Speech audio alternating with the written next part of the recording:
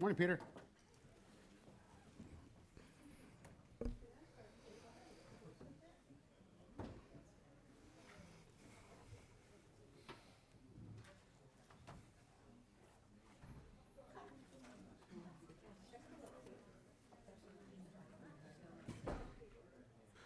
Good morning. 9 o'clock is here, and welcome to our June 25th, 2019 Supervisor meeting here. We'll start off with the Pledge of Allegiance held by our Supervisor, Anthony Botello. Ready, salute.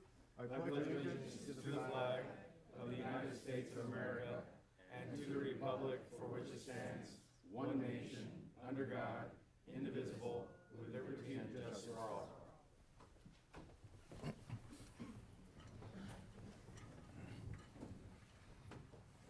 Can I have the acknowledgement of certificate of posting? So moved, Mr. Chair. Have a second? Second, Mr. Chairman. All in favor? Aye. 5-0.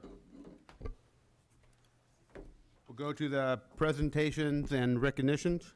We'll start off with Anthony Botello. Okay, thank you. And I would like to invite Jackie Critical to the podium, please.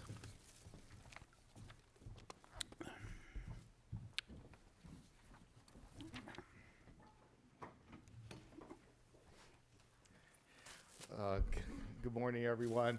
And I have the privilege and honor to present this certificate of recognition to Jackie, who has been in the county service for 17 years. And you know, I always remember this. It's probably one of the fondest memories I have getting elected supervisor almost 16 years ago. Being a county supervisor, you're also an employee, and at the time, Jackie was working here in the administration office as a HR assistant, I guess. And you get elected, like any other employee, you got to go down and fill all that paperwork, W-4s and insurance papers and all that. And Jackie was the first person I met. She made me feel very welcome. And, you know, I really do appreciated her, you know, her knowledge and advice on how getting the right insurance and coverages, and she did a great job. And while we were doing this work, she noticed my wedding ring. And, you know, on my wedding ring, it was my wife's Hawaiian name, Akana. And she says, "Oh, where did you get that ring?" I said, "Well, you know, I lived in Hawaii for some time, and you know, and we thought it was a good present. Each of us have our Hawaiian names on our rings." And she said, "Oh, I lived in Hawaii as well." I said, "Really? Where?" "On the Big Island in Hilo." I said, "That's funny. That's where I live too, in Hilo." What a coincidence. And I said, "Well, what street did you live on?" "Iolani Street." As it turned out, that's the same street I lived on.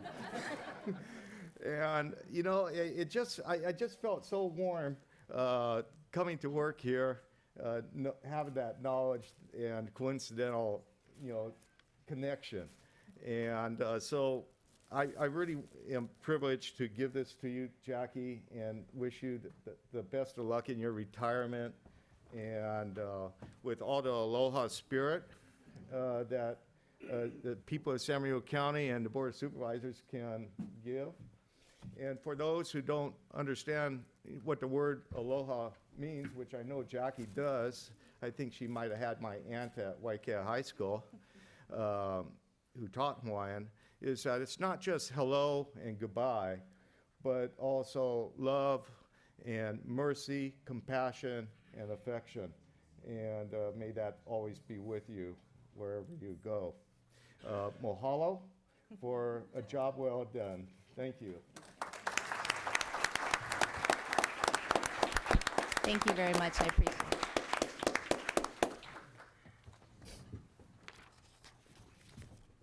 Thank you, Anthony. You're welcome.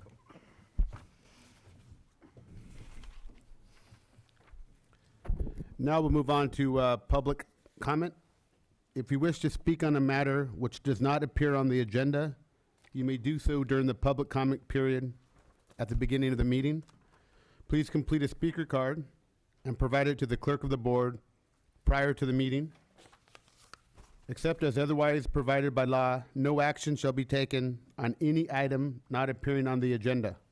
When addressing the board, please state your name for the record. Please address the board as a whole through the chair. If you wish to speak on an item contained in the agenda, please complete a speaker card identifying the items and provide it to the clerk of the board prior to consideration of the item. Do we have any speaker cards?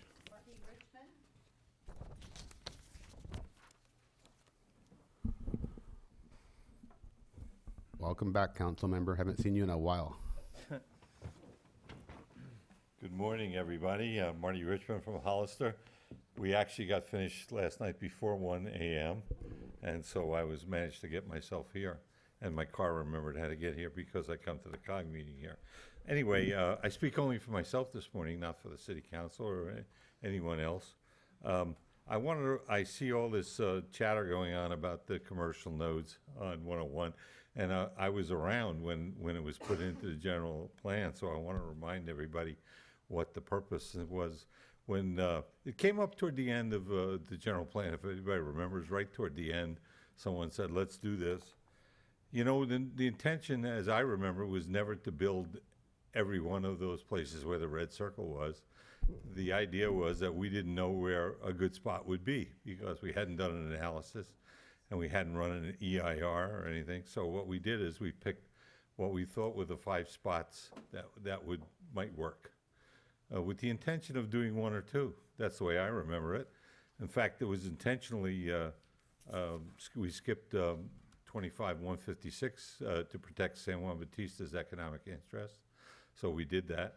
And if you look in the general plan, and I hope people still read it, you'll find out that we actually put in some special protections right there under commercial nodes.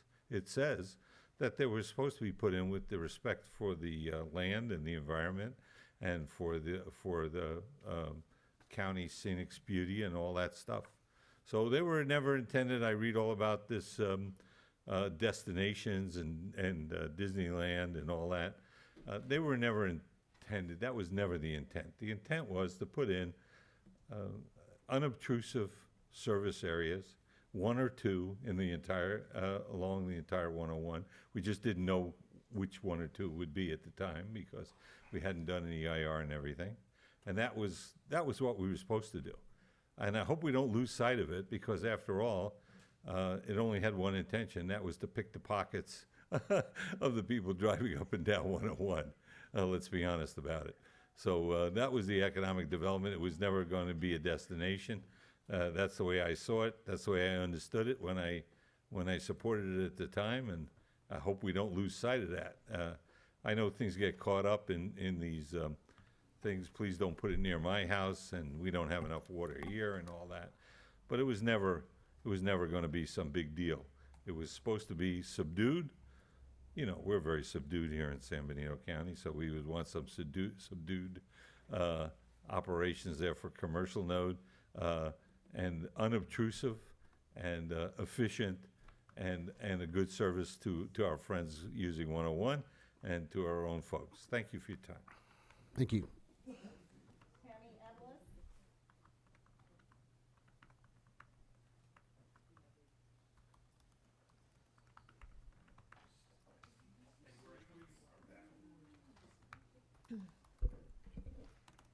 Good morning, Mr. Chair, supervisors, staff. My name is Tammy Aviles. I'm a county resident and a homeowner in CSA 25.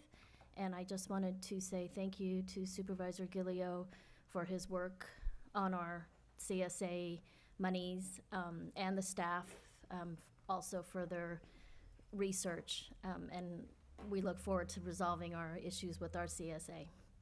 Okay, so then that was the personal. Now the library. And now, again, my name is Tammy Aviles, and I'm with the Coalition for a New Community Library and Resource Center. And I wanted to speak about the budget session yesterday. As the library is under the jurisdiction of the county, we do look to you, its leaders, when it comes to updating and expanding the library and its services. We recognize and do thank you for your continued support and funding of this integral department as it provides services to all of the residents of San Benito County. As the coalition, we are here to partner with you in support of this important effort. Our work has been to encourage the discussion for the library and to research funding methods to build a new expanded library. As a follow-up to yesterday's budget discussion, I would like to share with you our research for the public opinion survey. We received quotes from two firms that I'm sure you're familiar with, EMC Research and FM3, and their quotes are in the range of $26,000 to $36,000. Based on our discussions with the Community Foundation, in order to request sizable donations, we need to present a business plan, but that's like phase 2. Phase 1 is to get the feasibility study done, to find out, do we move forward, where do we stand? And that brings us back to the 35,000 plus or minus. We respectfully request that the Board of Supervisors reconsider the library budget and make an addendum to add the $35,000 for a feasibility study. The coalition is happy to work with the county in making sure that the work scope and the budget stays, the costs stay within the budget. We will also continue to pursue financial commitments from other agencies, grants, and personal donations. Thank you for your time and consideration. Thank you. Thank you. Marty Martinez?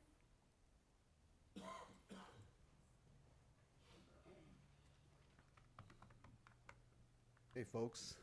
I'd like to thank all the residents of the county that showed up to support this issue, first and foremost. And thank God, of course.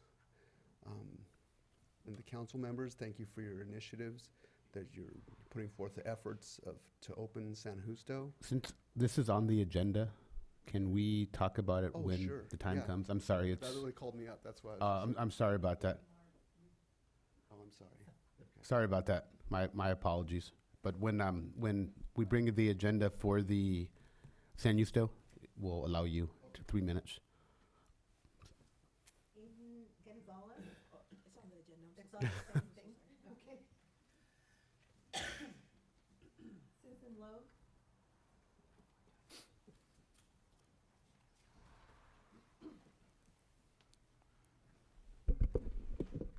Good morning, Board of Supervisors. My name is Susan Logue. I'm a San Benito County resident. I'm a member of the Friends of the San Benito County Free Library, and I'm co-chair of the Coalition for a New Community Library and Resource Center.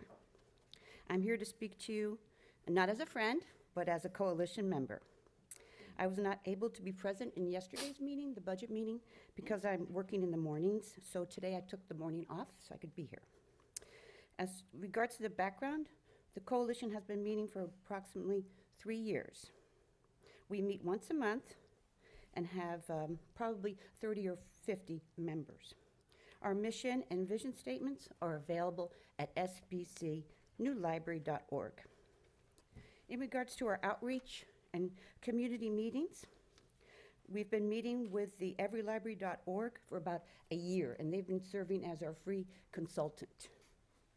Tammy and I have been attending the following monthly meetings: City Council, Board of Supervisors, Intergovernmental Committee, Community Action Board, and many others. In addition, we have regular meetings with Nora Conti and Aaron Baxter, key components of the library. In addition to that, we've had the following meetings at the following dates. February 26th, we met with the mayor. March 27th, we met with the Community Foundation. March 29th, we met with Jaime de la Cruz and Peter. April 1st, the coalition had another meeting. April 10th, Anthony Botello. April 11th, Community Action Board. April 12th, Bill Lavera. April 29th, Mark Medina. May, we've had several conference calls with various consultants in regards to the public opinion poll. May 23rd, CSUMB visit, and May 30th, the City Ad Hoc Library Committee meeting with the mayor and Marty. June 7th, Roland Resendez, and June 25th, Sean Tenenbaum. So I just want to address the amount of time that we've taken to address the community and continue to do so on a weekly basis. As you can see from our list of contacts, we are continuing to meet with the community. The greatest challenge for the library is space and safety. So the proposal that Tammy brought forward for the $35,000 would give us the information as to what the community wants. I know some people personally do not want to do any kind of sales tax or bond. That's your personal opinion. I would like this to go forward to the community and the community decide what they want. So I'm asking for your support today to let us move forward with the public opinion poll for approximately $35,000 and then determine what the next steps are. You have the coalition. We're willing to work with you. We'd like to do so. Thank you for your time. Thank you for your time. And thank you for taking the day off. Seeing we have no other speaker cards, we'll move to department head announcement. Oh, you're too late, Valerie. You don't listen to me anyway, huh? I'm sorry, Ah. I just didn't want to come up No. and disturb everything. Yes, ma'am. And in a card. I wanted to speak to an issue that is coming to the board, perhaps, in the near future. We have a group of BMX bicycle enthusiasts in the community that are asking for some experimental space at the regional park, something that would allow the kids to get off the streets. And there's been a lot of Facebook posting of children in the streets doing tricks, and this would help alleviate that. So it would be a space that there is a PG&E volunteer buy-in to help with, so it would be a very low-cost endeavor, and it would be impermanent, such that when plans move forward for other things within the regional, that it could be moved, but it would allow the kids now to have space, but it would also see what kind of real community interest there is in the pump kinds of facilities for BMX. So I just wanted to put that out to the public. Thank you. Thank you. Any additional speakers? Seeing none, we will move on to department head announcements. This is for information only. We'll start off with our County Administrative Officer, Ray Espinosa. Thank you, Mr. Chair. Yes, I'd like to make an announcement. We have hired a new RMA director. I'd like to go ahead and invite him up. We have Harry, and I cannot say your last name correctly, so you're going to say it for everyone. Get it correct the first time. Mr. So, Harry. Mr. Harry. Sorry, Harry. Good morning. You can just call me Harry. But, last name is Mavrogenis. It's my pleasure to be here. I've been on the job now almost 2 weeks, and I'm learning every day of new things. And I've had a chance to meet most of you, and I'd like to continue to spend a little more time with the board as well. A lot of challenges in this area, but it's a lot of opportunities. And the big picture items that I think I need to tackle include our transportation system, our highways. There are certain opportunities for funding. There may be others that we'd like to explore to maximize the amount of funding that we get in this county. There's also legislation we need to look at that might limit those opportunities and fight that. Land use wise, we need to create jobs down here, and we need to look at opportunities. We need to have what I'll call shovel-ready sites available for industry to look at when we try to market this county. We have to have some product. So we'll look at zoning and other things we need to do to make that happen. Other major items, of course, our road system. I'm happy to say today we're going to put 2 items on the consent calendar here that do some significant improvement towards our battered roads here, and we'll continue to do that. That's going to continue to be a high priority. We have 400 miles of roads in this county. We'd like to get to 80 to 100 of them this year, and I think with the support of our county administrator, we're going to get there. So, you know, the natural beauty down here needs to be maintained as we grow. There's a lot of growth pressures, as you know, and as that development happens, we don't want to lose the character of this area. So a lot of things to do. I know you have a lot of expectations on me, and I will do the best job I can for you. And thank you for the opportunity. Thank you for being here. Thank you, sir. Thank you. Thanks, Harry. And I believe that's all the announcements from, yep, that's all the announcements, Mr. Chair. We'll bring it to board announcements. We'll start off with Supervisor Jaime De La Cruz. Thank you, Mr. Chairman. First of all, I'd like to thank the organizations, the City Hallsters and County of San Benito and all the other groups that hosted the Safe Kids at the Park at Dunn Park on June 19th from 10 a.m. to 12 p.m. Over 500 kids showed up, including all my grandkids. I also attended the City of Hollister, had a town hall meeting, community meeting on tools and ideas on how to lower traffic along Central Avenue from Ranchito all the way to Powell Street. It was very well attended. A lot of good education came out of it, and it seems that there's going to be another meeting to come pretty soon, which I'm very excited because this is the first time that actually the City of Hollister has discussed issues on how to slow down traffic on Central Avenue.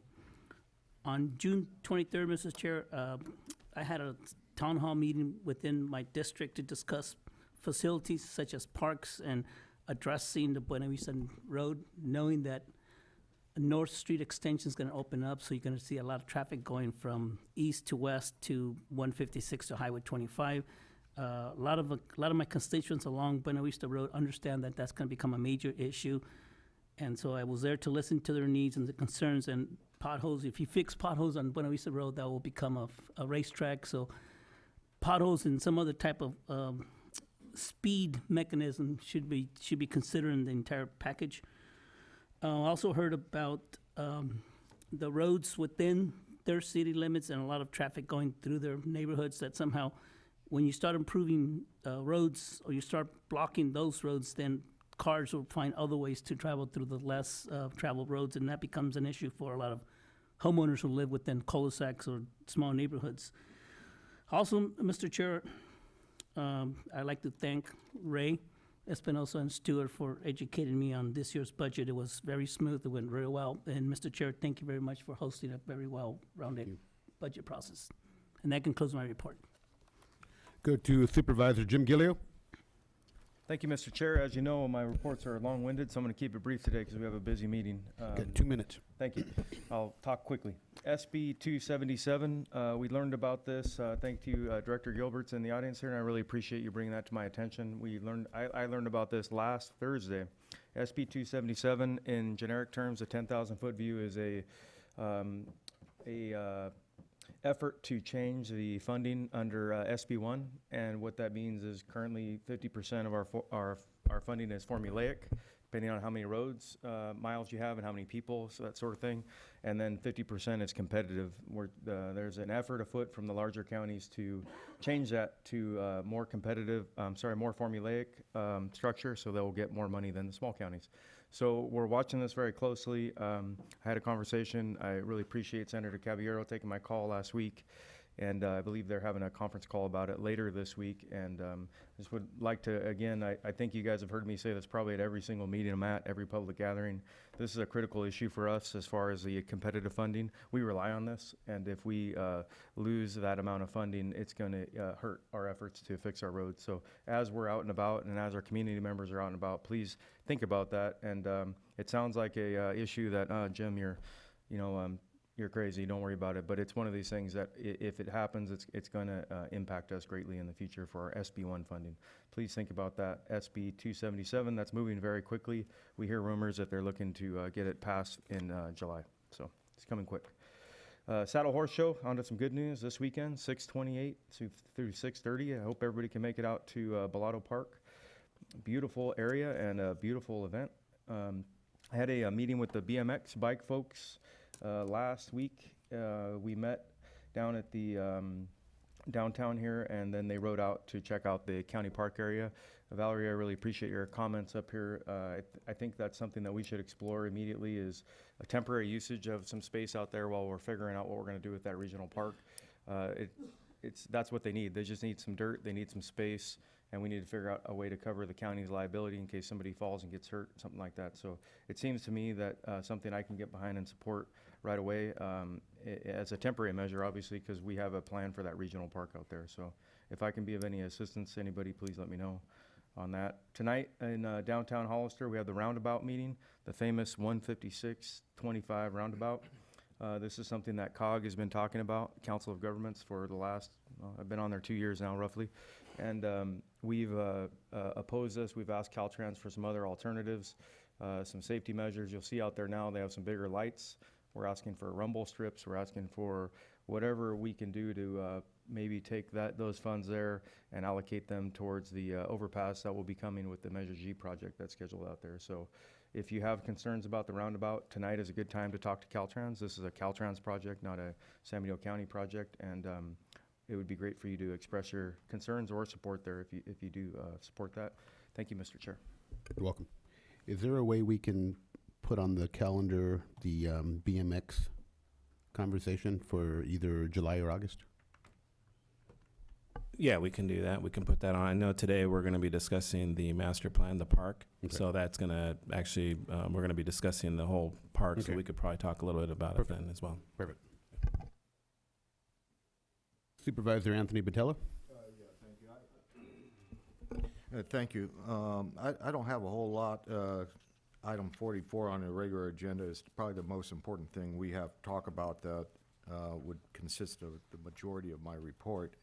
I'm looking forward to working with Mr. M or Harry, giving them a tour of some of the roads in the west part of the county, especially our see-through bridge in Aromas on Carr Avenue, and working on, I think that's the highest priority we have in this county, is fixing these roads.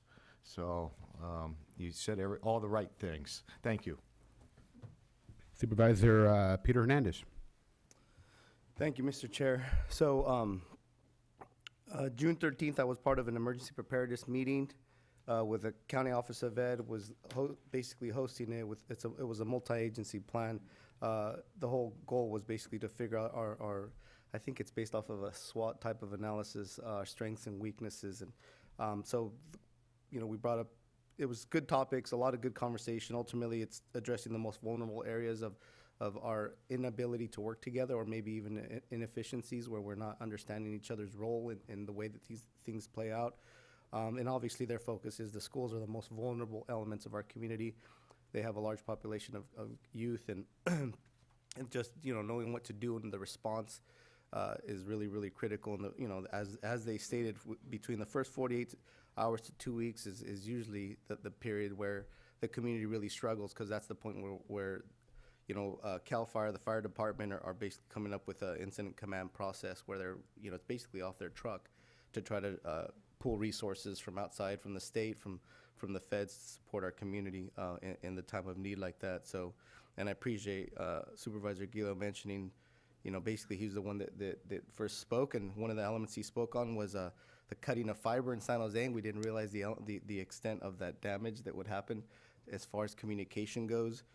From South San Jose through Morgan Hill, I believe even up to Gilroy, I'm not sure. But I believe he was an officer at that time in that situation. So anyways, the first point of the conversation was strengths and weaknesses, and then the chain of command jurisdictional process. So that was really, really important meeting, and I actually look forward to the follow-up, because I'd like to know that we're gonna work really hard to protect our community. So, and then as far as I actually just had a meeting. It was, I believe, after our meeting with the pump part folks. So we've had discussions with one gentleman that's leading. As far as I know, it's an emotional, it's really emotional in the sense that they're very passionate about it. I just want to be cautious and I understand that the excitement behind it. But we already, the board supported an ad hoc committee, which is very focused. We've had a lot of meetings, and we'll get into the details of those meetings, but those meetings have involved a lot of stakeholders and support in that element, and I'd hate for us to be basically running two parallel focuses, and to a certain extent, and I get it, it's temporary, but my fear is that the moment you support something, you technically create a community that's very excited, and then to a certain extent, you're having two communities working against each other, because if we happen to move it or change it or any kind of element, then I don't think it's necessarily the most wise. I think we need to stay focused on one thing and then move on to the next thing. And that's not inconsiderate of the BMX pump park. It really is actually considering them, right? Because we want them to be successful. We don't want to start off on the wrong foot with two different focuses. The last element, I'll keep it short, is I'll be working pretty hard come July. I know that there'll be some time off for folks, which I appreciate. I know we all need the time off. I'll be working hard going to NACO, to National Association of Counties in Vegas, and then I'll also be coming back for a day or two, and then going back to Sacramento for CSAC training, another supervisor training coming up. So that's the extent of my report, Mr. Chair. Thank you. Thank you. I have no comments, so we'll move to our consent agenda. Do any of the supervisors wish to pull any items from the agenda?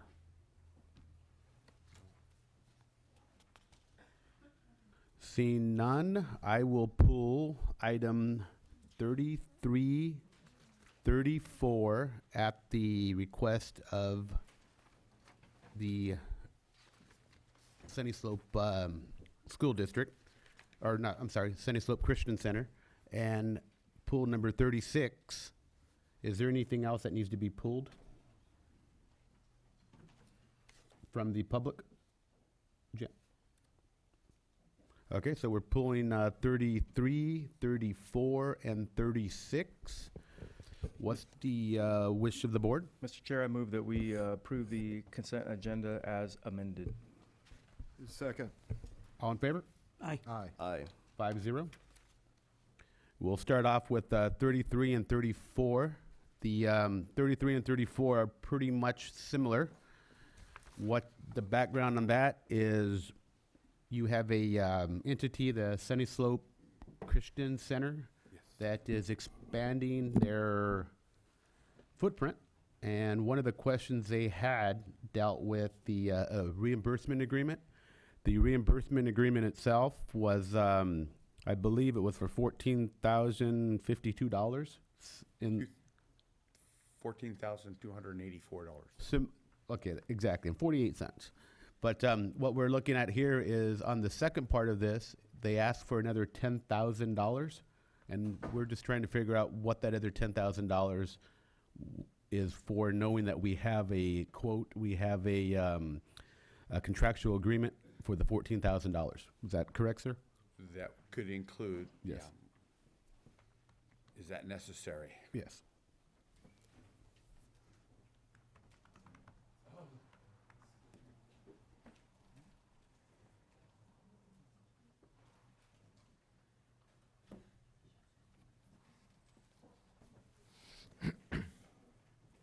Mr. Chair and the board. Yes, sir. So all of our reimbursement agreements have a second clause talking about replenishment if, in fact, the costs go over the original estimated amount.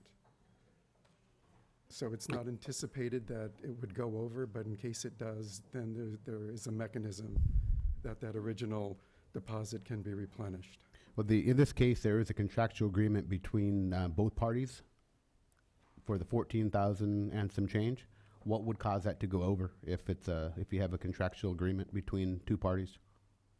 Well, the reimbursement agreement covers the costs for the environmental work. And there's always a contingency built in case unforeseen circumstances arise that would cause the analysis to be expanded. This is a pretty simple one. It's not anticipated that would happen, but all of our agreements are built that way. Okay. Are you fine with that, sir? Very. Okay, thank you very much. What's, that covers both of them in theory, correct? Exactly. Okay. Now, may I make a quick Yes, sir. comment? I am Michael Fry, and I represent Sunny Slope Christian Center. Mr. Chairman, and greetings to the rest of the board. I just want to let you know that I am the head deacon for Sunny Slope Christian Center, and I am in charge of that building project. We began the process in July of 2018, and we have come to basically 1 year now. Here it is, almost July of this process, and we have struggled to get to this point in our building project, even with our excellent general contractor, Mike Zangara, who's been working with Mr. Medina, and with Alan Andrade as well, who's with M&H Engineering. I just want to compliment and thank Mr. Medina, Mark Medina, who's our district representative that we've asked to come. We met in March of this year, and we gained a real big appreciation for his leadership and ability to help us to get through this struggling point that we have, and to get your approval on this CEQA, which has just occurred on this calendar today. So just thank you for your support and assistance for us at Sunny Slope Christian Center for our building project. God bless you, and God bless all of you, board members. Thank you. Thank you, sir. Thank you. We'll bring it back to the board on 33 and 34. Can we do that at the same time? Yes. Mr. Chair, I will move that we approve, as we did with the entire consent agenda, 33 and 34. Is there a second? Second. All in favor? Aye. Aye. 5-0. We'll bring 36. Mr. M or Mr. Harry? Well, this one is to approve amendment number 4 to the contract with Bracewell Engineering to continue water and wastewater services for the county service areas. I personally had several phone calls from my constituents. They're not pleased with the services that are provided by this Bracewell company. What I'm asking for is to amend their contract either a month to month or possibly 6 months until you feel that you can maybe go with an RFP or do something differently, and see if there's other people out there that would be willing to do this RFP process, unless you've done your due diligence and you feel that these people are adequate. It's your call on that, sir. All right, Mr. Chair, members, the problem was that we did go through an RFP process, and the 2 respondents were not did not meet the requirements.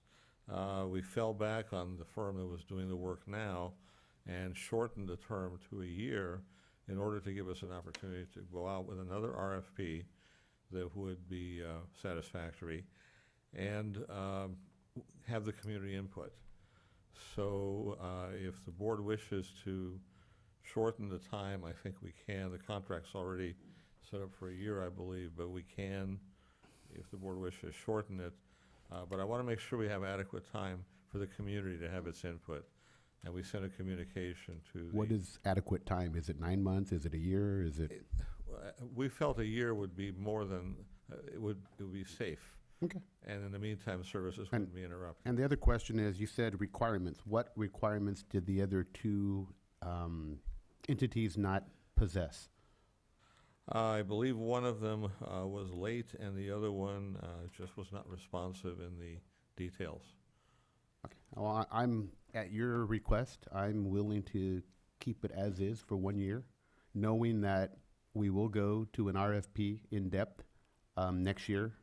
And at that time, you may be able to attract more qualified or better entities. Correct, and we will involve the community Yes, sir. in that process.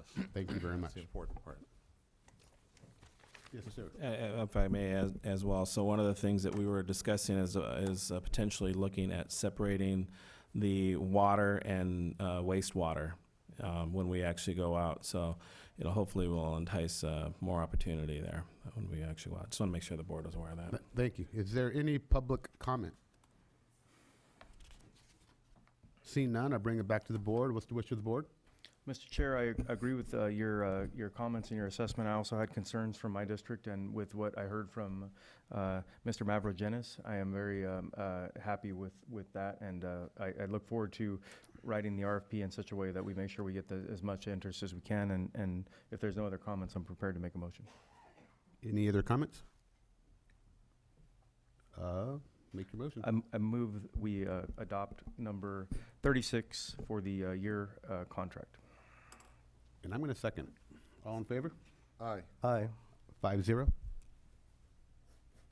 That concludes our consent agenda. We will now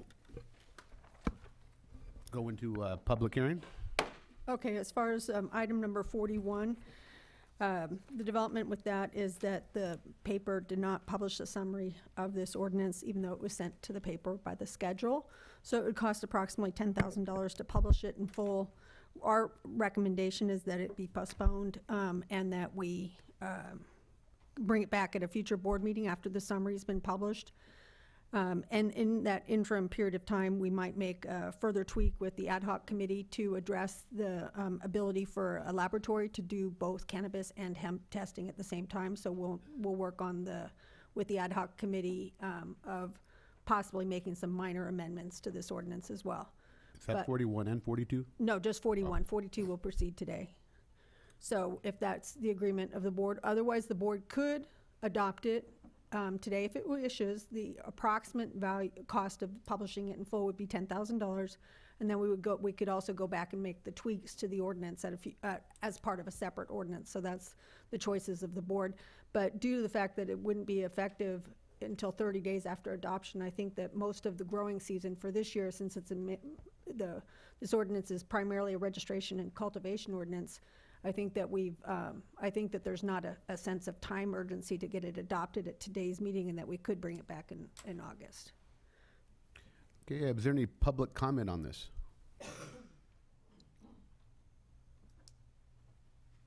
Bring it back to the board. What's the wish of the board here? I'll make a motion to continue the item to a future board date to be determined by staff. Second. All in favor? Aye. Mr. Chair, I know we already voted on it. So it'll be in an August meeting, correct? Yes. Okay. Yes, we'll try to take it to the planning commission in July, with any minor changes, and then back to the board in August. Okay, thank you, Mr. Chair. Was that a yes or no? Yes. Okay, 5-0.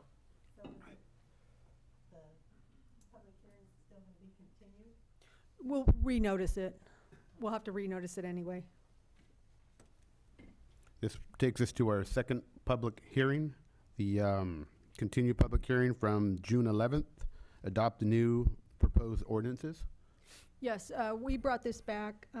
It was previously presented to the board, and there have been no changes. During the interim period of time, it was published as a summary and a display ad. And so I'd ask the board to open the public hearing, receive any additional comments, and then the board can take the recommended action on those two ordinances. Is there any public comment? Yes, sir. Did you fill out a yellow card? Can you just grab one and bring it, please? I believe they're right in the back there, sir. You can fill it out after. Just state your name, please. Thank you.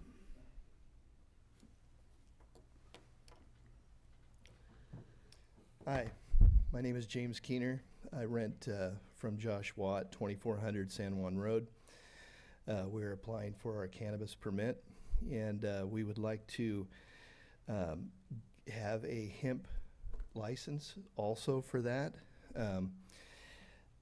I haven't read enough of this yet, but I just wanted to make sure that I spoke to you today. We would like to build the greenhouses and put up the the greenhouses to start hemp production and test seeds and do seed production in the greenhouses. It would be a mixed deal. I know looking at the application, it sounds like a mixed deal, but it's not. Once the cannabis permit comes through and we get it, we would stop the hemp and roll on to cannabis. But it'd be nice to have a hemp license now before the cannabis goes through so we can raise money to keep the operation going smoothly.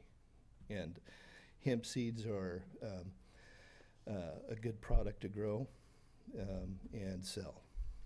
Thank you. But I would like, it would be a deal where we would go with hemp, and then once the cannabis permit, we get the cannabis permit, then we would stop the hemp and go to cannabis. But it would help us with our costs before the cannabis goes through. We can answer that with two ways. There's the legal, of course, and there's our ag commissioner. She'd be able to kind of talk about the hemp permit Yeah. process. The hemp permit process, if he's gonna grow commercially, he can register now. And I believe in the ordinance itself, it talks about possessing a cannabis license and then not being allowed to register for the hemp. And we, right now, do not have anybody with a cannabis license. Okay. So I think that would be allowed the way it's written now. What I would suggest is if you can get Ms. Overfelt's information and our legal counsel, Ms. Thompson, then we hopefully could remedy your situation. That'd be great. And you can also call your supervisor, Anthony Batella. Yeah. I'm an expert in the field. Thank you very much. Thank you. Thank you, sir. Is there any other public comment? See none, bring it back to the board. Any questions from the board? Just maybe clarification in the adoption on the, making the motion. Yes. Maybe the clerk knows. I guess number 2 is ordinance 894, and number 3 is 895? 984 and 985. Right. 984 would be the first one, and 985 would be the second. That's what I was confirming. And the motion that's on 965 can cover both items. Both Okay. ordinances can be done with one motion. All right. So, let me see if I can say this right then, unless someone else wants to make the motion. We nominate you. Okay. All right, find the adoption of the ordinances is exempt from the CEQA pursuant to state CEQA guidelines, sections 15061 subsection B3 and 15308. Adopt ordinance 984, amending sections 1943.040 and 1943.050 to allow manufacturing and testing in agricultural districts, and adopt ordinance 985, amending sections 2507 and 005 to modify uses allowed by the conditional use permit, and will retroactively display the advertisement on at least a quarter of a page of newspaper for general circulation, be published. Thank you. That's my motion. Do we have a second? I'll second. What's the wish of the board? Aye. Aye. Aye. 5-0. Wow. We made it through, we'll close and go on to our regular session. We're going to start off with something that has been lingering since, I believe it was 2008. They closed the San Justo Reservoir. And I want to thank Marty for really spearheading and bringing this back to our attention. We never really lost attention, but we lost momentum, if that's the right word. What I like to accomplish today is find out who the decision makers are, because throughout my time, I've been on the board for 2.5 years. people have been speaking about this, and it seems to be, is it the county? Is it the federal? Is it the state? Is it the water board? Is it, well, who are the decision makers? So we can find the decision makers and we can hold them accountable. If it's us, I have no problem being held accountable. The second thing I'd like to accomplish is, what are the alternatives? What are the alternatives? What can we do? Can we possibly not allow any type of motorized boats and have possible fishing from the shore? If you can't have fishing from the shore, can we hike? Can we do something with that area? And finally, is we can talk all we want, but we need a detailed plan, and we need to have a timeline. So the plan and the timeline are the most important part. And then, of course, it's us five up here making sure that we adhere to that detailed plan and that timeline. And it's the community, especially Marty, holding us accountable and making sure that we're able to check off those boxes and make sure we are all happy out there. So I will open this to Dulce Alonso, she's our management analyst. She's prepared to give a kind of a brief overview, and then we'll be handing it to the San Benito County Water District. At the very end there, it's going to be the feds and the Congressman Panetta's office. So each one of those offices will be able to speak on this. Thank you, Dulce.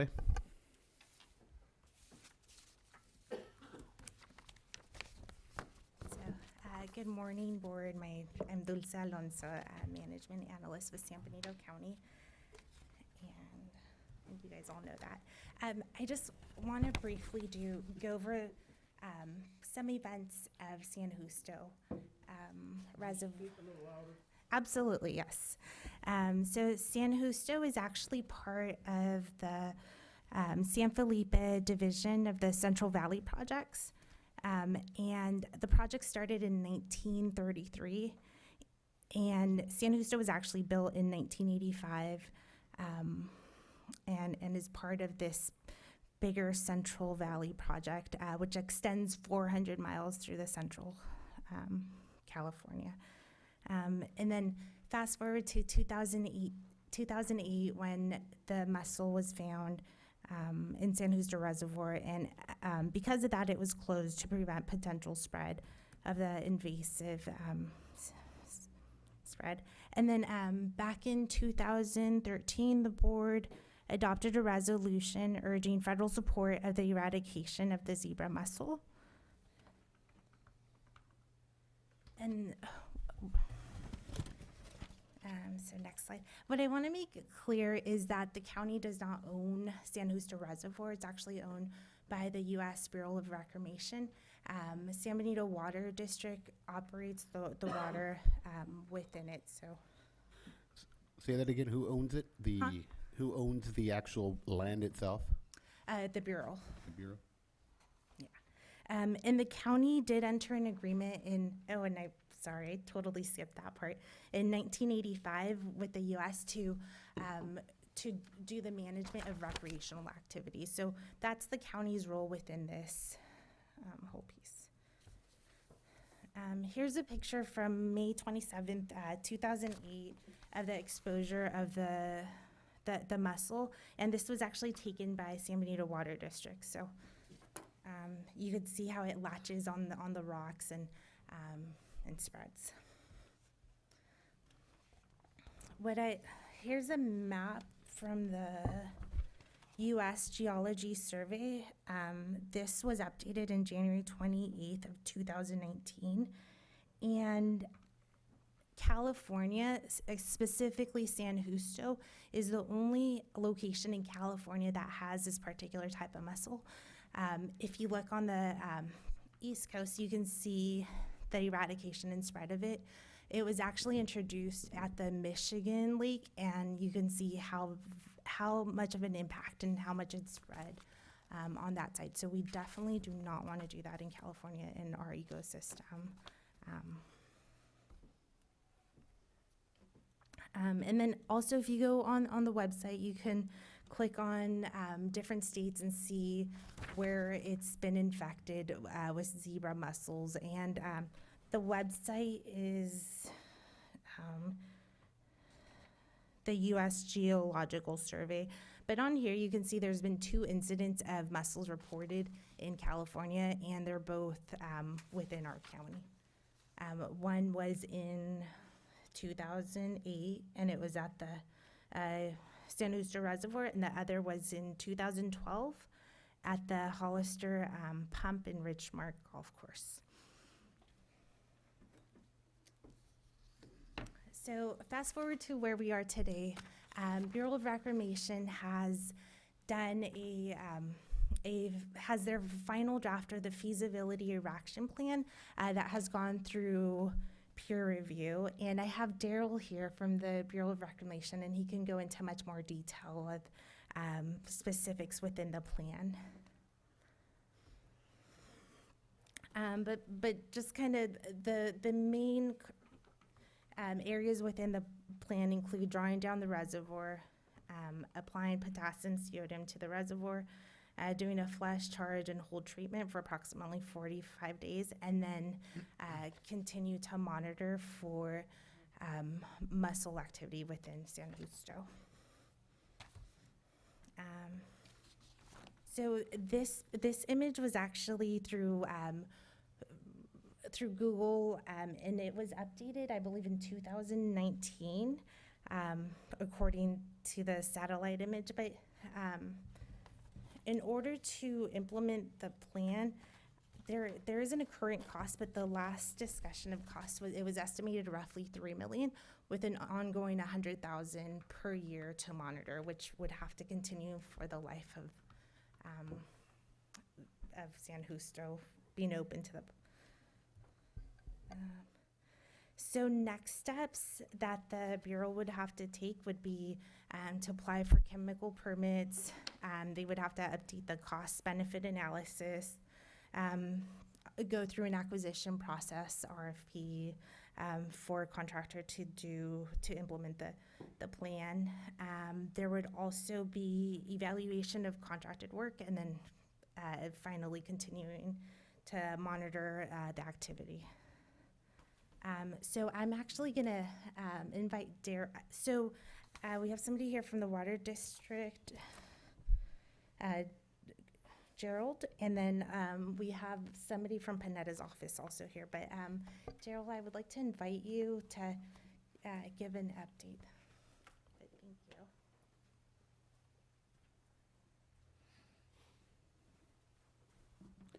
Test this, see, can everybody hear me? All right. I have a horrible time with microphones. My name is Dwayne Stroup. I am the Deputy Area Manager for the Bureau of Reclamation South Central California Area Office in Fresno. And we are the owners, managers of. What is the last name? I'm sorry. Stroup, S-T-R-O-U-P. Thank you. So in 2016, I came before the board. We came before the board. The board had questions about what we were doing at San Justo, and at that time we stated that we needed to develop a plan for eradication because we didn't have a plan at the time. And so since then we have just finished the plan. The plan's been peer reviewed by people in the United States that are experts on zebra mussels or mussels in general in their eradication. So we've just finished the plan this month and are ready. As one of the previous slides shows, next thing we need to do is work on getting a permit to be able to put the chemicals into the water, because potassium chloride, which is the chemical, potash is sometimes a common name, in solution. That's how we're going to eradicate it. So the plan would be to draw the reservoir down over a couple of years through natural use of the district, and then put the potash in, keep it in there for 45 days, and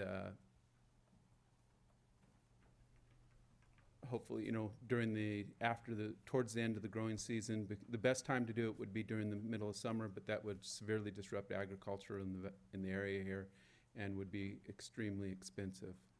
And the reason, the question is, why don't we allow? And to answer your question, Chairman, is we are the decision makers, the Bureau of Reclamation. We are the ones who closed the reservoir to recreation. Say that one more time. We, the Bureau of Reclamation, are the ones who closed the reservoir Thank you, sir. to recreation. Mr. Chair, Yes. so you just made a statement, sir, with that statement. Like you said that you didn't give an answer of why. Like you just said. I didn't get to the why. He asked Okay, me it's coming. to repeat it. Okay. And so the why is because of the value of water in California. As I'm sure a lot of people are aware, agricultural in the Central Valley and is worth billions of dollars a year. And the State Water Project and the Central Valley Project are commingled from San Luis Reservoir, O'Neill Forebay, and then all the way down to Kettleman City, where the California aqueduct takes off again and then goes all the way down into Los Angeles and San Diego. So Los Angeles and San Diego currently have some infestations of quagga mussels, but were zebra mussels to get loose and to spread from where they are in San Justo, the economic damage to the state of California and to the United States would be significant. And we, the Bureau of Reclamation, judged that significance to be enough that it warranted trying to contain until we can do eradication at San Justo. And that's what we've been pursuing by doing a plan. Now that the plan is completed, we can complete the NEPA work that we need to do, National Environmental Policy Act.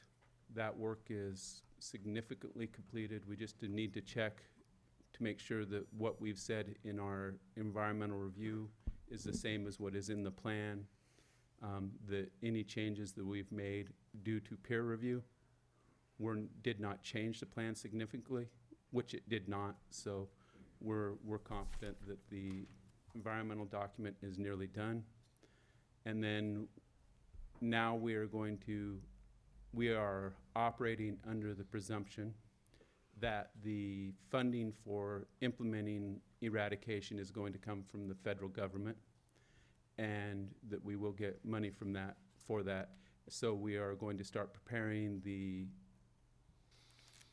contract documents that are needed, as some of the items that you covered here earlier. You all are familiar with the effort that goes into preparing something for bid for contract. So that's the next step.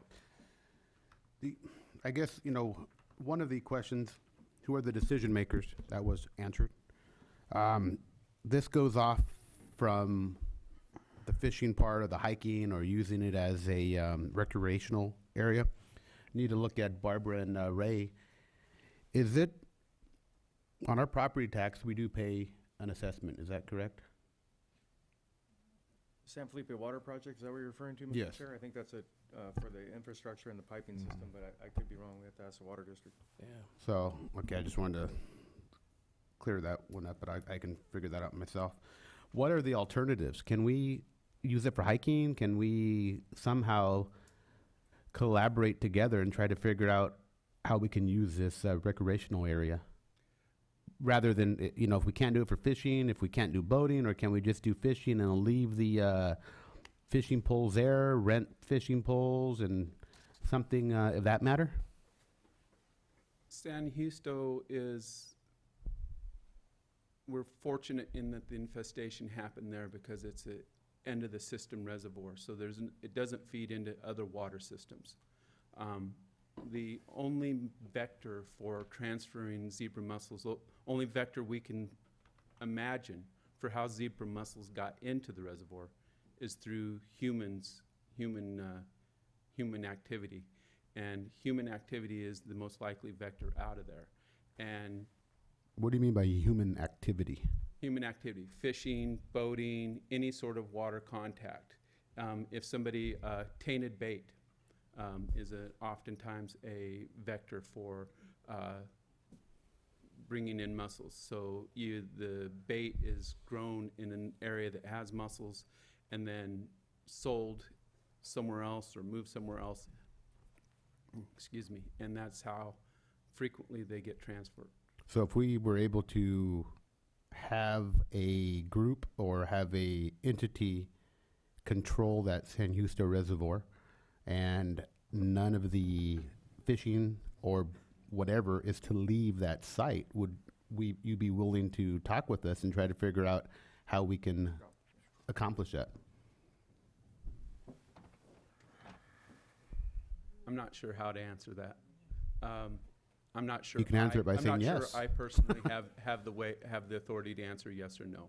In general, I can say that the federal government is always willing to talk to local entities, but this discussion would involve other entities, including, we'd have to make it a very large discussion involving the water users downstream on the state water project, other CVP water users, because allowing access, recreation access to the reservoir is a very significant risk of transfer of zebra mussels to other state water infrastructure. Mr. Chair. Yes. But the concept is to have a vendor on site and control the transfer of the equipment and the boating and everything, where it all stays within the parameter. Where do you see deficiencies in that concept? Human error, concern about, Thank you. just, it's a very, very, very significant risk of infestation. They transfer easily, and the damage that they can do is significant.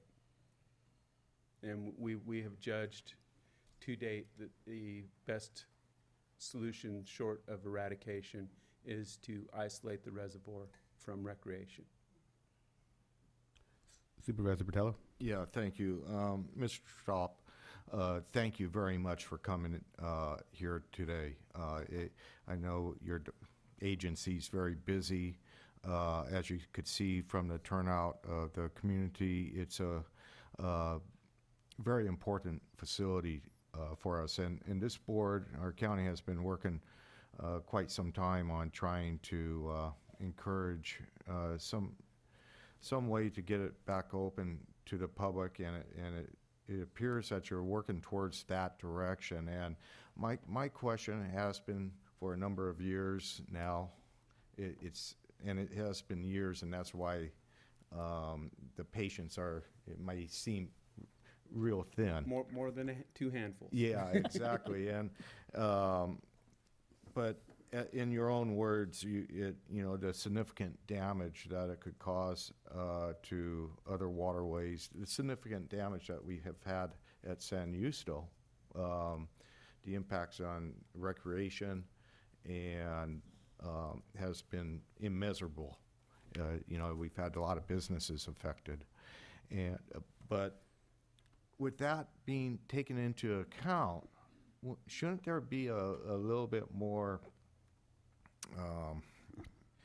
urgency to eradicate these mussels before they can affect another body of water, whether it's open to the public or not? That has what has been a huge question in my mind, is why, because of the significant potential of contamination someplace else, not from good people fishing and following the rules, but maybe somebody that has some other alternatives to affect other bodies of water and canals that would have a tremendous impact on drinking and agricultural water supply.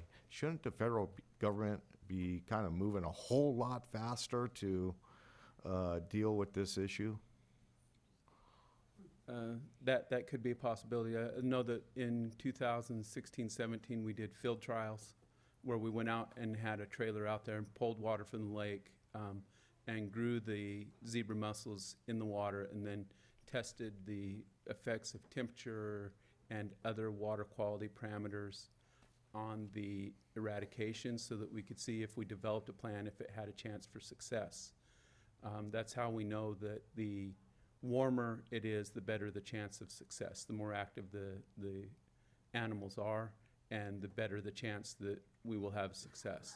But that conflicts with the need of the water district, which is to water their crops, provide water to their constituents. So we're trying to fit a time which is going to be late summer after the growing season is done to apply the potash and let it set through December possibly. Yeah, And the urgency, I understand your question is just we wanted to make sure that we got a plan that we believed would work and to go through a peer review process that consulted experts, that, you know, let them weigh in on our plan to see make sure that our plan had a chance of success. Yeah, I do understand that. You know, I sponsored a meeting about 6 or 7 years ago in which we had Department of Fish and Wildlife, and your bureau, your director actually came down. And I was at that meeting too. I seem oh, to okay, so you go to all recall these that meetings. meeting, and we're still here. I know. So if you were to guess, and this is my last question, Mr. Chairman, until we hear from the other agencies, if you were a guess, what time of timeline are we talking about that from your agency's perspective, that you've done all that you could do, complete the NEPA, did the peer review? I don't know where the federal funding is coming from. Supervisor De La Cruz and we were in Washington a couple of months ago, and that seemed to be still a big question mark on the funding side of it. And naturally, we would hope that, you know, Congressman Panetta would help us with that. But what do you envision as far as getting to where we need to be? I can talk about the timeline after we receive funding, but I am barred by law from talking about the funding issue. Sorry, and it's not an answer I like to give. I feel like copping out, but I also like my job. Okay. Well, So we'll go. after we get it, it will take approximately 2 months to draw down the reservoir to a level, because the less water in the reservoir that we have to treat, the better. So it'll be at the end of a second year of irrigation. And then it'll be approximately, I've been told, 3 years of monitoring to see that the zebra mussels have been eradicated, or see if they haven't. That's the purpose of the monitoring. But as to the funding, I cannot speak of that. We'll go to I Supervisor Gilio and then Supervisor Hernandez. Mr. Straub, I wanted to thank you for coming down here and being so direct about whose responsibility is this, because that's been a big question of mine. And I've asked a lot of different people, and I haven't got that direct of an answer of who owns it, whose responsibility it is. Thank you, Dulce, for the presentation about the fact that in '85 we made an agreement to operate the recreation, and that answers that one question. Can you answer a couple of questions for me? And these are common sense questions that have been posed by the community, but I'd like to have maybe a clear answer for them. One thought is, as you know, the agricultural season is winding down, why not draw it down perhaps all the way or real low, so we don't have to spend the $3 million if the $3 million is a problem? Can you address why that would be a good idea, or why that wouldn't be a good idea to draw it, frankly, close to all the way down and clean the pipes and do all that stuff? We considered drawing it down further for the treatment. You'll always have to do treatment because you can't completely dry out the reservoir.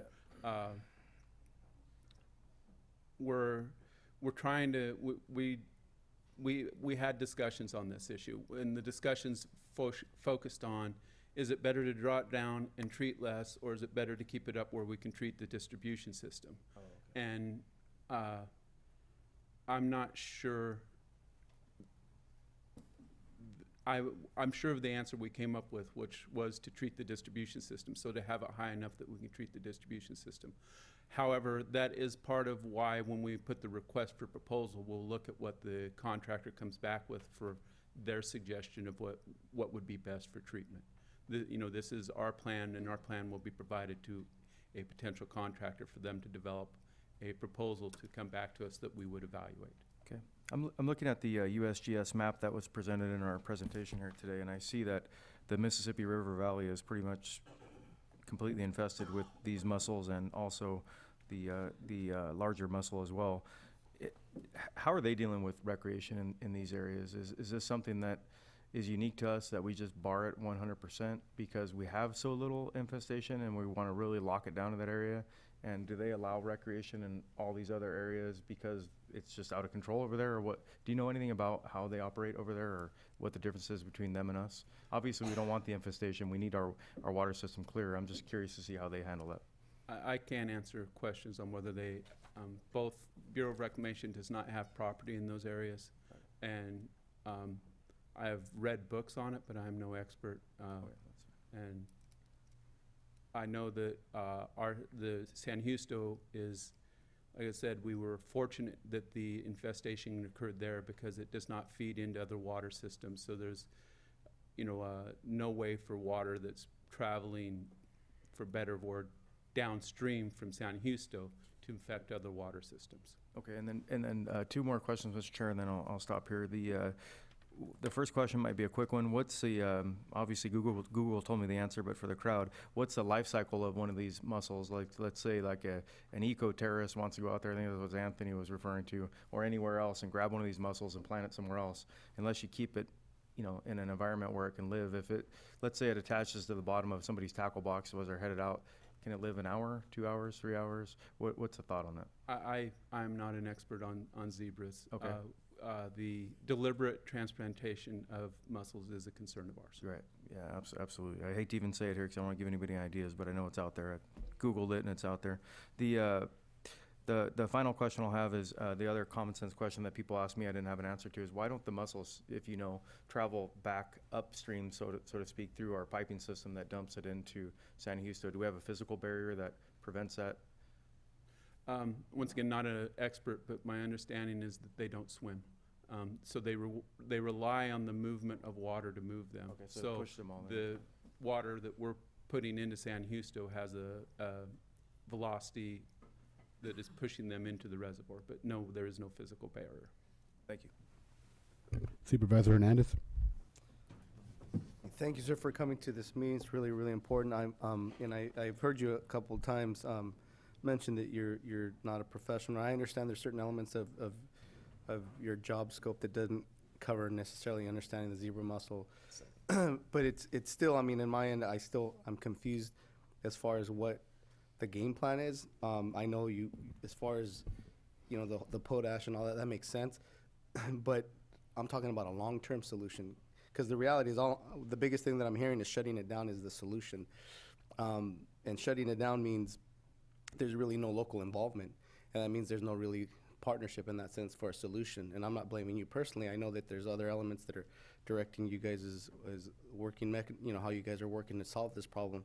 I know that you guys already spent money on that peer review, but it sounds to me like there needs to be a long-term game plan, because if we're a body of water that's infested and it feeds into our waterways, then how do we know what other waterways are technically already potentially contaminated? It almost seems to be that we need to have a long-term solution so that if backfills in that sense that solution.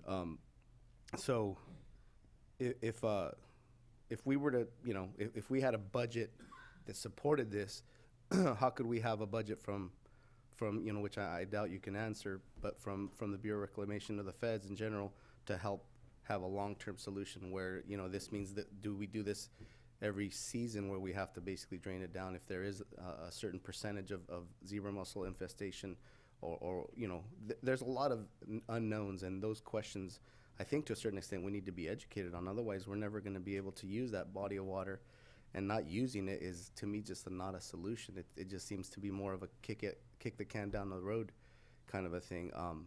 And I know we have the office of Jimmy Panetta to come in and explain maybe the other elements, the federal element of it.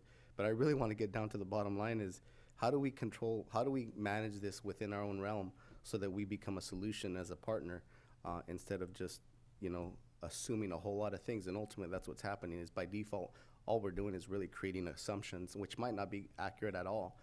but that's what's happening when there's really no answers for our questions. So, so thank you for your time, sir, but I feel like a little bit more frustrated than I ever was about the situation. I apologize for that. Mr. Chair, I got a quick question. If funding wasn't an issue, what's the timeline that we're looking at opening it up to public recreation? Well, like I said, if we had funding this year, if we got funding this year, it would be probably 5 years from now. 5 years from now? Yeah, 2 years to draw down the reservoir, 3 years of monitoring. So that from funding, it's 5 years. So when you came back, where Supervisor Battelle and I were here, how many years ago was that? 2016, I believe. So we could have already chipped away at 3 years. I mean, it's, you know what I'm saying? It's somehow it's just, government agencies just not working together in the best interest of public. That's the way I look at it.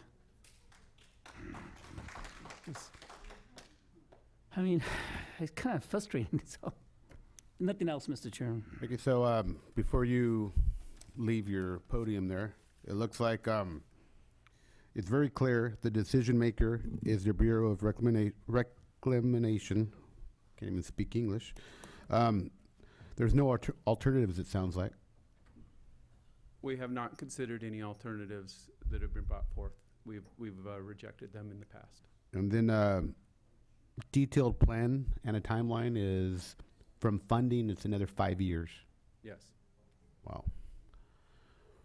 Any other questions from the board? Well, I actually do have a question. Do you have the funding as of today? No. No, so that funding can take another 2 or 3 years. Once again, I can't Right. talk about funding. So let me assist you. According to federal government, it usually takes about 2 years. So we might be looking at about 7 years. I mean, by the time my grandkids are 18, they might be lucky enough to go fishing there. I mean, yeah. Okay. I one other question, Chairman. So when it comes down to this assumption that quarantining this location from all use is a solution, how are we protecting that from people that wouldn't basically care about a gate that has a lock? You know, how do we protect? And if the focus is protecting these waterways, do we have a surveillance process? Do we have some way to guarantee that people aren't going in there? Because ultimately, in my mind, and it maybe even might not completely make sense, but to a certain extent, when there's inactivity in a location, there's you know, it's the general public. It doesn't mean that there's no activity at all. You know, it means that maybe you can have people jumping the fence anyways and doing it what they shouldn't. And to a certain extent, it by default, the harm to the community and ultimately the very intent of this to stop this spread could still happen.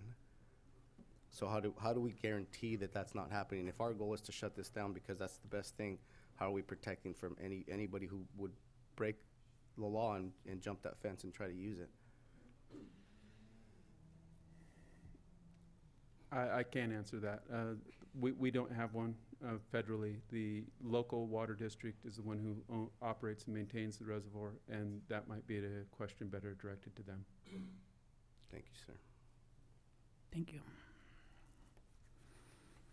So it sounds like we cannot, I mean, who do we have to talk to about the ideas that Supervisor Botello and Supervisor Hernandez brought up earlier, is having a local vendor and once again keeping it in-house? Is there anyone we can talk to and possibly have some dialogue with to see if that would be an attainable goal?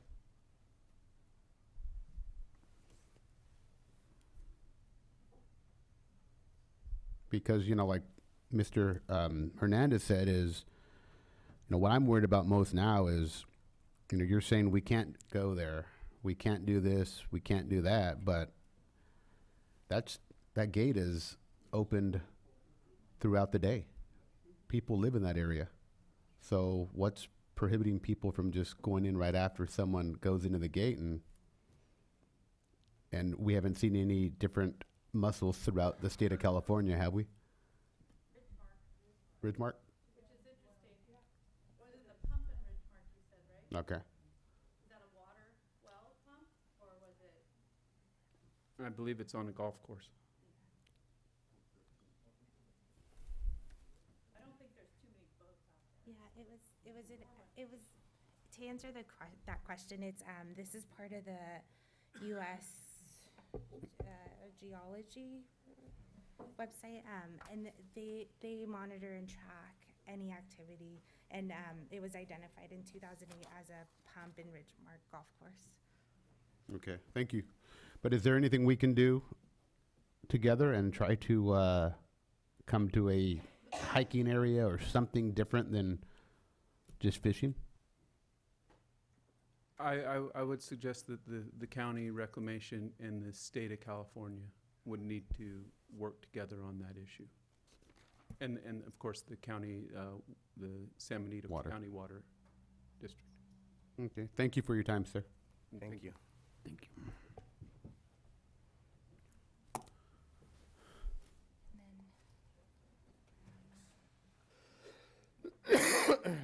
So up next, I want to invite the Water District.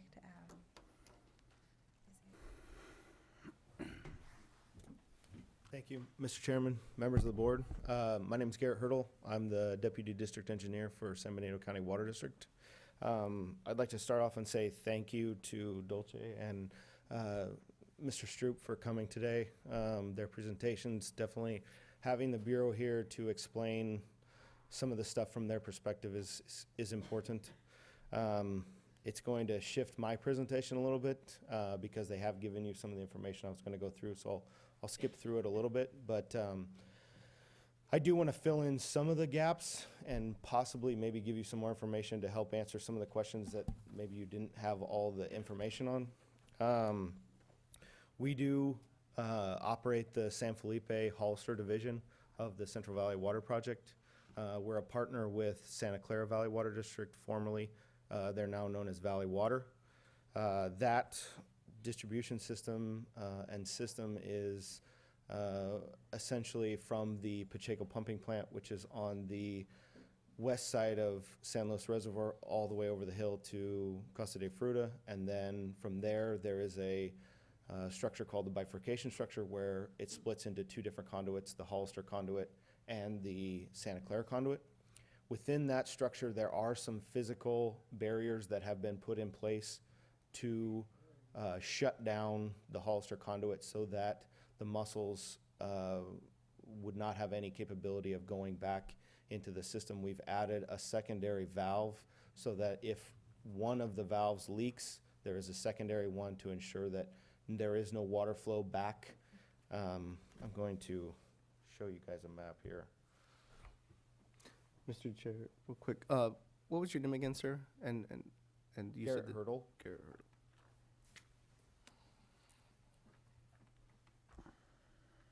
And this is the you're an Say that again? engineer, correct? Yeah, I'm the Deputy District Engineer. Got it. So you can see from this map, this is the entire Hollister division of the San Felipe system. The darker red line that comes down the kind of right side, and then it makes a jog to the west, and then goes south, and then around near where the reservoir is.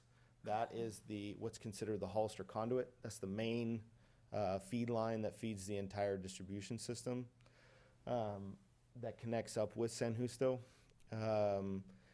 And there is a section that is not on this map that goes north along Pacheco Pass Highway, that goes from the bifurcation structure to where this distribution map begins.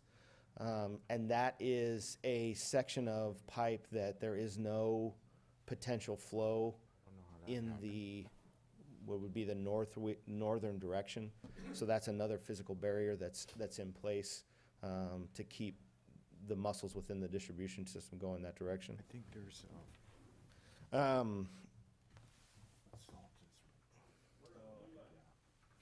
the blue line is the San Benito River, and and the other smaller lines are the subsystems within the entire distribution system.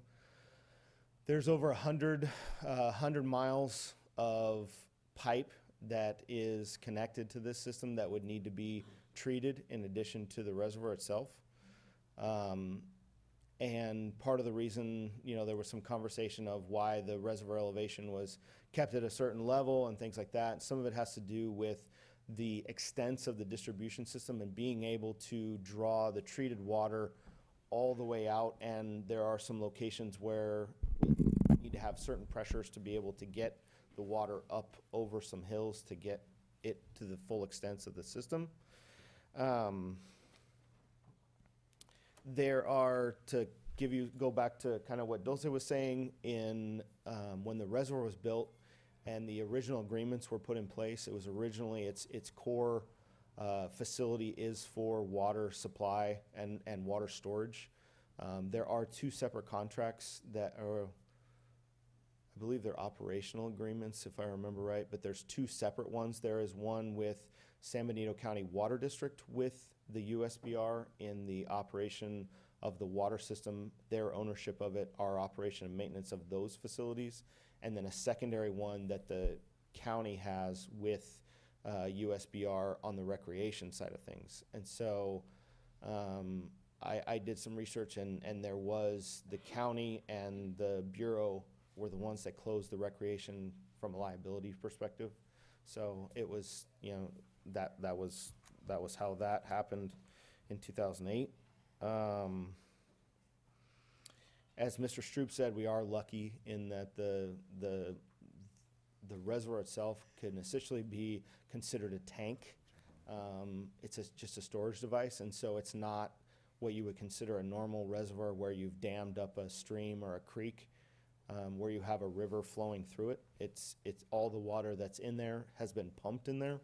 The drainage area of the reservoir itself is quite small. Just want to make sure I hit all the points and kind of fill in some of the questions that had come up. Sorry to interrupt you, but Supervisor Botello has a Yeah, question. maybe I could help you with that, Mr. Hurdle. And again, thank you very much for, coming in. And it's kind of a hot seat, I know, and I really appreciate it. And, there's nobody in the room that thinks we're lucky that it's just isolated to San Yu still. We're not very lucky. That's a way first hearing the report and the plan, I'm somewhat jaded, to be honest with you, because I've been here for a long time, been working on this problem for a long time, and keep running into the wall. It's frustratingly slow, and it seems like there's no urgency amongst the real departments, the real decision makers that control this body of water to get it fixed where the public could have access again. And my understanding, it's probably a very simple question, but 7 or 8 years ago, I know a number of water directors very intimately. I had the feeling that the water district, for their part, was just fine leaving it shut down. Has that change in attitude now that is the water district, San Benito County Water District, willing to work with the Bureau of Reclamation to as expediently move towards eradicating these mussels, and because it kind of begins with that. Well, I'd like to, in that thread, the Water District has spent of district funds over $600,000 of our own proactive efforts to try and eradicate this problem and do things to make sure that they are controlled. We, in the interim, the way that we operate the reservoir and the distribution system itself, we've been able to more fully contain the growth, and because these mussels are prolific, they can live an extended period of time. The veligers, which are the essentially the eggs or the babies, are quite small. They're hard to filter. And so by some of the activities that we do with how we operate the reservoir, we've been able to keep the population. Yeah, and, on And, a couple of, and we've taken district staff and monies to work towards eradication, and we've worked with bureau staff on those efforts as well. okay, that makes me feel a whole lot better. I know whether you live in the city or you're a ratepayer, I use the heck out of that water. I'm gonna use a lot of it this weekend. But, now what the Bureau was, concerned about, what Mr. Stoop mentioned, was the drawdown. When we get to that point, say, in best case scenario, Congressman Panetta gets us the money appropriated, Bureau has the money in place. Now, the drawdown is a balancing act that we have certain allocations from the CVP project. I somewhat have an understanding of that. It's complex in that you probably would need to store some of it in San Luis and have the space to do it on a Yes. particular year of certain rainfall and all that. That's hard. Do you have the piping system where you could draw down on San Justo and still supply the San Juan Valley with water to bypass the reservoir and just draw from San Luis? Yeah, that is a possibility. The problem is that if you don't treat the reservoir and the distribution system simultaneously, one or the other can reinfest the other. So they both essentially, according to the eradication plan, need to be done simultaneously, or you have a situation where if you don't treat both of them at the same time, there could still be live villagers in one or the other, and then when you go to operate that portion of the system, then you get a reinfestation. Okay, and kind of, I'm gonna finalize my last question. So if that's the case, reading the staff report, it was something like $3.5 million for a treatment of the water body. Yeah. Do we have an estimate of what the treatment would be for the piping system? Be about the same. So the last figure I saw in the eradication plan was roughly the estimate is anywhere from 3.5 to 6.5 million for the whole project. So it's more expensive doing the pipes than doing the reservoir? It would be roughly 3.5 to 6.5 million for both the reservoir and the pipes to do it in the simultaneous, according to the draft. Is the water district willing to kind of take care of their end of the piping costs? Taking light that, people pay the property ad valorem tax for our houses here in Hollister and so forth. So kind of feel that there's funding there. That would be more of a question for the board. Okay, that's good cover. All right, thank you. Any other questions from the board members? Yes, sir. Yeah, just quickly, so, I think that's important that you mentioned that, because I think that's where this conversation needs to go as well. I'm glad that you pointed out that I don't believe the Bureau of Reclamation, I'm looking over here, is gonna pay for your piping system to be cleaned out. So that's another $3 million worth roughly that we're gonna have to figure out either through grants or. No, that's part of the eradication plan as a whole. Great, Mr. so you guys are willing to pay for both? The pipes are ours too. Okay, there you go. I thought, The Hollister conduit, yeah. up until, like I said, from the bifurcation structure to. What about the San Felipe water pipes up there that we pay the ad valorem tax for the San Felipe system? The distribution system, the subsystems, like all of those fingers and stuff like that, those are owned by the water district. Yes. But like I was stating, the fact that the two are so intertied and that one can reinfest the other, Yeah. they need to be treated the same, and so that was what was covered in the eradication NEPA plan. documentation. So. Well, that's a bit of positive outlook there, because that would be a concern for the water district board. How are they going to pay for $3 million with, to take care of that? I also want to there's some additional points that have been added to this that haven't been brought up, and I just want to make sure that I cover them before I forget.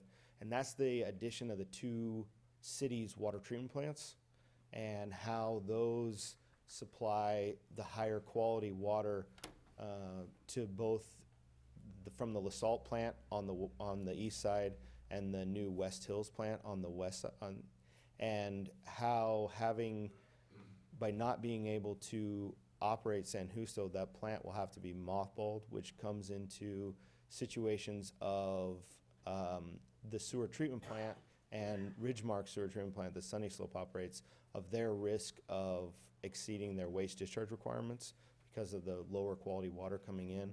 And there are new, I don't know if you guys remember the conversation that happened roughly about a year and a half ago regarding hexavalent chromium and the water treatment requirements related to that. And the treatment plants are in place in order to overcome some of those requirements. The state didn't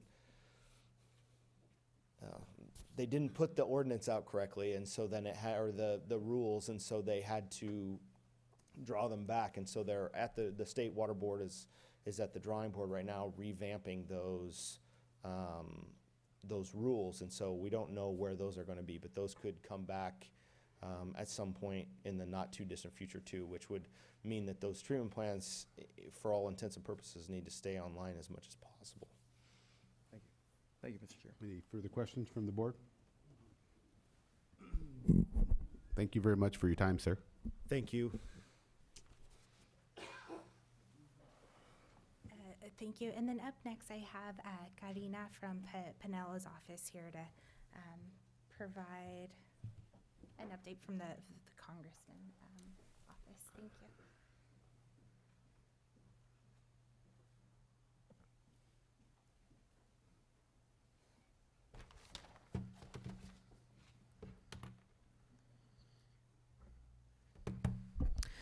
Good morning, members of the Board of Supervisors. Thank you so much for inviting us to be here today. Congressman Panetta had a town hall meeting earlier this year here at the board chambers, and this issue of San Justo came up, and we all know how important San Justo is for this community and how generations have used that facility. And it's been a long time that this issue has been before us, and he would like to continue to be a partner to see this moving forward. I would like to go ahead and read a statement, some information that Congressman Panetta wanted me to share with all of you. Mr. Panetta has been working hard with the Bureau of Reclamation on this final report to eradicate the zebra mussel infestation in the San Justo Reservoir. With their attention to this important issue, we were concerned this important community asset would never be reopened for public use, and that is why Congressman Panetta has made it a priority to push this issue forward. Now that we have a plan in hand, Congressman Panetta will work with his colleagues in Congress to deliver the necessary funding to deliver a potash treatment. With little luck, final return San Justo to the community. Mr. Panetta will continue to work closely with his colleagues in Congress, with the Bureau and residents of San Benito to ensure the success of San Justo and the eradication of the zebra mussel. He again thanks the hard work of the analysis and engineers of the Bureau for their commitment to the public and the outreach, for attending this important meeting in person, and our San Benito Board of Supervisors for their continued commitment to this issue. Yesterday, we did have a conference call with the Bureau. We talked a little bit about funding, which I know this obviously can't move forward without funding. Our legislative analyst in our DC office mentioned that we've heard from you. You've been in our DC office, and we are considering to move forward with possibly some funding through the appropriations cycle. Appropriations is basically a pot of funds made available for projects. It is somewhat of a long process, but it would be included in the House Energy and Water Bill. We would have to get that included in the omnibus package agreed by both the House and the Senate. And so our office, our staff is still continuing to doing some work with the Bureau of Reclamation, and trying to find other possible funds this year to get some funding in the House of Representatives. So I wanted to thank you for the opportunity to be here. If you have any questions, I'm more than happy to try to answer. Board members, any questions? I just have a comment. I want to assure the public that Congressman Panetta has been engaged in this issue since he's been elected. Every conversation I've had with him, he's doing what he can to assist the Bureau of Reclamation and partner with the federal agencies to make sure it's moving along. And from our point, I think we need to understand that it's hard to fund something that you don't have a project or the NEPA completed. And now that we're kind of approaching to that point, hopefully the congressman is be able to get some funding and kind of move this project along. And we have, as we, the water district gentleman, he outlined where we'll have to have quite a bit of work to do with the state as far as water quality and other issues that are more locally generated to be able to solve this problem. It's very complex. I know every board member is committed to this and have been working hard on it. And like I mentioned a couple of months ago, Supervisor De La Cruz and I had the opportunity to speak with the congressman about this, as well as the budget of what is that office that you couldn't get in? OMB. Management Agency. I thought it was a rebel. They eventually let Supervisor De La Cruz in, but anyway, we appreciate that, and we hope to, with this meeting, continue to emphasize this is a front burner issue for our community. We're small, but this is something that's very important to us. Thank you.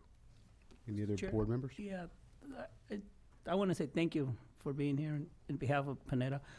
I was wondering if there's anything to get from here, from this meeting. From my perspective, I don't know about my fellow supervisors, but I'm willing to bet they share the same thoughts as I do. Is that we mentioned about having a vendor on site, and I actually talked to Marty in the past about how it could happen. I wonder if Panetta can push that for us, because we heard from the gentleman, and we heard from Sunny Slope Water District that they really didn't answer the question, but maybe in Panetta's capacity, he can push that idea in behalf of San Benito County. And I wonder if he can do that through his staff to push that issue and see what the requirements are and see how we can do it. That's one thing. I can certainly take your question and forward that to our staff to see who the right person would be able to I will write it down. address I will that write it down and then give it to you.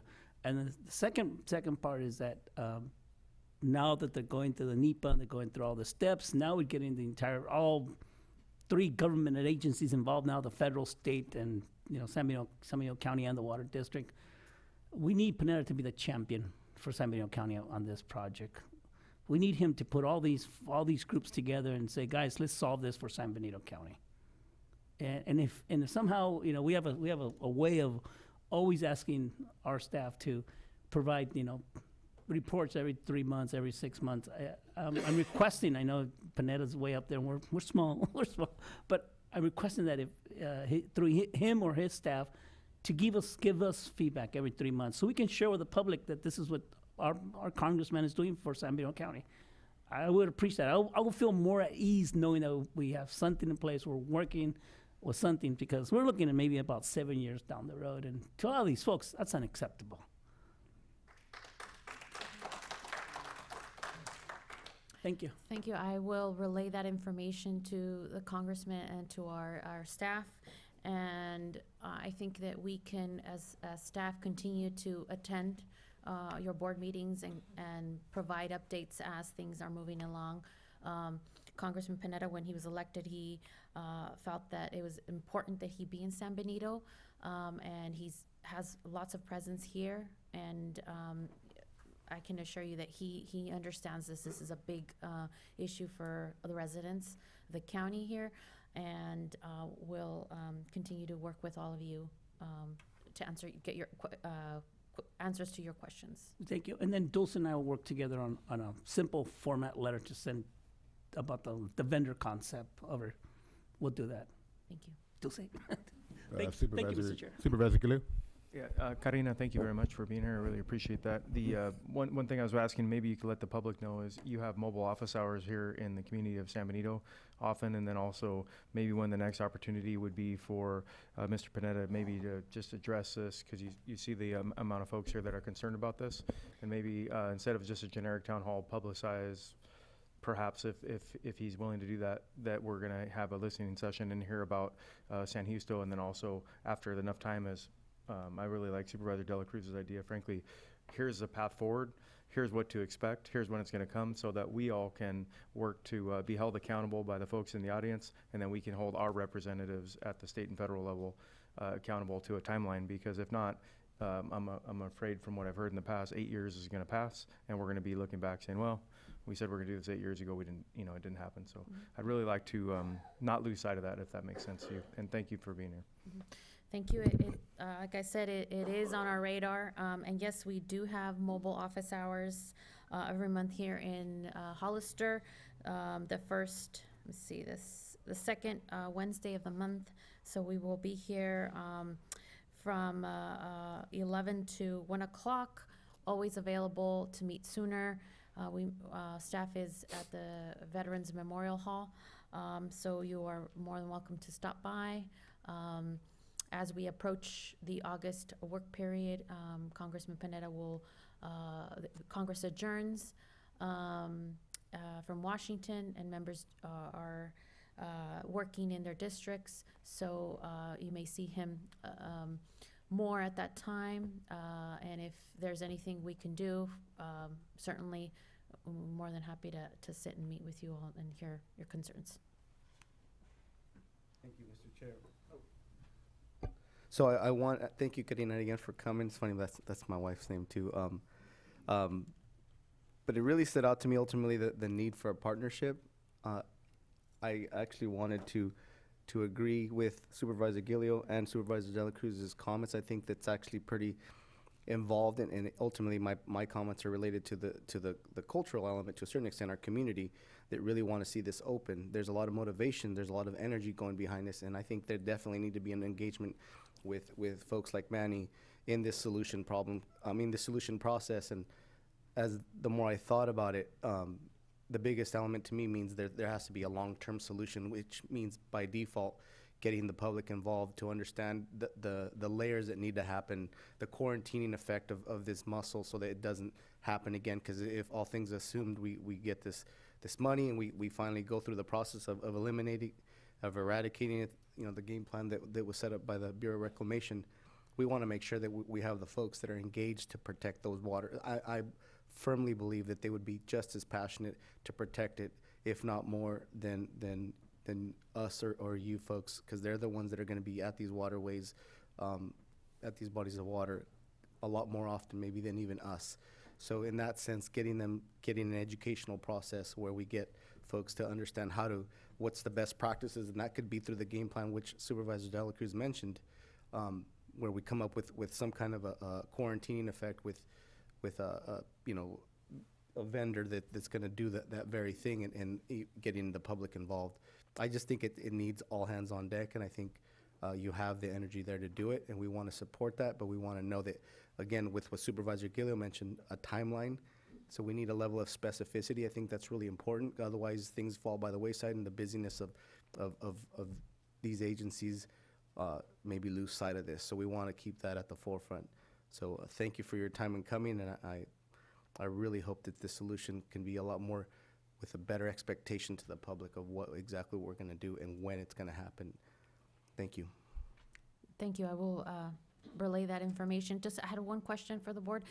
Have the senators also, offices been also contacted about this issue? What's that? Senators, Caballero. state senators. We did leave or information Senator when we went Feinstein. to Senator Feinstein's office. Senator Harris. We did leave information and talked to her aide there as well, so they're very much aware of it so hopefully they're working with the congressman. Great. Thank you. Thank you very much. Thank you. Thank you. Let's open it up for public comment.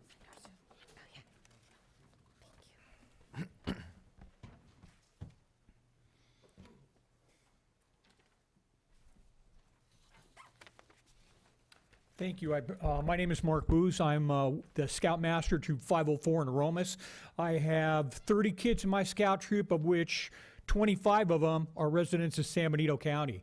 And nobody's happy about the lack of progress that this has had for years and years.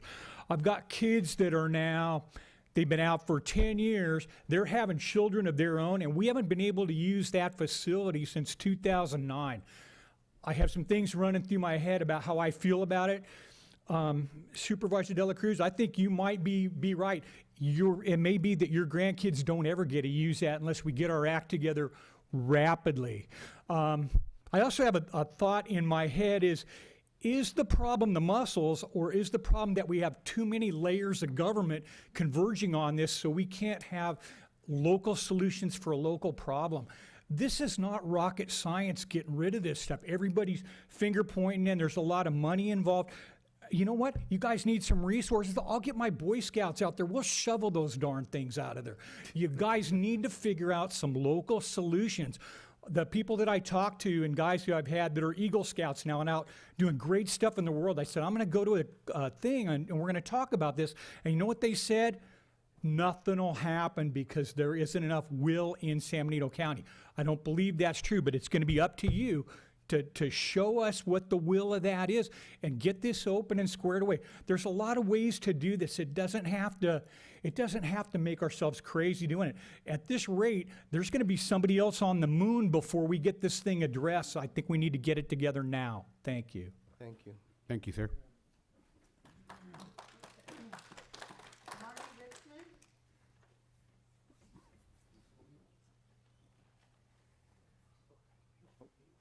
Oh, there's two Martys here.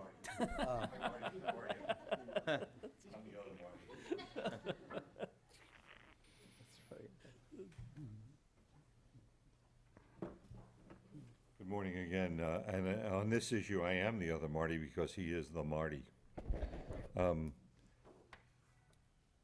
Most of all, because I'm getting older, and we all should be getting older, and I'd like to live to see a few things happen. I'm a realist, and I got to tell you realistically, we're never going to be on the water again in San Justo Reservoir. I'm sorry to say it, but that's my opinion. People who do water look at that map and see red all on one side and no red on the other side, and they're shaking in their boots because they know what's going to happen if the zebra mussel gets loose in our water systems here in the west where it's warm, because it likes it when it's warm. So what we ought to be doing is eradicating it, I agree, and that's going to take, if we're lucky, it'll take 3 to 5 years, maybe 7 years before we can get back on. I just don't see, when you look at the decontamination requirements, I hope you read that in the technical report about cleaning your shoelaces really carefully and the eyelets of your shoes really carefully and spraying them with water, spraying your boats with water that's 155 degrees Fahrenheit, so that when it hits the boat, it's still 144 degrees Fahrenheit and kills the mussels. Or taking all your clothes and throwing them into a freezer for half an hour. When you look at it realistically, this is a tough invasive species to get rid of. This is not easy. It has the word, all the cleanup has the word environment in it, so as soon as it has the word environment in it, you know that's another 5 years. Everybody knows that. I mean, let's be realistic. So what we ought to be doing is, we ought to be eradicating it, because we need to do that to make sure our water supply stays viable. You all heard about the problem with agriculture in the water supply. You know about the problem chromium-6 in the water supply. That's going to, we're going to be squeezed at both ends. One end from the state is going to say, we don't want any chromium-6. The other end from the water district's going to say, we need our water with no mussels in it. So I think you ought to be looking for an alternative solution. I think we ought to be looking to build a recreation lake that we own somewhere in this county. We got space. If we can find the water and we can find the water supply, we ought to build a lake that'll allow people to recreate, and is not part of the reclamation system, so we don't have to worry about all that. It won't have any pumps, it won't have any connection to the thing, and won't wind up with a reservoir thing.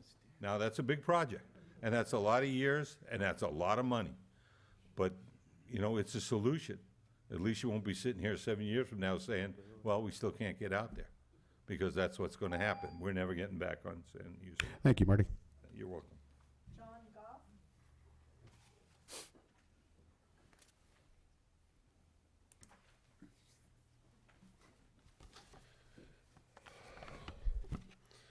Supervisors, my name is John Goff.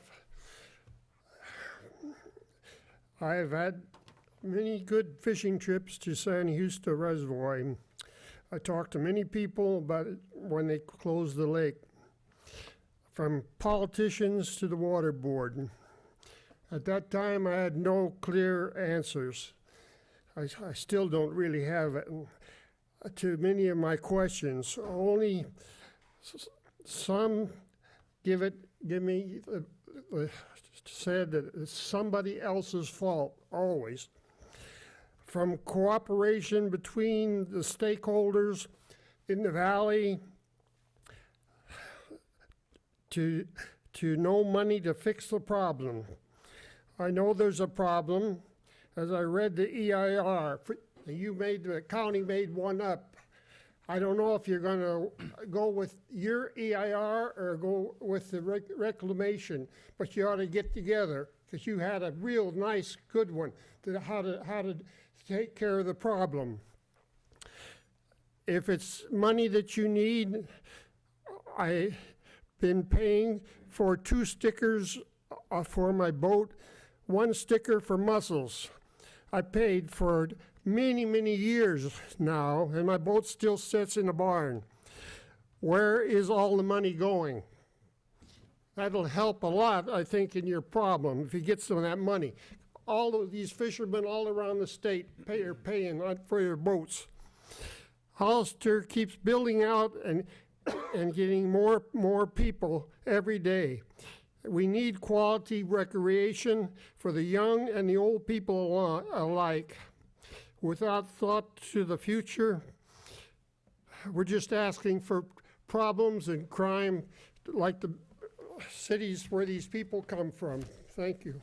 Thank you, sir. Thank you. Colin Kopnicki?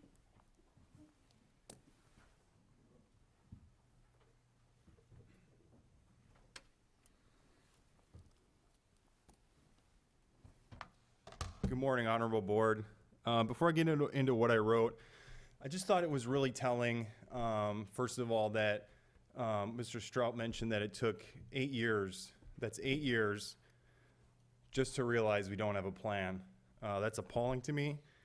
I think it's also appalling that it took 3 years to come up with a plan.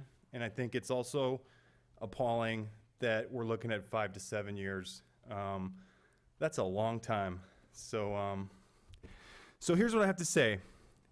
Outdoor recreation is perhaps the most defining characteristic of San Benito County. We have gems like Pinnacles National Park, Fremont Peak, the De Anza National Trail, San Juan Bautista State Historic Park, and the Hollister Hills State Recreation Area that are embedded into our cultural bedrock. Until 11 years ago, we had two other outdoor treasures, Clear Creek National Management Area in South County and San Justo Reservoir. A lack of progress toward reopening the long closed reservoir, for one, is an utter embarrassment for the slowly moving cog of federal government and yet another justifiable reason for local residents to remain stone-cold skeptical of bureaucracy's often compassionless disposition toward the very taxpayers who pay the bills. I have to remind Mr. Strout, this is our reservoir. We are U.S. taxpayers. This is our reservoir. To the federal bureaucrats who have sat on the closure and placed no priority on a realistic eradication plan for this invasive, destructive species living in an unnatural habitat, I have 3 words to sum up my feelings, and undoubtedly those of many others in this county. Open this reservoir. Open this reservoir, because this debacle has gone on far too long without a realistic end in sight. Open this reservoir, because we've seen an endless stream of bureaucrats who made an artificial pledge after artificial pledge toward finding a solution. Open this reservoir, because you've shown lacking respect for the people and leaders of this community who have begged and pleaded and prayed for attention to this problem, only to fall on the deafest of ears. How many more studies can be done? How many more alternatives can be examined? If locals had not spoken up, I believe another decade would breeze by, and it probably will now, without real attention or movement. I'm convinced if the Bureau of Reclamation's leadership had its way, they would close this reservoir for good and toss the keys in the water. That would be the easiest solution. But residents and officials have spoken loud and clear, and I have to commend everyone involved. I commend county supervisors for ensuring public attention never wanes. I commend Congressman Panetta for being the first federal representative who's shown an urgency toward this situation. And I commend local residents like Marty Martinez for doing what people do in a great community like ours. We take pride. Thank you. Thank you, sir.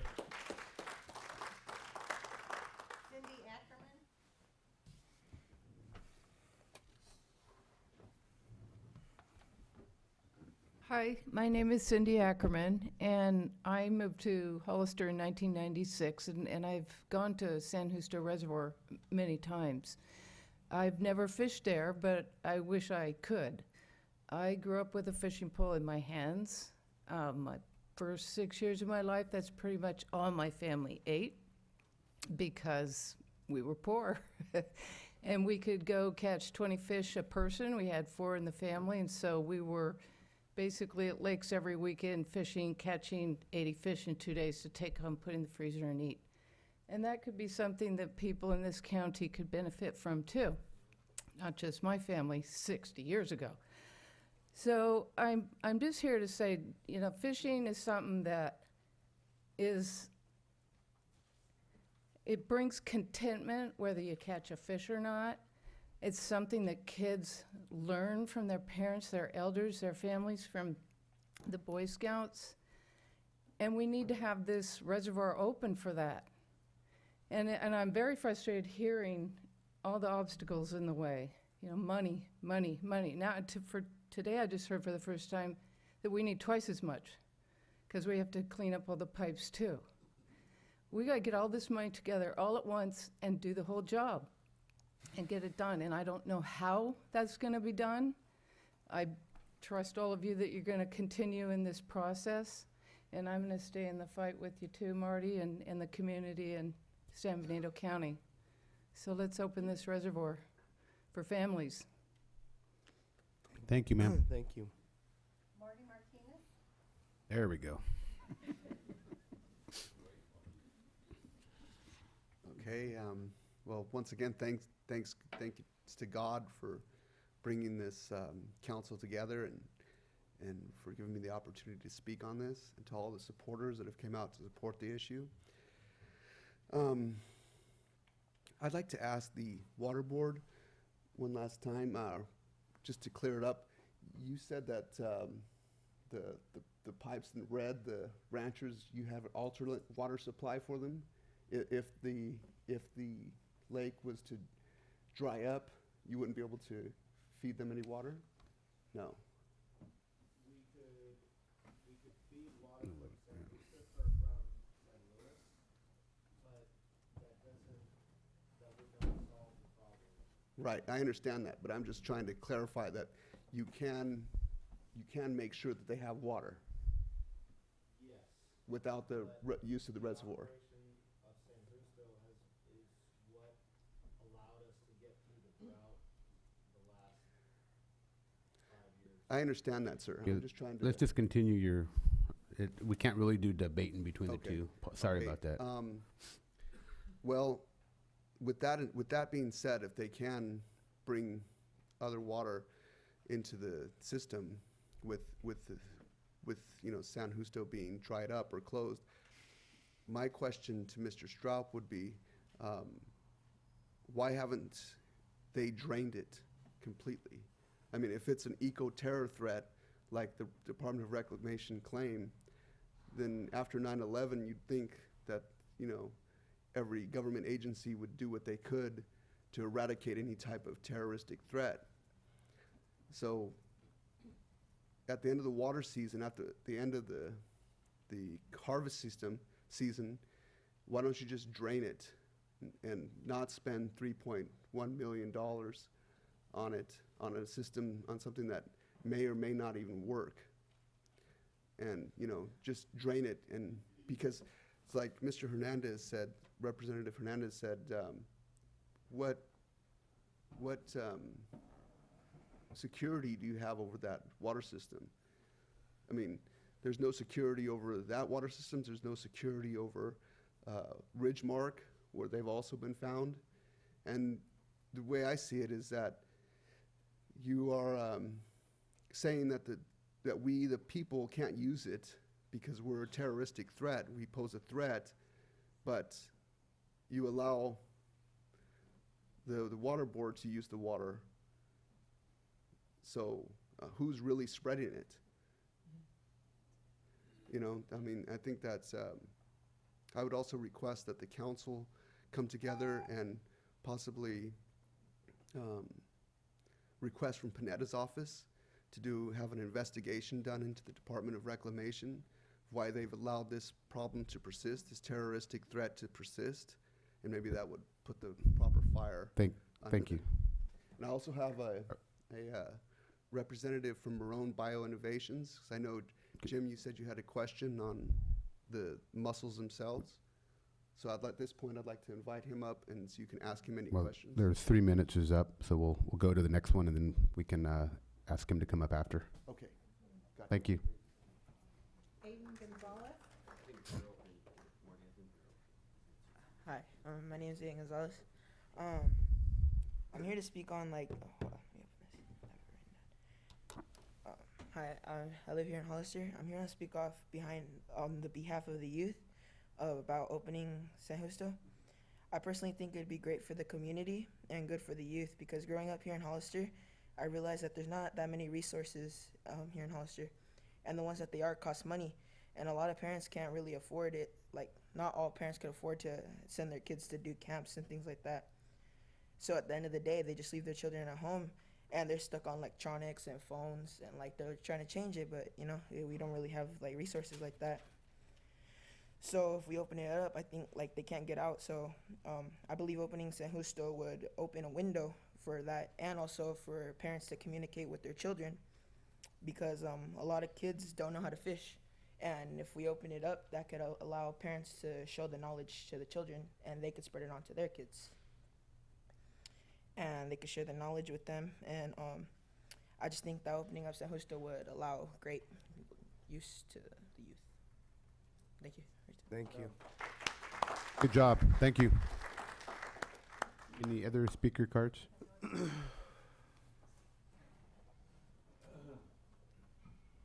Make sure you fill one out, please. Thank you. Good morning, Mr. Chairman and Board. Elia Salinas. Marty Richmond, whom I haven't seen in quite some time, thank you for showing up today and bringing some logic to this project or this subject. We all want San Justo to be open to the public, but I think the most important thing here that I don't think is kind of being passed over is the fact that San Justo was made for agriculture. Recreation was never part of the project. It was bringing water. And I don't think that these people here have, I mean, we got rain this year. We have droughts. How easy is it for the public to come out and tell the board, to tell the reclamation, or to tell the water board, drain it? We need water. That is how we sustain ourselves, and this is how this county works. We are part of the salad bowl of the world, and we need water. So it's not so easy to say drain it, because, and I took my son there to go to fish. That's where he learned to fish. I've used that. I've gone hiking up there. I've used to use run marathons or half marathons, and I used to train up there for Big Sur, the hills up there and stuff like that. So I use that facility, but I'm not up here wanting it for my own personal use. This is because we're agriculture. This is a business, and this is a livelihood of what this county is about. This is great, and we hope that it's going to happen, but realistically, nobody's pointing any fingers up there. The people that are pointing fingers are people that are out in the public that don't have the view of actually what's going on up there.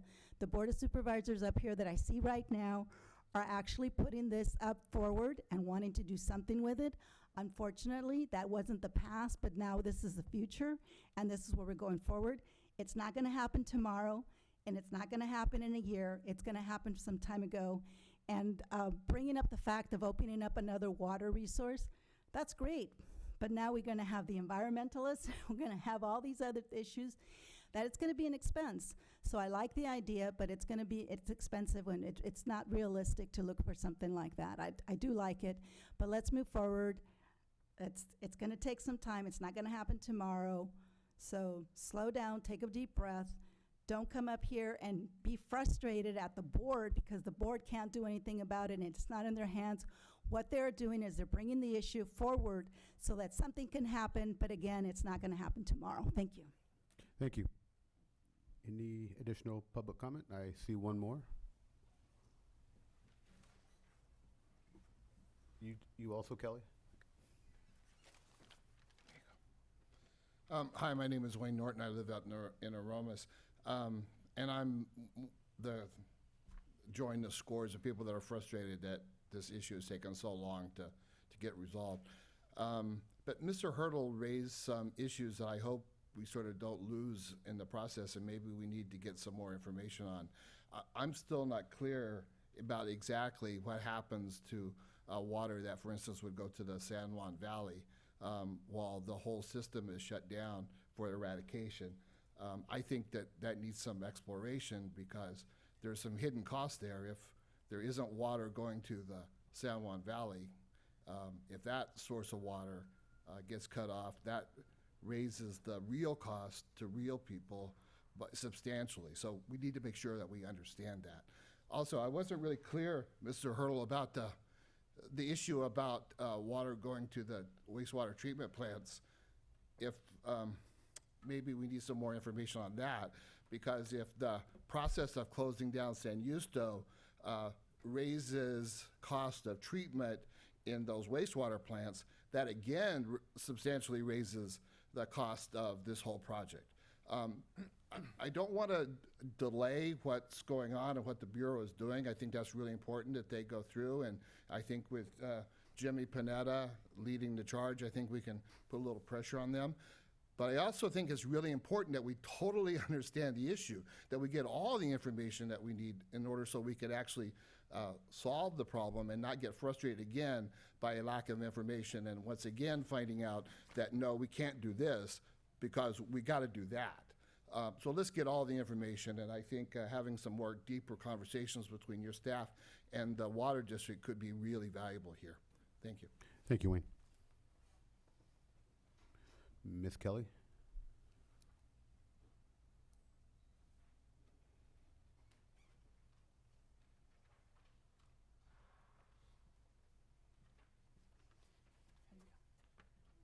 My name is Kelly May. I live in San Benito County. I also live in the San Juan Valley. This is my son. He's 25 years old. This is his first fish out at San Justo. We moved here in '96 also, and we like the fact that the reservoir was right there. We have a small fishing boat. Ours has also been in the barn for I don't know how many years. So it's just sitting there collecting dust. But, you know, we're always looking for things for kids to do in this area, and we explored other things with him. He's doing well now, but fishing also was an activity that our family did since I was little. I've fished on every pier in California, been camping all around. My honeymoon was spent in Mexico fishing for the big fish. And I think it's important that we really look at opening that up for that. If not, I mean, I don't want to propose that there be a fence around the lake, but if that's what it needs to be, so it can be some other activity out there, that would be great. So that's all I have to say. Thank you, Kelly May. Thank you. Thank you. Is there any further public comment? Mr. Chair, may I ask you a procedural question before you close the public comment? Yes, sir. It sounded like, Mr. Martinez, you have a biologist. Do you want to just have him do 3 minutes of public comment, or would you like to have him be present for us to be able to ask questions? Or we can talk to him. I was asking, yeah, whatever. We what can do you talk to think? him after, or he can do. Wasn't on the agenda, so I just Yeah, wanted to we make can sure. talk to him after, or he can have a 3-minute Public public comment. It's up to him. Is there any other public comment? Yes, sir?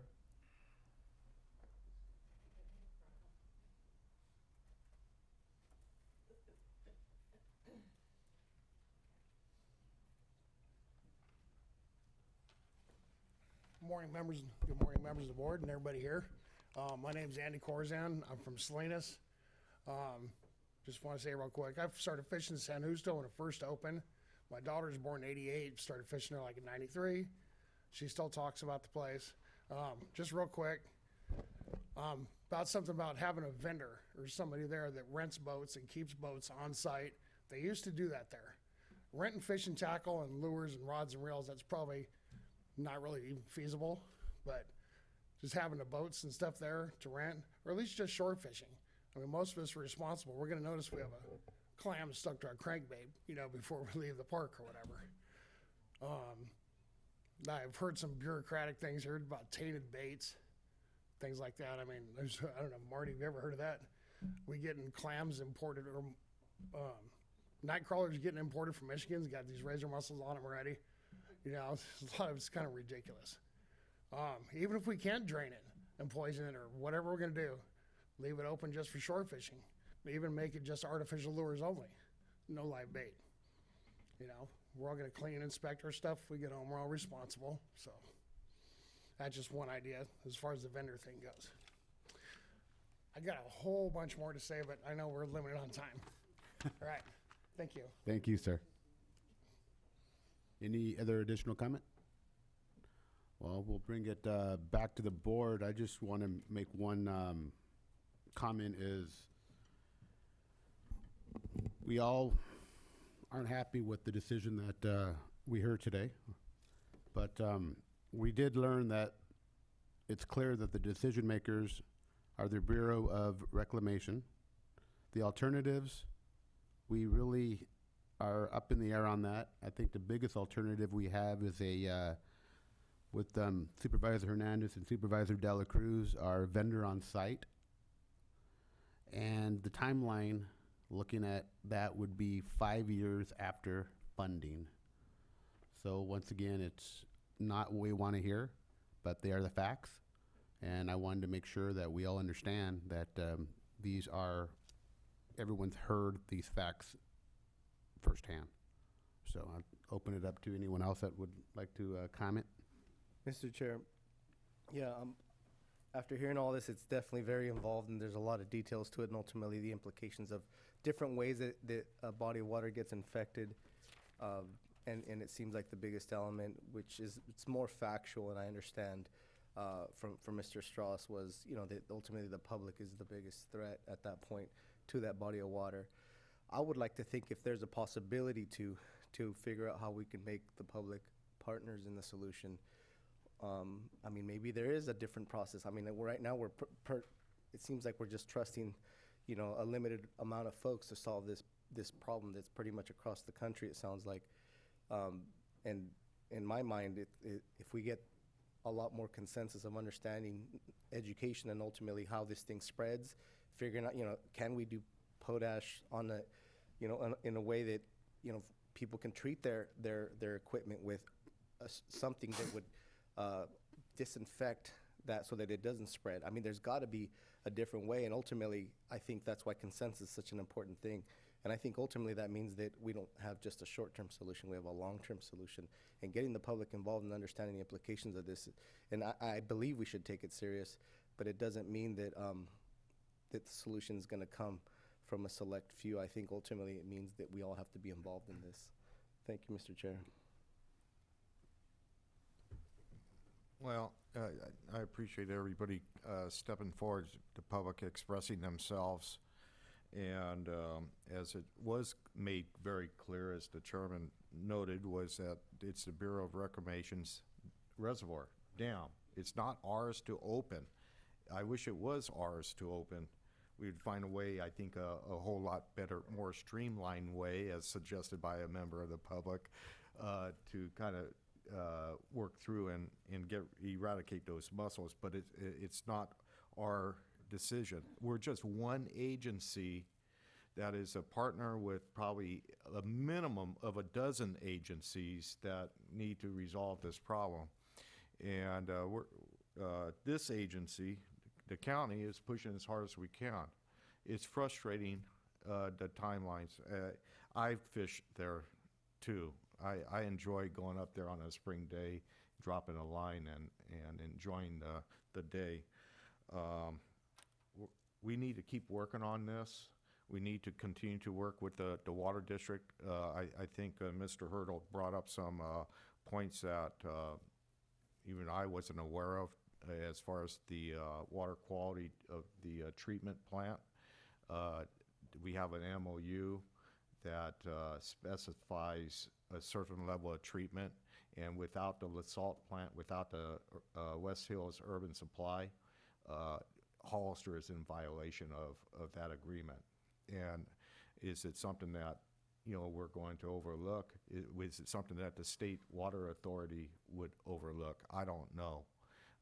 So we're have to work with the water district, with our state representatives, as well as our federal representatives, and just kind of keep going, doing this. Deuce has done a great job pulling this together and pulling the information.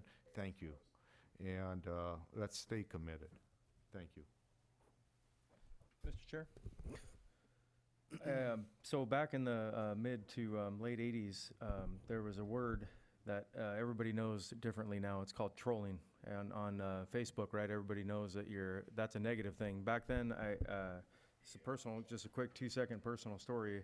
There's a gentleman named Gary Gallart who was, you know, one of the community members, very involved in our community, and he took us out there as kids after football practice and taught us how to fish. One of the things he taught us was how to troll, you know, with the trolling lures driving by in the boat. So I have very fond memories of San Justo, and I'm as passionate as all you folks are at opening San Justo. And I think, believe it or not, we did not get good news today that as far as timing, but we did get good news that we are making progress. And I think that we have to keep putting pressure on this. And one of the things that Mr. Richmond said is, what else is out there? What other alternatives are there? You know, if we're going to spend, you know, we say $6 million now, but in 6 years, is it going to be $40 million?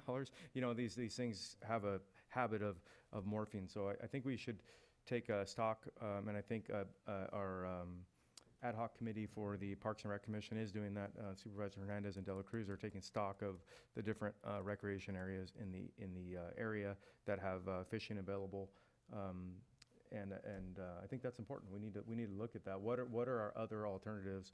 I know we want to do this. We want to open it. I can feel it.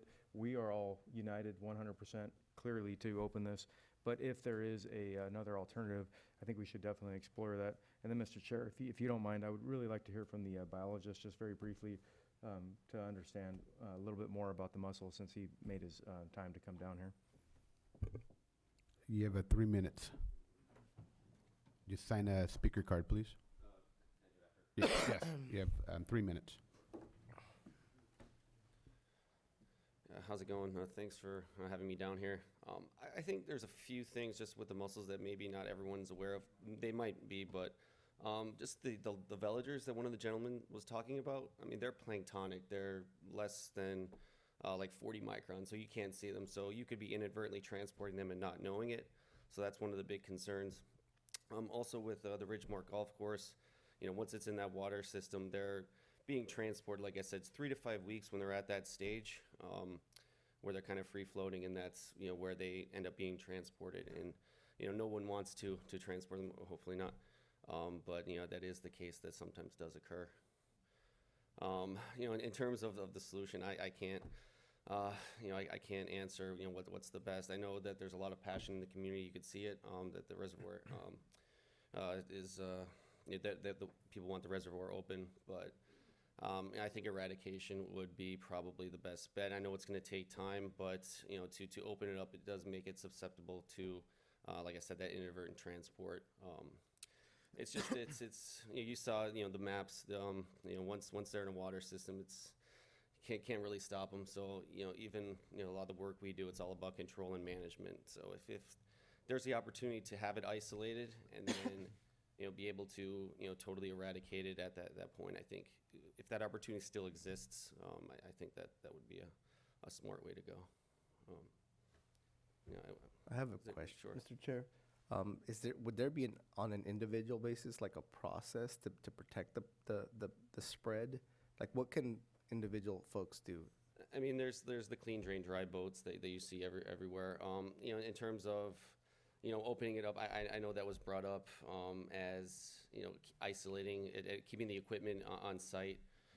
Anyway, there's just like one minor slip up, you know, would you know, jeopardize that whole process. So while it's great in theory, and I would support it, and it might be possible, but it really has to be, you know, ironclad, as to not let anything, you know, out in that situation. Has there been any testing done on trying to, you know, see if anything works that would be maybe environmentally safe, but it would ultimately stop this thing from spreading? Like in terms of control, like versus a potash solution? Or I mean, there's really, the options in open water are fairly limited.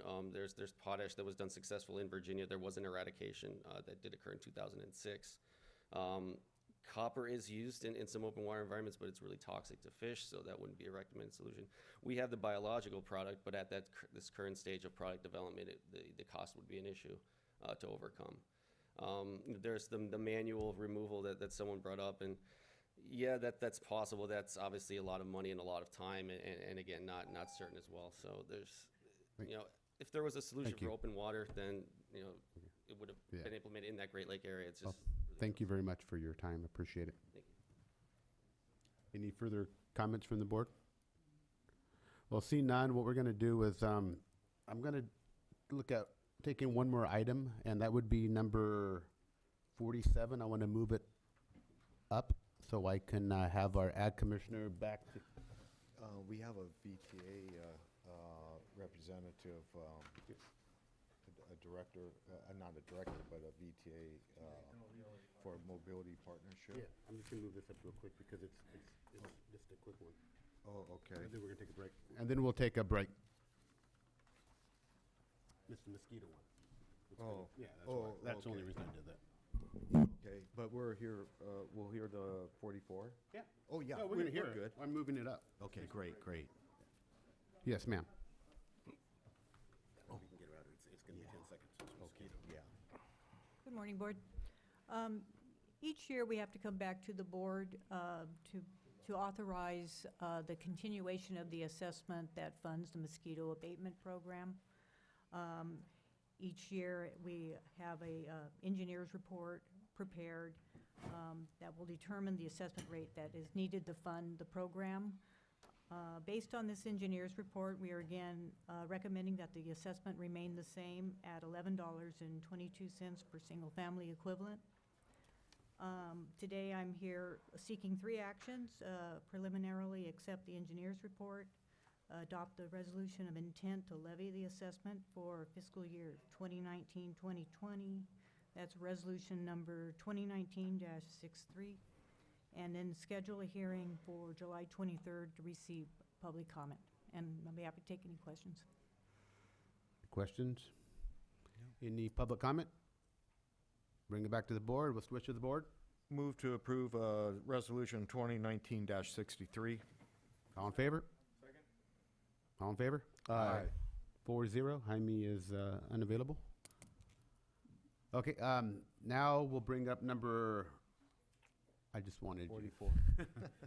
We can do 2 things. We can take a quick break, or do you want to go straight to 44? I assume, hear the item and then take lunch. That's what I would do. Looks like Supervisor De La Cruz took his break right now, and I'm gonna go with you, Anthony. Yeah. Okay, perfect. We'll hear at 44. Good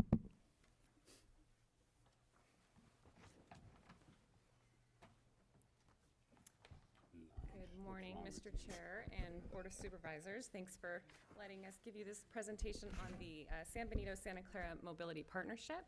My name is Mary Gilbert. I'm the Executive Director of the Council of Governments. And we are the lead agency in San Benito County working with Santa Clara County on a couple of important regional projects. Let me just get this up. So I have with me here Chris Metzger of the Valley Transportation Authority in Santa Clara County, and he'll be walking you through a good portion of this presentation, but I wanted to give some introductory information quickly. The San Benito-Santa Clara Mobility Partnership was established by a memorandum of understanding. It's between San Benito COG and Santa Clara Valley Transportation Authority. The partnership is comprised of elected officials from each county. Right now we have representation from the City of Hollister and the San Benito County Board of Supervisors on our side, and then the City of Gilroy and the City of Morgan Hill in the Santa Clara County side. We originally formed an MOU as far back as 2009 to look at safety and traffic issues along State Route 152. We went through a lot of work on that process and did a lot of study. At some point, though, we kind of put that on the back burner. There were funding issues related to the projects. But in December 2015, we restarted the mobility partnership meetings and getting this group back together. So the goal is to provide policy oversight and direction to staff at San Benito COG and VTA, and specifically we're looking at mobility improvements between US 101 and I-5. So that's really State Route 152, as well as Highway 25 in San Benito County and State Route 156. And you'll see a lot of maps as we go through this presentation that will really orient everybody. And also we're advocating for the development and funding of these transportation improvements. So currently, we have kind of two major items of work on our work plan. The first is the Highway 25 and 101 interchange, which the Valley Transportation Authority is responsible for. They were awarded funds through Senate Bill 1 for design of the new interchange in that area. This interchange is also included in the VTA Measure B program. That's their newest local sales tax for transportation. So some local funds from VTA are going to the interchange. The Mobility Partnership has been looking at two alternatives for the initial phase of the interchange improvements, and Chris will go over those with you quickly. But the other item of work is a new trade corridor, so a new alignment of State Route 152. This is something, again, that back when we were talking in 2009, we did an initial study on.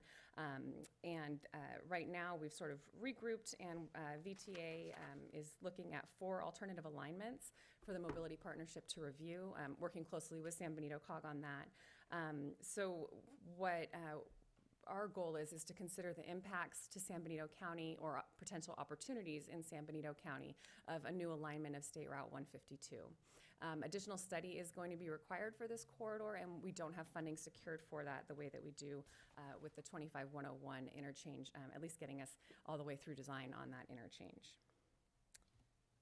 So with that, I can take any questions if there's any questions specific to COG. Otherwise, I'll let Chris move through the presentation. Mr. Chair? Yes. Mary, I didn't see that slide. I'm like looking for that slide that on the current work plan. Yeah. Yeah, I'm trying to find it in my notes and I don't see it. Yeah, I mean, so I'm trying to follow along, but basically you're talking about the interchange, but now we're the new trade corridor. That's a whole different element, right? So that's what you don't have funding for. Right. So basically, there's two major items of work, I would say. So VTA is working on the actual design of the interchange at 25 and 101. So that has to be designed. It has to go through review by Caltrans for approval so that it can move forward to construction of that interchange. but it's really, that is the first phase of the new trade corridor. So any new alignment of State Route 152 would be connecting to the Highway 25-101 interchange. So it's Yeah, something maybe I that's could gonna- interject Okay. a little bit and help Sure Mary can. out through the chair, of course.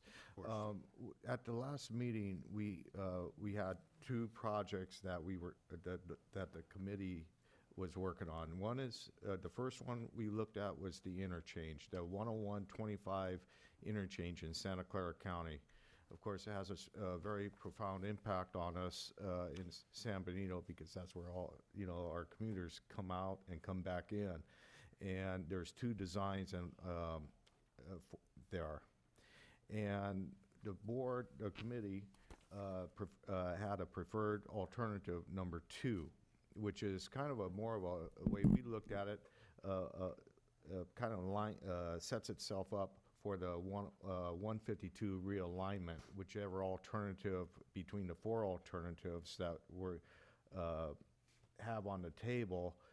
It ultimately has to get into that interchange. And the reason why we selected 2 was I think it kind of moves us further along for the more permanent structure that we need at 101 and 25 and 152 realignment. Alternative 2 is the flyover, correct? Pardon me? Alternative 2 is the flyover. Alternative 2, I wouldn't call it how would you Direct describe connector, the structure that, the preferred alternative that the committee, I wouldn't call it a flyover, We're but calling it a direct connector. So, and Yeah. Chris is prepared to kind of walk you through the 2 alternatives if you'd like to, if the board would like to see them. We've got them Right. on the PowerPoint. It's a more expensive alternative, by almost twice as much, but it's something that will be needed once we move forward with the 152 realignment. Is that as clear as I can make it? There's mud. Very good. Good morning still, I think. So what you have on the screen right now is a project that was environmentally cleared by the VTA in 2013. And this project actually extends from Monterey Road in Gilroy all the way down to SR 129. So that was a quite extensive project that was environmentally cleared. What we focused into as part of the trade corridor, and as Mary said, the 25 interchange is really a kickoff point for the new trade corridor on the west side at 101. And so this interchange and what we're proposing here is phase 1A, if you will, of the trade corridor. So that's how we ended up focusing in on this interchange and recognizing that there's significant issues at this location today. You can see that north is to the right in this exhibit. We have extensive improvements to 101. We have a slight realignment of 25 to the north of the existing connection to 101, and then all new ramps and quite a bit of work on bicycle facilities and floodplain through here. So it's a fairly complicated and extensive project, of which we're looking to just do a piece of because it's environmentally cleared. So we're looking for, quote, the quick fix. So we'll walk you through the 2 alternatives that we've been discussing, as was mentioned. Since 2013, we've had a little bit of money left over from a group of funding that started looking at the trade corridor, but really we haven't had extensive funding, so we've kind of inched our way through in 2013 until we recently received the SB1 funds as of January and are starting to bring a consultant on board and look at this. So in February, we authorized the contract award. We've since then looked at some actual geometrics, detailed geometrics, identified the design exceptions for those for the 2 alternatives, started some traffic analysis work, some cost estimates, had project development team meetings, as you can see, and then reviewed the environmental approach because now we're phasing a project that was environmentally cleared for a much larger project and the issues associated with that. Then we met with Caltrans last month to talk over the design exceptions, and then we presented all this to the Mobility Partnership on the 12th. As was mentioned, we did get a recommendation from that, but let me just walk through what was presented at that meeting. This photo shows the existing facility, which is, as you're probably aware, pretty dated and what was built as a temporary interchange when it was built. It was intended to be temporary about 30 years ago. And so I think probably everybody's fairly familiar with that. The first alternative is to build a specific piece of the overall interchange that we just showed that was environmentally cleared, which really focuses on building the new bridge structure over Highway 101, adding 2 signals at the new southbound and northbound off-ramps, and then tying back into the existing 25 just west of the Union Pacific Railroad crossing that would remain an at-grade crossing.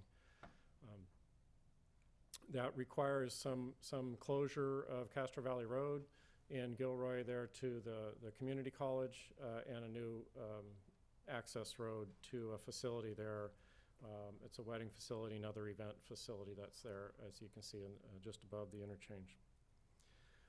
What that looks like in the future, then, if we build this as phase 1, is what you see in the gray now would be existing, and then the colored, the blue, the red, would be what would be required to be built in phase 2 to finish that interchange that's environmentally cleared. So it gets us started, but there's still a lot of work left to do, both on 101 and at the interchange. The second alternative, let me go back to this configuration. In the ultimate configuration, we have a northbound to northbound ramp there. That is a direct connector from northbound 25 to northbound 101. In the ultimate, we relocate Highway 101 significantly to the west, such that this ramp that would ultimately be a right side ramp, as you would normally see, actually lands in the median of the existing 101. So what we want to try to do in this alternative is build that ramp, but tie it into the existing 101 median. So it is a direct connector from the median of 101, much as you see an HOV connector in some of the more major areas where HOV lanes exist. So it's center median to center median. That would also include a grade separation, so a new bridge over the Union Pacific Railroad. And then we would tie back into 25 closer to Bloomfield. And then definitely by the time we get to the river, then we're fully tied back into the existing 25. So this was the alternative that was preferred by the Mobility Partnership and recommended for our team to continue to pursue. This looks at what would be remaining to be constructed in phase 2, which is the major bridge over 101 and some of the other structures, and some continued completion of the ramps then to the 25. What was your name, sir, again? Chris Metzger. Chris Metzger. And so you said alternative 2, this is the one that the Mobility Partnership... This is the one the Mobility Partnership recommended that we proceed and pursue.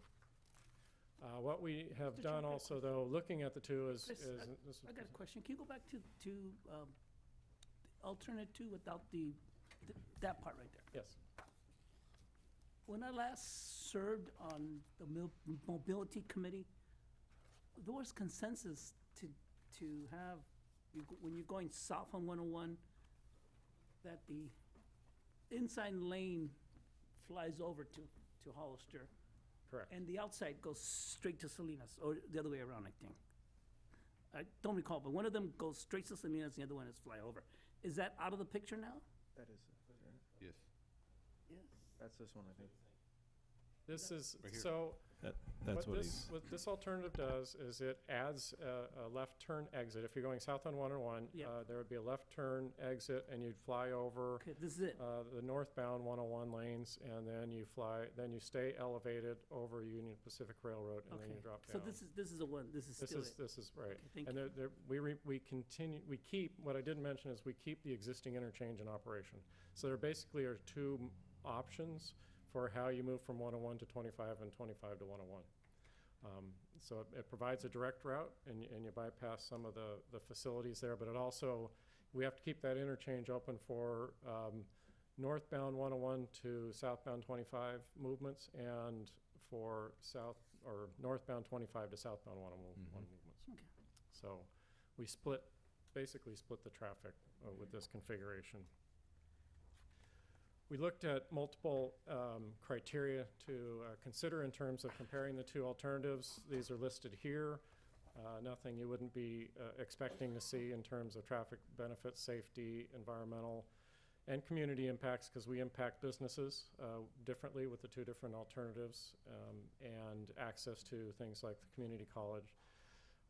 Schedule, which obviously is important, accessibility, and cost and funding. And when we looked at those, we came up with this summary. And you'll note they're kind of split. There's pros and cons to each of the two alternatives. Alternative 2 is notably more expensive than Alternative 1. But we also have the one highlighted there, the B, the safety and geometrics. And we did raise this with the mobility partnership that Caltrans has not agreed at this point to provide a design exception that is required for Alternative 2.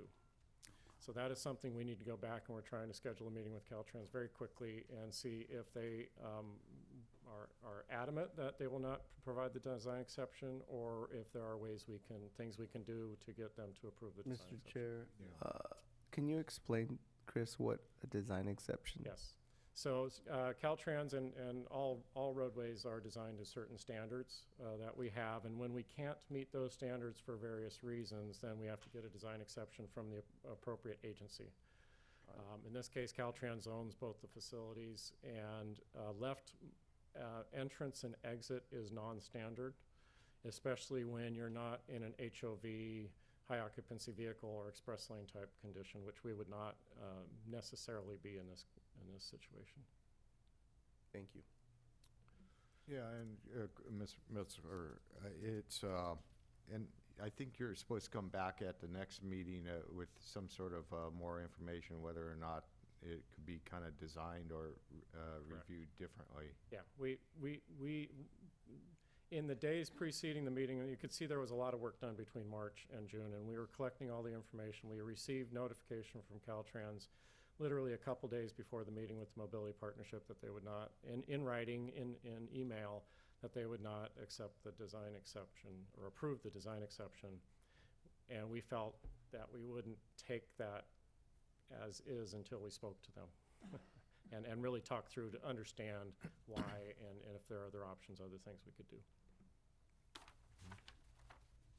So that's where we are on 10125, the interchange, which again is considered the stepping into the new trade corridor. And you'll note here, Before right we move here. on to the corridor, may I ask you a couple Yes, questions? yes. If you're okay with it, Chris. Absolutely.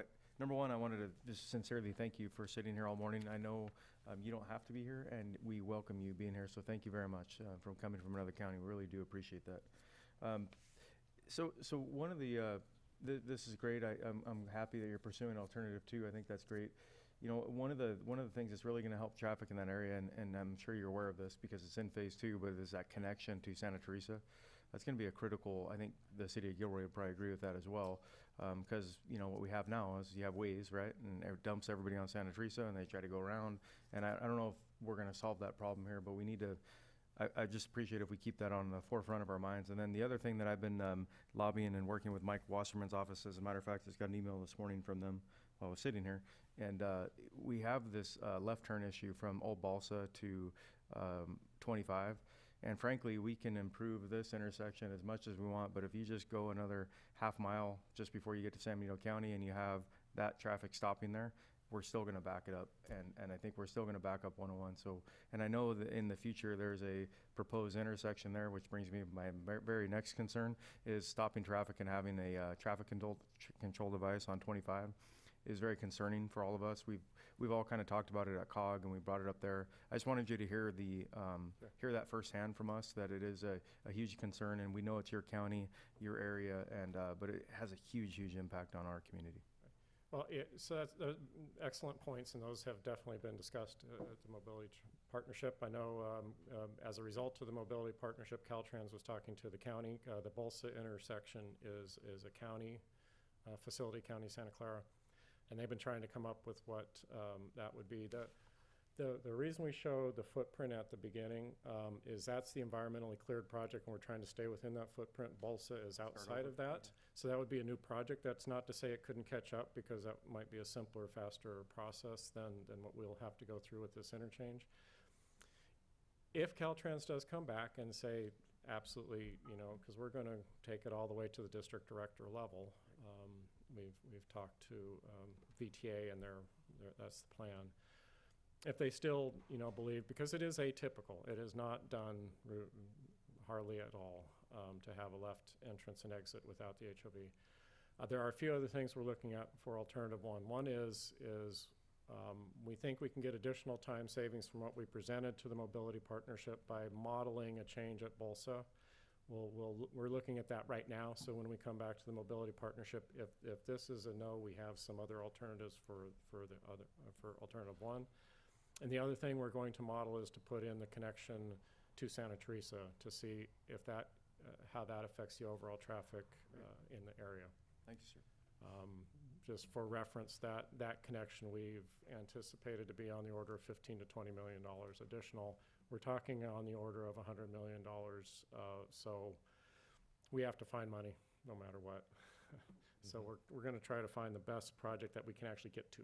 Thank you. And get accomplished. So all of that is the intro and what we're trying to accomplish in the short term, looking towards the long term, which is to alleviate the problems that we have on 152. You'll note here we say a new trade corridor through the process of the mobility partnership. We've introduced the concept of the fact that earlier work to date has shown that to get improvements necessary for trade corridor improvements and the new 152 would be on the order of $1 billion. That becomes an extreme challenge for funding, but there is an option for tolling, a toll facility, which would mean it would not be a state facility. So that's why we've used the term, and we've introduced the term in our trying to reinforce the new trade corridor, because we don't know what it will be. It may be the 152, it may be something else. So just kind of some background on that. So we are looking at 4 alignments, as Mary mentioned. The top alignment has gone through pretty extensive development early on, I would say last decade, to the point where we did get what's called a project study report approved by Caltrans. So alignment 1 is an approved PSR alignment. That was a result of the earlier work when mentioned, Mary, that the mobility partnership originally assembled. That's where that alignment is the result of that work. With the new mobility partnership being resurrected a few years ago, the request is to look further south with alignments 2, 3, and 4. They are hard to see, but we do locate on the map the commercial zones that are now part of County of San Benito's general plan. And so we're looking at how access would be modified to those specific areas for potential development. So that's part of the discussion.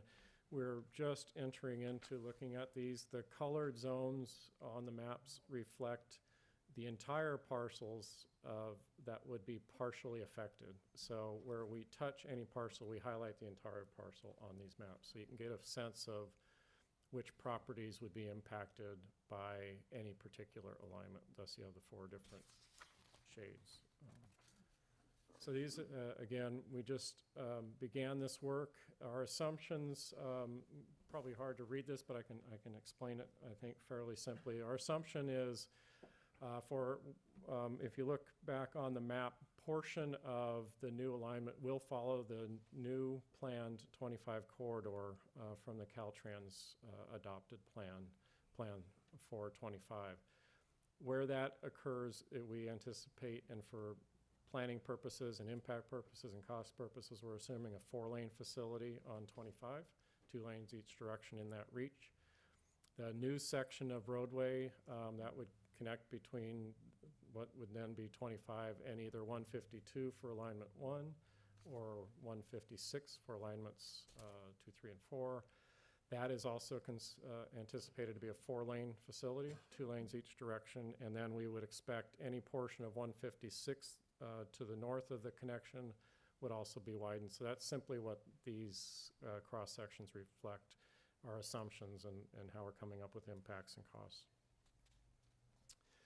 One thing we're taking into account of and very cognizant of is that we have the floodplain, significant floodplain, the Soap Lake area here. So this map simply reflects that we're cognizant of that, and that'll be brought into any development work that we do. It certainly was part of Alignment 1 already. And also note on the exhibit, perhaps easier to see on this, the green line at the top is the proposed high-speed rail alignment. So there's a lot of coordination that will be required, especially for Alignment 1 and probably Alignment 2, with high-speed rail in there, and in terms of property impacts and flood zone impacts, as well as wildlife corridors. There's a significant amount of wildlife movement that comes from the hills and goes through this whole area, and that's being studied and understood more and more as time goes on. So those elements would be coordinated directly with the high-speed rail project. With that, we put some features. I won't go through all this, but this talks about where we have grade separations, where we have potential interchanges and access points along the different routes. So it just summarizes in words what you just saw in pictures. And then we started a table of evaluation matrix. This is I think, it's a little more than the tip of the iceberg, but we have a lot more different elements we would like to and be developing for comparison purposes. But it does give a summary there of how far we go down SR 25 from 101. I'm starting from the left and moving to the right on the columns. So for instance, Alignment 1, we'd have about 1.7 miles of widening on SR 25, and then we'd have 8.6 miles of new facility, and then we don't have any interaction with 156 in Alignment 1, and then so total length from 101.25 interchange to the 152, 156 interchange for Alignment 1 would be 10.3 miles. And so you can just follow that all the way down. Obviously, the further south we go, the smaller amount of new facility and the larger amount of modification of the existing facilities, and the longer the route. Then we also looked at, very briefly, at travel times in these. So the reverse would be naturally true. The shorter route will be the shorter time frame. The most southerly route would have the longest time frames to get between 2 points. Note that those 2 points are not the exact same 2 points as the segment lengths, because here we're comparing the distance between the 152-101 interchange, the existing 152-101 interchange in Gilroy, to 152-156. So that would be the entire travel time for that. Then we starting to look at acreage of right-of-way that would be required for the various ones. And then I mentioned the commercial zones, and so we looked at the cumulative distance to the closest point on any route to the 3 or the 4 commercial zones, just as a reference point of how well they'd be served by any of those. So that is what we presented, and open to any questions. Chris, thank you very much for coming in. And it was such a important meeting last month. I felt it was important for my board to hear this presentation. And so in August, when we meet again, we need to I guess give VTA the go-ahead as far as studying. We're not a pick alignment. You're studying probably all 4 of them unless we have an issue with one or another. Right. Right. What would be helpful is if any could be eliminated. These 4 would be eliminated in August. We won't have. The August meeting is really focused on the 101.25 interchange and making a decision there. We'll continue to develop that, but this is more likely to be a more in-depth discussion at our next mobility partnership after August. Right. And one question I have for my colleagues, and kind of keep in mind, is Alignment 4 goes right through that commercial area that I don't know if it's they're so far along that we should be expressing concern, or go ahead and study it and let the chips fall where they fall. I kind of feel it might be a little too far south for it to be an effective alternative route for the trade corridor, but, you know, I don't want to rule anything out. As you could see from the tables, there's a lot of pros, and then there may be some cons with each of, in all of the alignments. But in alignment 4, we have that project that has been sitting there for, I don't know, 10 years, and looked like they were going to submit an application. They did, I believe. Did they finally submit an application? I'm almost positive they did. Yeah, and I hate to have VTA study an alternative that, you know, is a work, you know, out of favor of, you know, the county. And that's why I wanted to kind of bring this forward. You know, if they have turned in an application and they are serious about their project, I think it's a very good thing for San Diego County, and probably we should be studying alignments 1, 2, and 3. I agree with you. So, Chair, and, you know, I respect Supervisor Patel's involvement and stuff. I've been following this pretty carefully, and from my understanding, alignment 1 is a big problem because of the fact that it's in a floodplain, so the cost of that would really go up. And then an alignment 4 seems the most economic benefit to our community. Because, I mean, ultimately, if you're using 25, and correct me if I'm wrong, when we're talking about funding, I mean, the moment you make it a trade corridor, then the funding comes from, you know, you get federal funding, you get state funding, and then, and from, again, my understanding with the 152, Santa Clara is interested in us not having it go through 152, but that, you know, any farther route south, or in my belief, I mean, especially since with alignment 4, it's closer to the airport, that automatically becomes a benefit because it's next to that commercial area. The airport becomes a hub in that sense for commerce, that whole region, and it could have the least impact to farming and stuff because we're using already current roads. You know, 25 basically just gets widened. You have 156 already partial. That's part of the road that would be used also. So you know, these are the notes that I've kind of taken. It'd be the most positive. If we're looking at economic impact, commercial benefit to our community, alignment 4 is the one that makes the most sense. But you're familiar that there is a project going on there that has a lot of economic impact for our county? Well, ultimately, apart from that, this alignment would feed it, right? So it'd become an added benefit. I'm asking, there is a project that is already looking at this area, and that would bring a lot of economic benefit to it. That's what I'm referring to. But is that, I mean, Is alignment 4 going to deter that project? Yes, it will. It goes right into it. That's the problem we have. It goes right through it. Because I prefer alignment 4, but It would actually just go straight through the project. That's what I would like to know more information on it. Yeah, no, exactly. That's what Anthony was Yeah. referring to. That's what, Yeah. it would actually, it goes straight through that project. Yeah, let's get some more information, so we can't issue a position until we get that information. I'm with you. yeah, and that's my point of bringing it in, is that I want to make sure that if we're study all 4 alignments, VTA says study all 4 alignments, and at the end of the day, it's be the most feasible route. I would assume. Am I wrong or right, Chris? Or So one of the things we have done in the past, and we'll resurrect and bring back, especially again, we'll do it in August, is the goals of the new corridor, because they are varied and many and potentially in conflict with each other. So we have multiple goals we're trying to attain.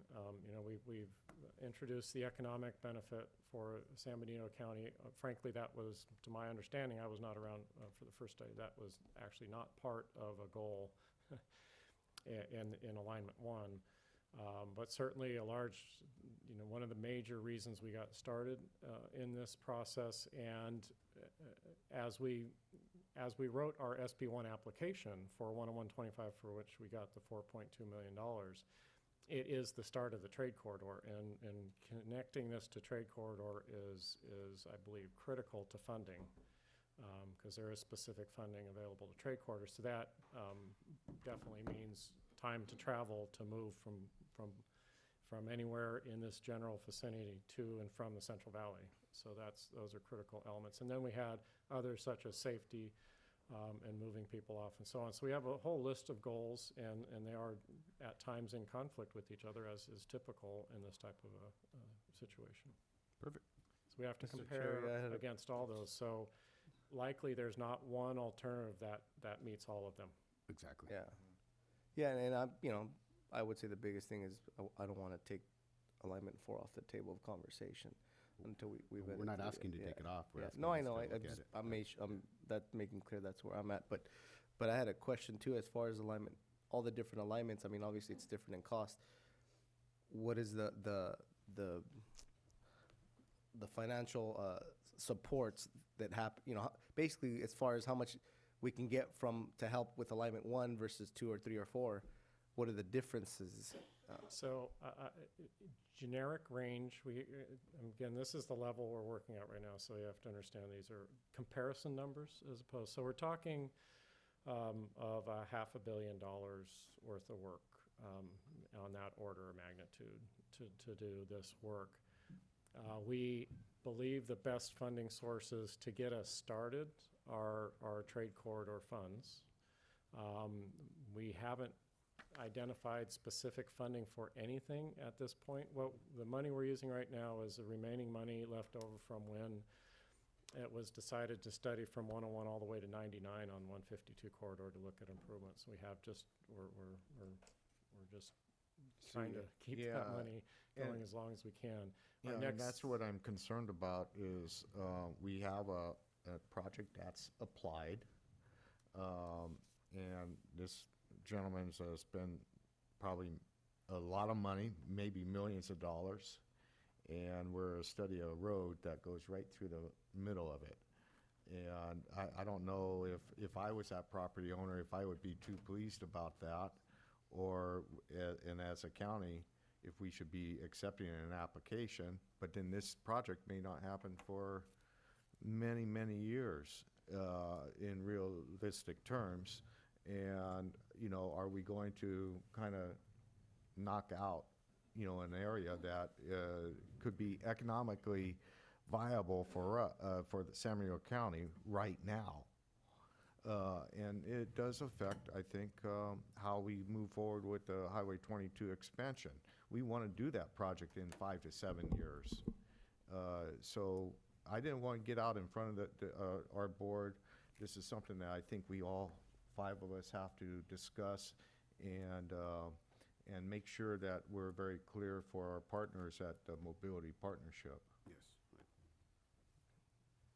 Well, I appreciate that, Supervisor Patel. I just want to, and all I'm saying is, I just want to understand. What is that? And I think this project was brought before your time also. I don't think you were included.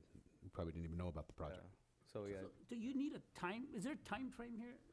On this portion, we do not have the next step would be to move into the environmental document phase, where you would study however many corridors you're going to study.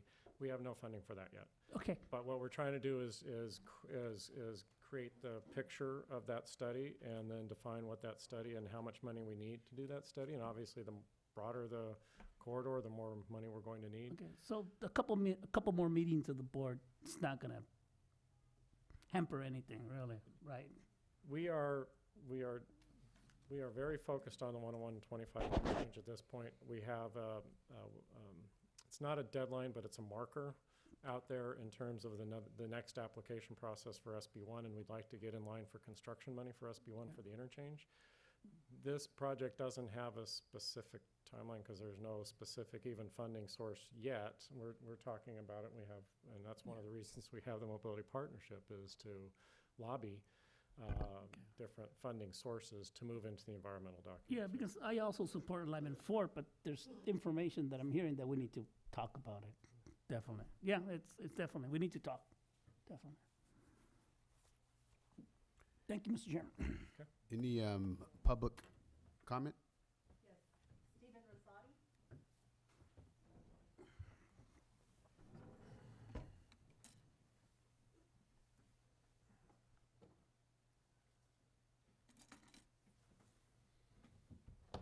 Good morning, or good afternoon. Steve Rosati, Hollister resident. I just wanted to make several comments on each of those items. On the interchange, one of the things that's going to impact that, well, I guess two things are going to impact that, the realignment of 152 and the Santa Teresa extension. And I'm hoping, when you look at both of those, that we don't lose the Santa Teresa extension. I mean, that's got to be kept in the picture for traffic flow on 101 and through Gilroy, and just the need. It's been talked about for 20 years, and if it gets taken off for political reasons during this phase, one or two, it'll never happen. So we can't lose that. Also, the alternative, if number two on the interchange seems to move the traffic the best, and that raised, and again, Mr. Metzger can correct this or clarify it, when you're going to be going over the northbound traffic going into 25, it sounds like it's going to alleviate a stoplight, which is going to be really necessary along the 25 corridor and at the interchange. The fewer stoplights, the better traffic flow, and it keeps people using the new thoroughfare. And keep in mind that all the new traffic from Highway 152, if they're going to stay on that road, they're going to need to have the traffic flow moving and not hindered, or else we're going to end up spending a lot of money, and we're going to still have people traveling Bloomfield, Fraser Lake, the Balsa, going to and from in both directions to save time. And that's something that we got to keep in mind here. As far as the four alternatives for the trade corridor and eliminating any of them, I have to say, number one, should, I believe, be omitted because of, again, the floodplain issues. More importantly, number four, I know it's an important alignment, but back in the mid-'80s, Caltrans District 4 and 5 did a joint corridor study on the 152 realignment at that time, because that was possibly going to affect the 156 bypass at that time. The conclusion they came up with at that time was a 60-40 split, and that a southern route wasn't going to be an answer to the difficulties back then. And I think with the increase in commute traffic that's happened since then, once again, if we're not careful and you pick a too far south alignment, it might be great for San Benito County, but it's not going to help the traffic flow, and we're going to end up with our county roads, as well as Santa Clara County's county roads, getting inundated with a bunch of traffic. And I just invite anybody here just to go out about 4 o'clock and drive around Bloomfield between 152 and 101 and Hollister. We all know it. It's an eye-opener, really is. And so I hope that this body supports alternate number 2, and it makes the most sense, in my opinion. Alternate number 2 allows the traffic to be pretty far south to allow them to use Hollister on the existing roads that are in place to use our services. So you're protecting both needs. You're protecting the traffic and you're protecting Hollister, and I just think number 2 has the least environmental impact as well. Thank you very much, sir. Any other speakers?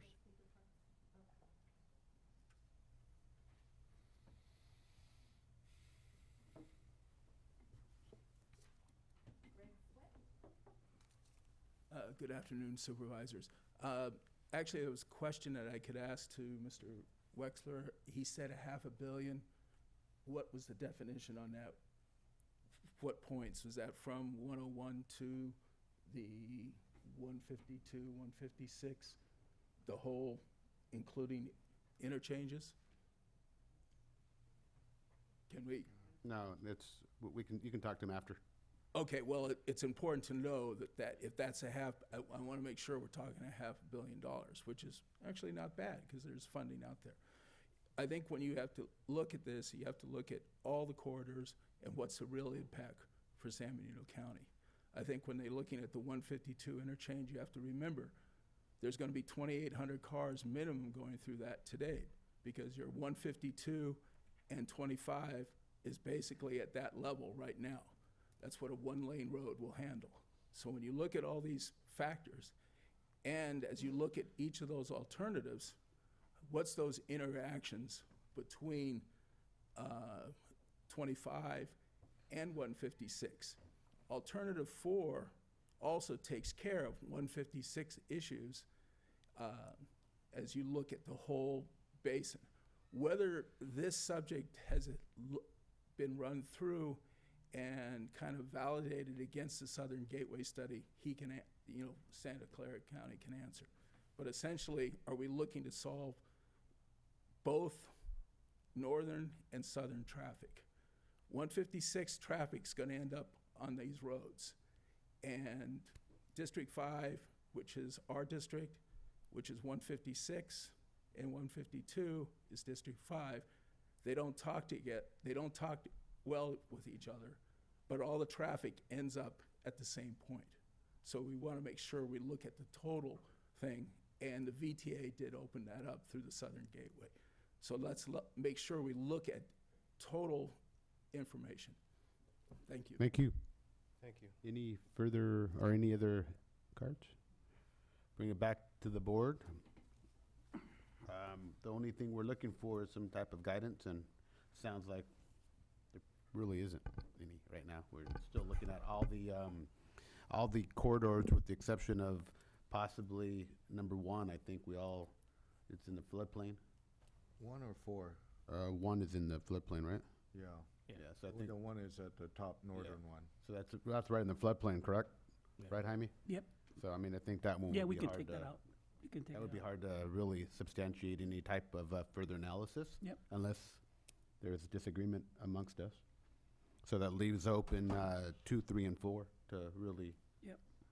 proceed forward and maybe do some research on what we spoke about. And I know Supervisor Hernandez was not, we can bring you, Ray can bring you up to speed on that project we're speaking of, being that you weren't on the board when we discussed it. I And if appreciate you need that. to be updated again, Jaime.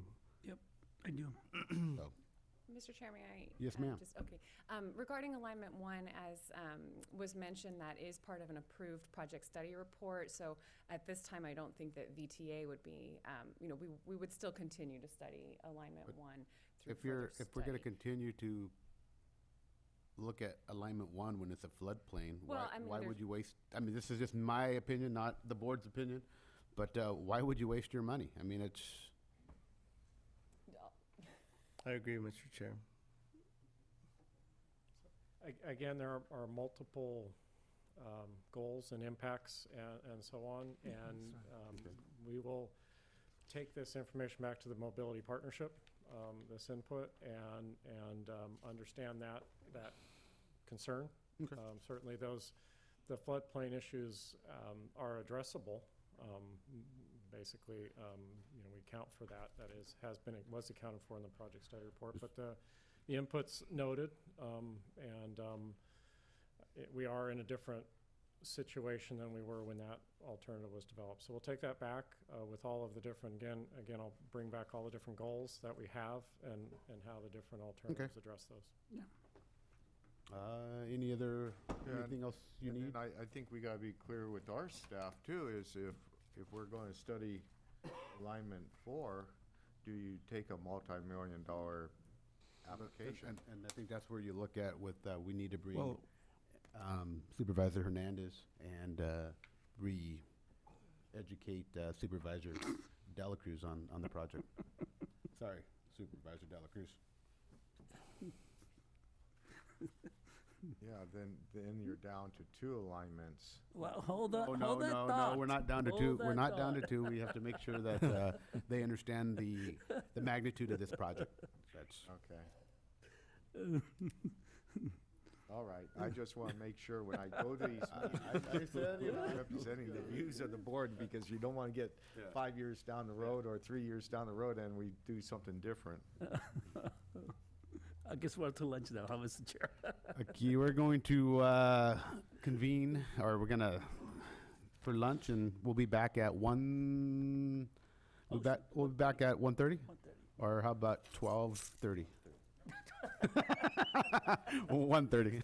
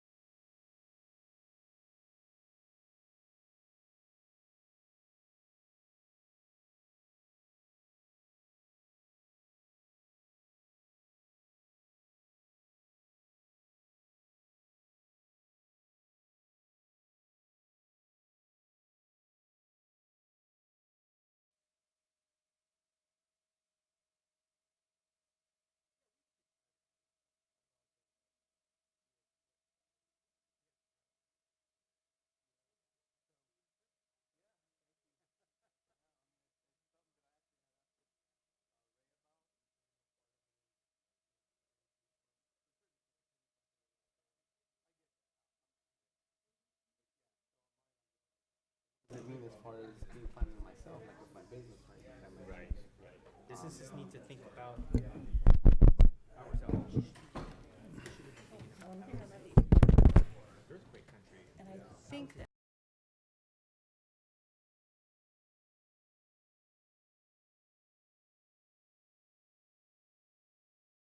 The clock shows. If I get it later, I'll put it on my computer. Thanks. Oops. We will now bring number 45, Office of Emergency Services, Kevin O'Neill. Good afternoon, Mr. Chair, members of the board. A big change that's been coming for this upcoming fire season is something known as the Public Safety Power Shutoff, or PSPS. There's been a lot of talk about it. There's been a lot of work done already, but we have Eric from PG&E here to speak about it. He's going to give a brief presentation, and then if you have questions, you can ask him questions, and then I'll be adding a little bit more at the end about some of what we're doing here locally in San Benito County. So, Eric? Thanks, Kevin.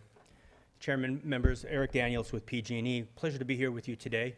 It's a shame the audience left. This is something that the community should hear, but there are ample opportunities for them to obtain information about this. PG&E has mailed information to all of our customers, as well as this information through various forms is available on our website. So there's a change in weather patterns that we've all experienced, and as a result of increased fire danger, not just in San Benito County, but throughout the PG&E service territory, we are embarking on some new programs to try to help address fire danger. And I want to give you a little overview of that today. Community Wildfire Safety Program is a larger umbrella package of programs, and this breaks them down. Do I just click? There we go. So the first item, we're going to talk about a little bit about the wildfire safety centers. I'll give you a little explanation about what that is and how they're going to interact and help inform us of fire danger. We're going to talk about vegetation management. There's been some changes from the PUC on how we do our work. And in addition to our regular annual reliability work that we do, we're going to tell you a little about some of the changes. We're going to talk to you about some accelerated inspections and the results of those inspections and the safety factors, quotients that they provide us. And then I'll give a little education about reclosers, the automation in our system in some places, and how they are, while very helpful during storm season, winter storm season, to help restore unplanned outages, they also can pose a danger during fire season, and I'm going to explain that and why we're turning the automation off. And then that gets us to the public safety power shutoff. We'll come back to that, though, in a second. In addition, the long-term support programs that we want to do to our system in the high fire threat areas of Tier 2 and Tier 3, and I'll explain that in a second. In the high fire threat areas, we want to do some hardening of our system to make it more resilient. I'll talk to you about some of those items, and then something called the resiliency zone as well. We'll talk about that in a second. But if we're successful with the with our continued veg management, the accelerated inspections, the automation repair changes, and then these hardening of the system in the long term, we will greatly reduce the risk of having to impose a PSPS. And so that's why I want to talk about those first before we come back to PSPS. So let's go through a few of these and give you a little overview. PG&E currently has a weather center. We already have an entire team of forecasters. Just like you watch on the nightly news, we have a team in San Ramon that monitors the weather on an everyday basis and into the future, monitoring when and where weather patterns are going to occur. It helps educate us so that we can stage equipment and staff in the right places. If there's a storm in certain area, we can move people to that area so that they can be ready to react if there are unplanned outages. That weather center is now going to be augmented with something called the Wildfire Safety Operations Center. They'll use some of the same tools, weather stations and things of that sort, but we're going to add to the pre-existing complement of weather stations that are out in the communities.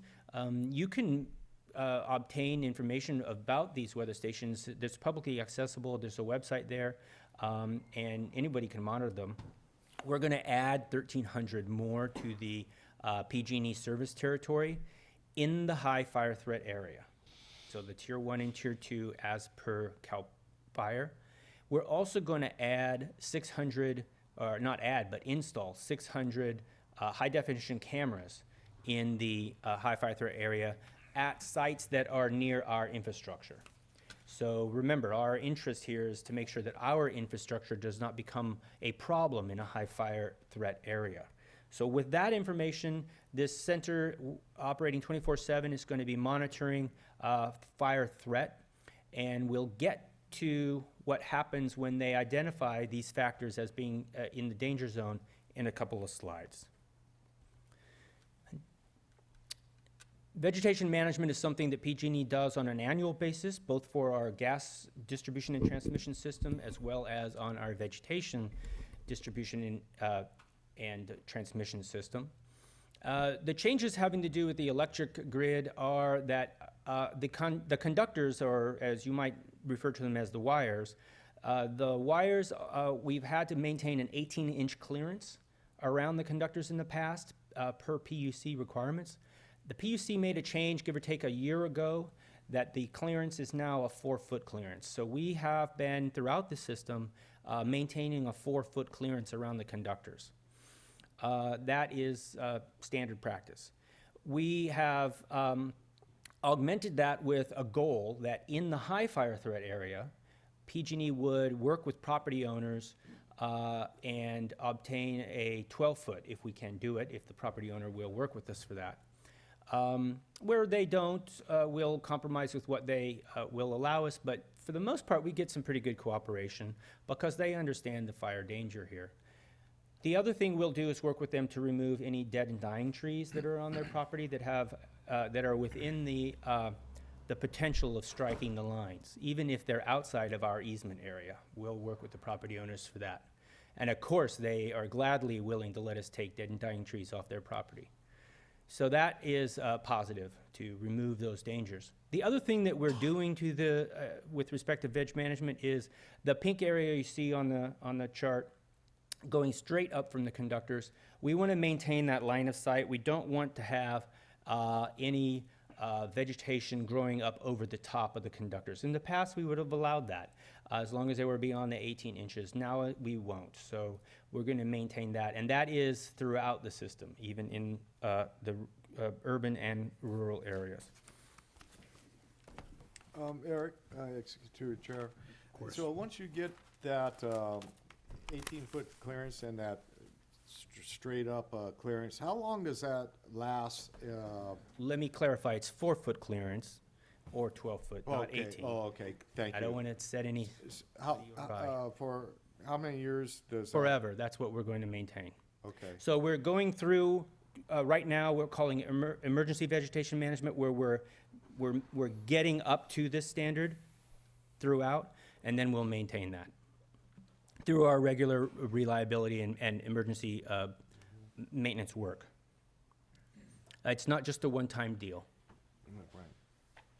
In addition, and similarly, with respect to inspections of our facilities, we currently do inspections of all of our facilities, being the towers or the poles, on an annual rotating basis. But what we're doing at this point is a wholesale inspection. We've sent teams out through the entire grid system, especially in the Tier 2 and Tier 3 area. That's where we're focused, Tier 2 and Tier 3 area. And again, I'll tell you where that is in a second. We are doing an entire inspection of the infrastructure. Historically, we've always used manpower. Someone would climb up the pole or up the tower, from the inside looking out, take photographs, send that information up to San Ramon for analysis. We've used helicopters in the more rural areas, so South County, I'm sure they've seen helicopters along the distribution and transmission lines that run down there. Those helicopters, I know my family's ranch is down there, and they come by on an annual basis from time to time. They will have a boom on the bottom of them that has a camera that flies up next to the tower, takes a photograph, and that information is sent up to San Ramon. We're augmenting that through this program and into the future, hiring teams of professional drone operators that will go to each tower and will fly up the outside of a tower, looking into the tower, taking photographs from the outside in, and then sending that up to San Ramon. The data that's collected through these sources will be put together, and the analysts will identify if there are any issues that have to do with that facility. They could be fasteners that are loose, fasteners that are broken, bolts, rust, chip flakes on coatings, any of these kinds of things and others, they'll identify them. If they identify that there's a safety issue, a tag will be sent to our service planning team. Our service planning engineers will then design a repair for whatever that issue is, and then the crews will be dispatched. Throughout our service territory in the high fire threat area, Tier 1 and 2, we have already completed all of the inspections. The design teams are now working on something over 50,000, give or take, tags that came in throughout that whole area, and they then will be sending out the crews to make the repairs. So the next part of what the public might see are crews in droves out on site making repairs. The opportunity here is for us to bring the grid up to as close to brand new as possible, so that we will then again remove the sort of dangers that we've seen in the past. This slide just talks about the crews making the repairs. But let's talk about some things into the more distant future, not the immediate work, but more distant future. In the high fire threat areas, we want to remove as many wooden structures as possible. So wooden poles will be replaced with metal poles in the long run. Cross arms in selected areas where it makes sense to do it. Cross arms will be replaced with broader cross arms so that the conductors are farther away from one another, which has a corollary impact on veg management because now we have that larger clearance going outward. But that's in the Tier 2 and Tier 3 more rural areas.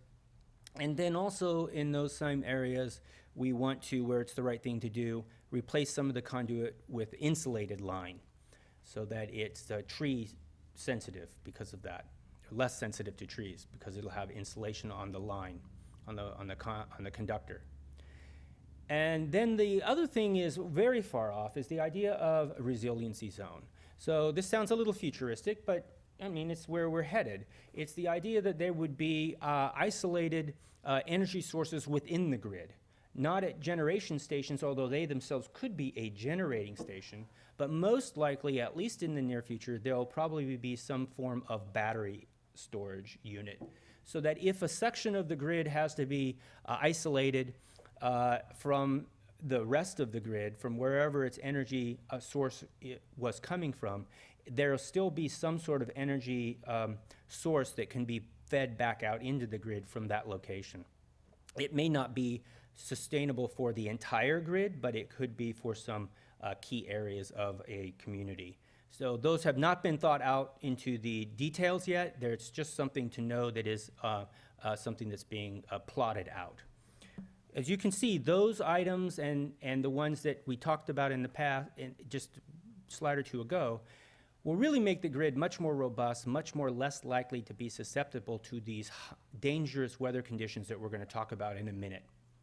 Before we do, I want to mention also this because this can have some impact to the rural sensitivities here in San Benito County. Some years ago, the industry standard was to reduce the length of outages as much as we possibly could. Of course, everybody benefits from that because your power doesn't go out as long as it might have otherwise.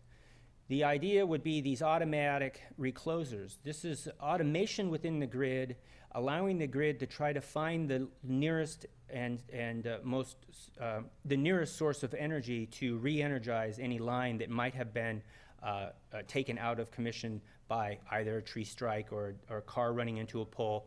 Isolate that area where the danger is, but then re-energize up to that area as close as possible.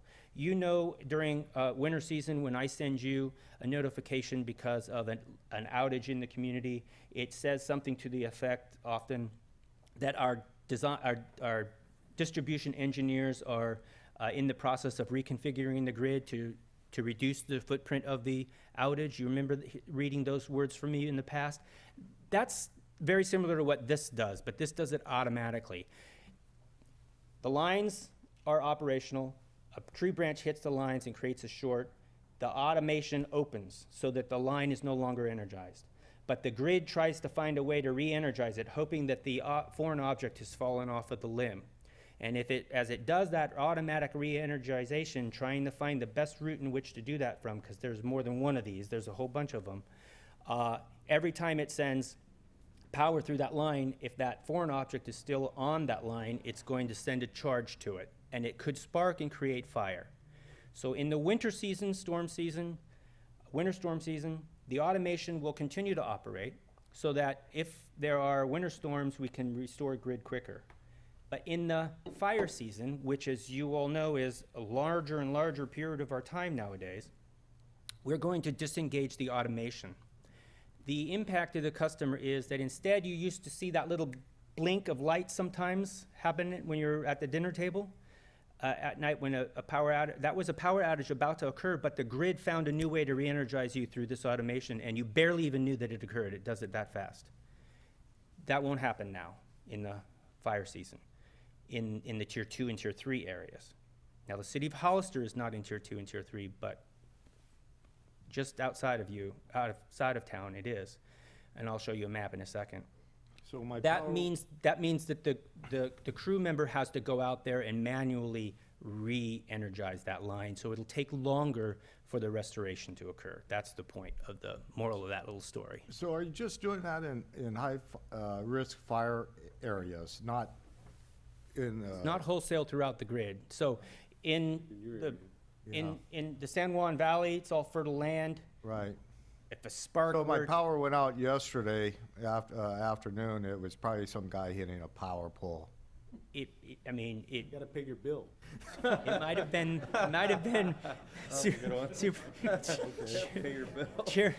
The chairman might be onto something there, but most likely. I have been on vacation. Come on, you gotta. Most likely, it is not that. It's most likely that a foreign object has come in contact with the grid, or there's been some disruption to it because some impact has occurred.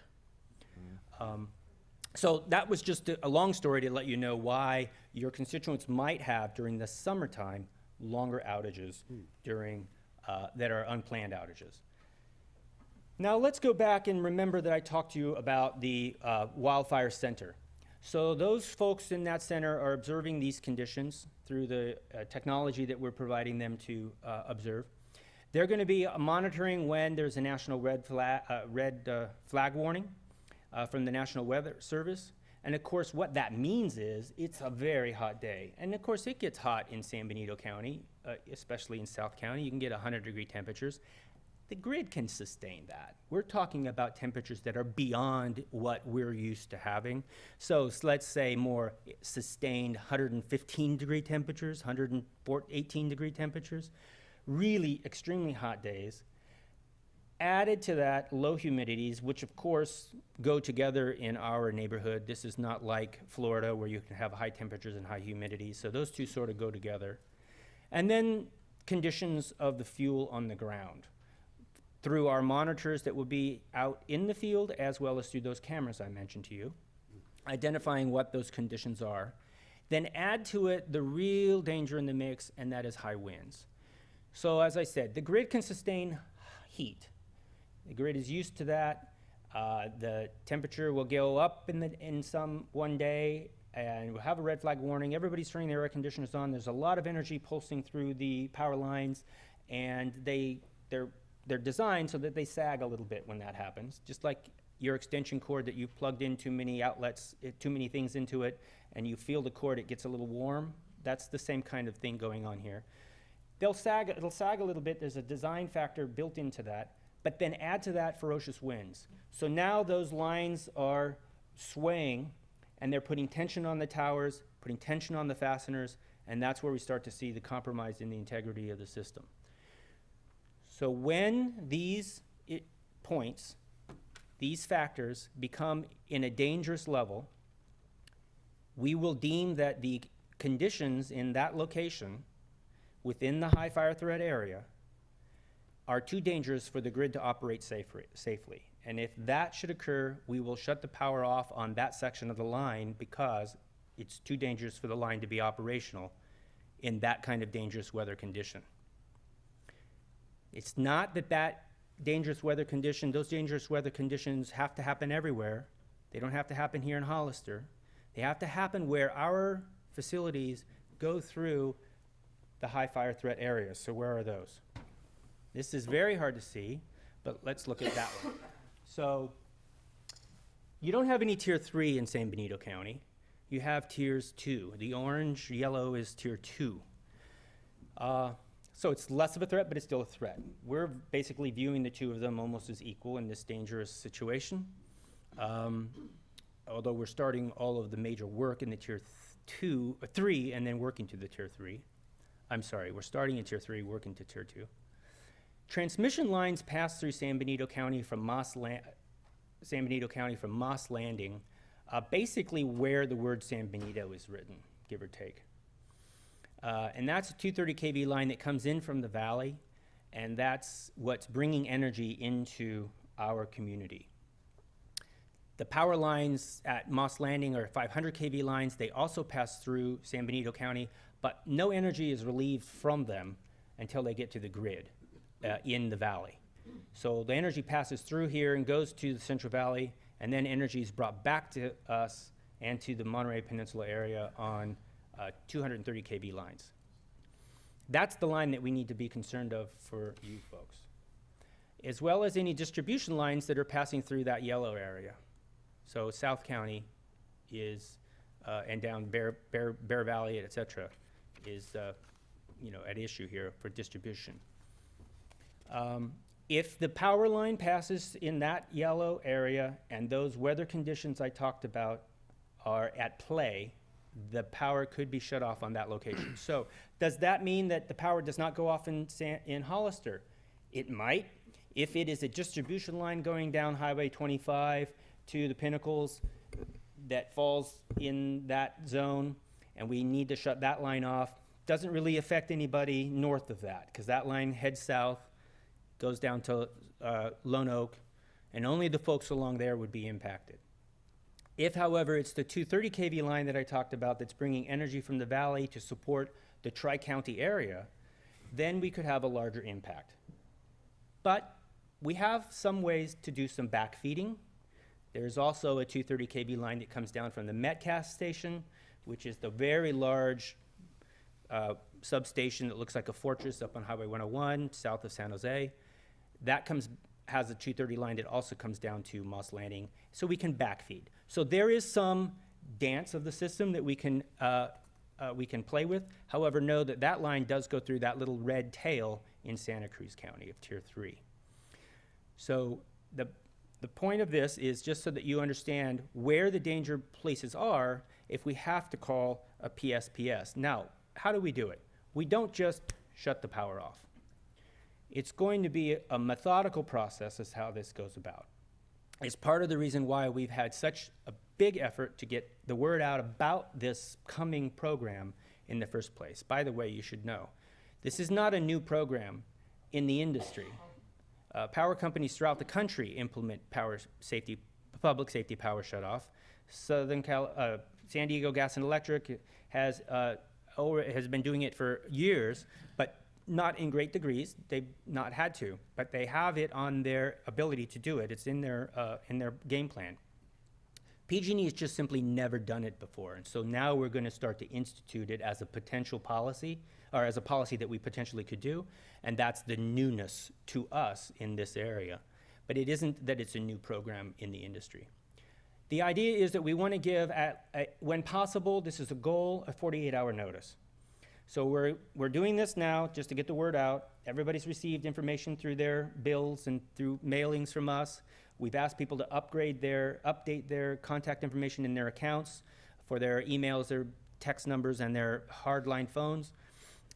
We have our media team that's been communicating to the media to try to get the word out. Public meetings like this, we're meeting with the first responder community as well. So the word is getting out that it's a potential that could happen. Then 48 hours, that weather center is going to identify that in 48 hours from whatever the time it is, they predict that we're going to have to do a power shutoff because the dangerous conditions will be too dangerous for our power grid. When they do that, we'll have all of this communication engaged. So there will be ample information going out to all parties, a whole team that also deals with baseline community, baseline medical community, a team that deals with medical community, team that deals with different sorts of customer base, whether they're cities or whether they're school districts, etc. Then at 24 hours, we will reevaluate whether we're still predicting that the power shutoff might occur in 24 more hours, and we'll provide another complete communication outreach. And then just before it is to be done as well. Then during the outage, there's going to be some public relations issues because people are going to be in a community where they don't understand why their power is out because perhaps it's not hot there and they're not in these weather conditions. And we need to start to educate them that the power that comes to you, however, passes through one of those fire danger areas that is in a dangerous weather environment at the moment.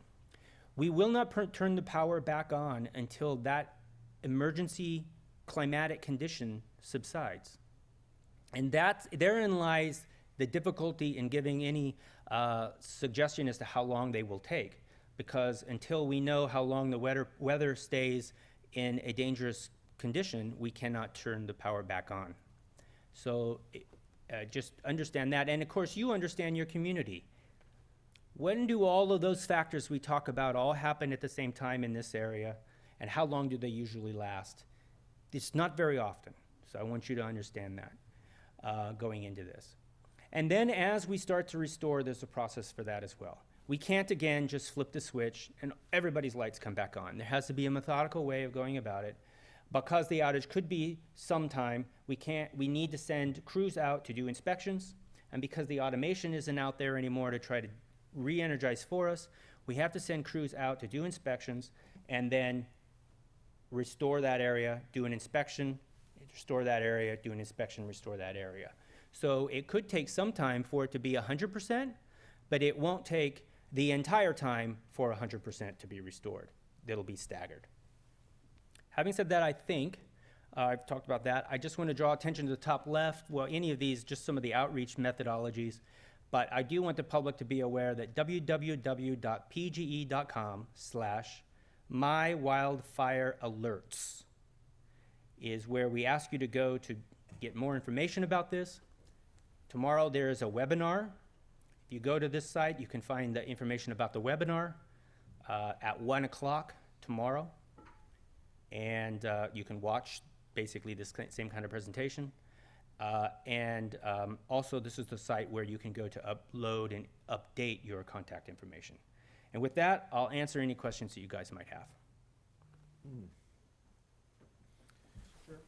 Yes, sir. I wanted to thank Eric for coming down and presenting. This is going to be a critical issue for all of us, I believe, because we do have that transmission line coming through where you see San Benito there. So I think even our city supervisors should be aware of this, and city council members. I know the city manager actually gave a nice presentation.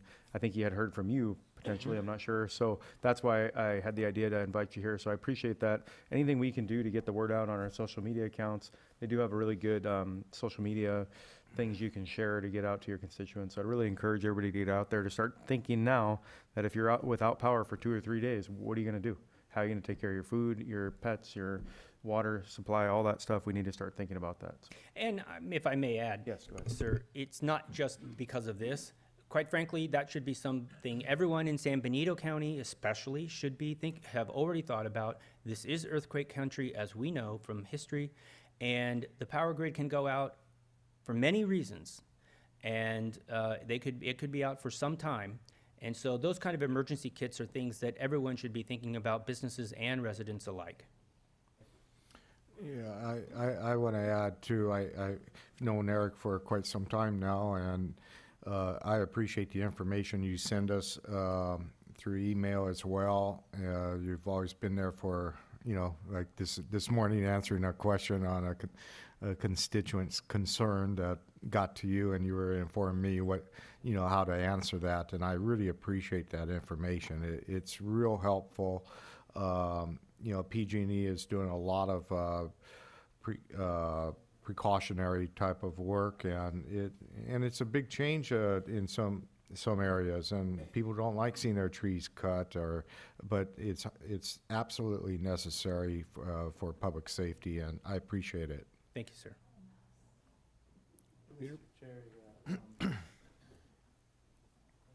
So I actually contacted not only Eric but our CAO when I got the email as a business, because I'm downtown, and one of the things that came to mind is obviously the question as far as like our area, right? So we understanding, even though our area is not necessarily these complete danger zones, but it's interconnected. Like, what are the possibilities? Does that mean we have to pay attention to the valley weather, and what would create some kind of a issue in that area that would affect us because we're interconnected? Valley weather area, valley area weather is probably not of concern here. Note that east of the county line, there's no tier 2 or tier 3 area. Yeah.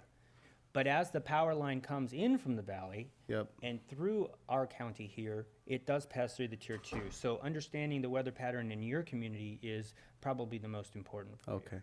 Well, and so within that context, though, it's still for me to be prepared. I have a lot of refrigeration in my business that if the power goes out, then I could potentially lose a lot of money with the cost of my products. So some kind of so I brought this to our CAO, if there's a way to basically come up with some kind of a game plan ourselves to support our community. I know it'd probably be a heavy lift, but even on the educational side, I mean, I know there's switches you could have as a business with a backup generator or something to that element. I think it'd be a healthy conversation. And again, it's not for the county to start funding things, but to a certain extent, at least the education, so we have a better outcome. So let me comment on that in a couple of ways. First, yes, you're right. It's the responsibility of business owners to try to determine how they're going to address this if, in fact, they believe that long-term outages could have an impact to their infrastructure or their product. Backup generation is clearly something that they should think about. We have information in the website about how to learn more about what kind of backup generation you might want to consider. We don't have recommendations on what you should buy. That'll be up to you and your contractor to determine. But backup generation in many different ways, whether it's solar panels, or whether it's cogeneration if you have a facility where that would work, or if it's diesel backup generation. Those things need to be worked into the grid properly, so you do need to have your contractor consider how you're going to do that. For instance, if you have rooftop solar on your house, you already know that if the power goes out, most likely your power goes out too. Yep. There's a reason for that. We can't have your small generation system generating electricity that's pushing into the grid if we have firemen trying to untangle a car from a power line down the street after we've shut the grid off. And so that's why those are turned off. Now, if you have installed when you had that solar installation put on your rooftop, or you can do it aftermarket, a disconnection from the grid, you can then become your own miniature little electric fiefdom. Basically, one of those resiliency zones I'm talking about, just for your own home or your own business, and that is something to consider. Yeah. It can be costly, however, I recognize that. Then the other thing I wanted to mention is and I think Kevin's going to talk about it. Every jurisdiction, every agency has an emergency plan, government entity. So you need to look at what you have for your emergency plan and start to consider how do you fold in the PSPS potential impact into your emergency plan. And so how would you stand up and how would you assist the public if in fact that it needed to be, your emergency plan needed to be instituted as a result of a PSPS. Any other questions? Any comments from the public? Well, I actually have something else to add if you don't mind. Yes, sir. Mr. Chair. Of course. So I just wanted to kind of give you an update on what we've been doing here locally in San Benito County to prepare for this. Where I think, excuse me, where I think this even presentation came from is about a week and a half ago or so, the Office of Emergency Services hosted a meeting with all of our public safety, water utilities, and city management officials, where we presented basically the same presentation. So Billy Avera, city manager for Hollister, was there, and I believe then he reported to the city council. So that was step one. Our number one priority, if there is a public safety power shutoff, is ensuring that our critical infrastructure and our essential services remain functional. So what is that? That's our communication infrastructure. That's our pump stations, our wells. That's making sure that our fire engines and police officers are able to continue to respond to calls, and to make sure that people can still call 911. Right, so when people turn on their sink, they're getting water. So that's our number one priority. And to accomplish that and to build a more resilient county, we are acquiring a list of all generators within the county that are attached to public facilities. So again, fire stations, pump stations, et cetera. And we are working on a contract for emergency fuel supply with some local vendors here. Dassels is already on board. They want to help out in any way possible. We're just doing the work now to have a contract in place so there's a funding mechanism, and just to kind of protect ourselves as well from any price gouging or anything like that. But as you may or may not know, generators only work for 12 to 24 hours without refueling. So that is critical. Second priority would be what Supervisor Hernandez alluded to, which is that economic impact that a prolonged shutoff may have. That's going to need to be incident dependent. The specifics we'll have to address, but that, as Mr. Daniels pointed out, is why we have our emergency operations plan, our emergency operations center, why we exercise and train and have those systems in place to address those unique scenarios and make sure we're doing what's best for the community. Now, one thing I do want to quantify the likelihood of the shutoff happening here. And this is only one metric, one thing that PG&E looks at, but in the last 10 years, we've only had 16 red flags somewhere in the county, right? So sometimes it's just been a little piece of Pinnacles or down south. Sometimes it's been a wider area, but there's only been 16 in the last 10 years. So a little over one a year. And that's only one of, I believe, six factors that PG&E looks at. There's absolutely other regions in the state that are worse off than us. But, fingers crossed, knock on wood, we're hoping for a pretty, I don't even know if I want to finish that sentence just in case, but we're preparing for the worst, but we're hoping for the best. And I think we have everything in place to address it if it does happen. So. Hey, Kevin, quick question. You mentioned about having vendors in place in case of emergency. Is there like an option agreements with them where you're paying them to have standby material and supplies and fuel? That's not what we're talking about. I don't know if that's an option. What we would be talking about is essentially just a not to exceed amount in a contract where they would provide whatever services they can at that time, which is why we're looking at multiple sources. Dassels was the one I had the most recent conversation with, and they don't want to commit to anything because they have multiple obligations as well. But they do recognize that we are one of their top priorities given the public safety factor.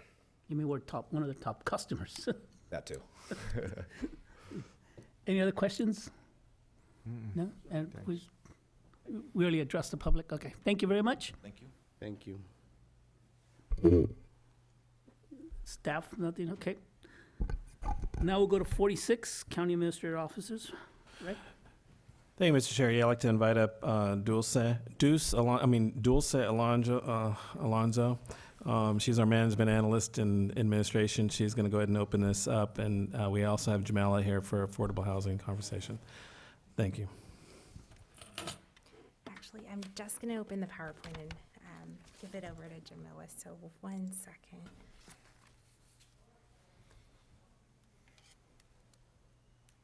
But as I'm opening, do you want to introduce? Yeah, that works out fine. Can I move to sweep that? Yeah, perfect. Good afternoon, Board of Supervisors. Like Ray said, my name is Jamila, and I am both the Housing Programs Coordinator for the City of Hollister and San Benito County. Today in front of you, I will be providing an introduction to our affordable housing ordinance. As Dulce brings up the PowerPoint presentation, I just want to give a little bit of background and kind of some historical information regarding the affordable housing ordinance. So as some board members who were present, the affordable housing ordinance was actually passed in 2016. So the ordinance has been available since that time.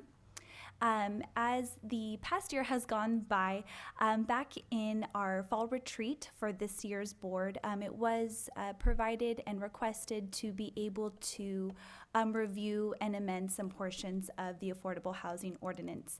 One biggest portion that was not addressed in the previously approved ordinance was having an in lieu payment and having some other amendments that were discussed at the fall retreat. Since the time at the fall retreat, both staff and other members have been meeting together, and we have vetted some information through an ad hoc committee. That ad hoc committee included staff like us two here, and then two planning commissioners as well. Within that ad hoc committee, I myself did address a few other organizations, some local developers, and some local nonprofit developers as well, requesting some of their feedback and some of their information. And most recently, I believe just last week, the Planning Commission met and at this time have voted 5-0 to move forward with the current amended affordable housing ordinance as written. They did make a couple of suggestions, and I will address that in a moment as well. So one of the main purposes for the affordable housing ordinance is to enhance the overall public welfare, benefit the property being developed, and overall provide an assortment of housing for individuals from extremely low, very low, low, and moderate income. With the affordable housing ordinance, we did not make significant changes. Again, this is just an amendment to the ordinance. This is not a new ordinance. Most importantly, at this time, we did remove the previous sections that were labeled 21.03.14 through .016. They were labeled like affordable by design and development standards. At this time, we did not have any suggestions or wanting to expand those sections, so we did remove that. And I apologize, there's an error in my presentation. We didn't necessarily remove the density bonus section. It's just removed from the amended portion because we didn't make any changes at this time. The second portion that we wanted to include and have a larger definition to is extremely low income and the use of potentially future in lieu payments towards the use of and production of extremely low units. At this time, just like before, a developer does not have to provide extremely low units, but we thought if in the future we do receive payments for it, that we can be able to use that towards the production of extremely low units. It wasn't quite clarified in the past ordinance. And then, like we have mentioned before, at different times in different presentations, and particularly at the Fall Board of Supervisors retreat, extremely low units is part of our RENA expectations. So as a county, we are expected to be providing units at all income levels. I will go a little bit more in depth in terms of number 3 and 4, but at this time we did update sections to the Housing Advisory Committee and included housing advisory bylaws included as well to be reviewed because we did not have any at this time. And then lastly, establishing an in lieu payment and an inclusionary unit cost. Did you update the administrative manual at all? Not yet. Originally, that was my goal, to be presenting all three, the amendment to the ordinance, the Housing Advisory Committee bylaws, and then an updated administrative manual.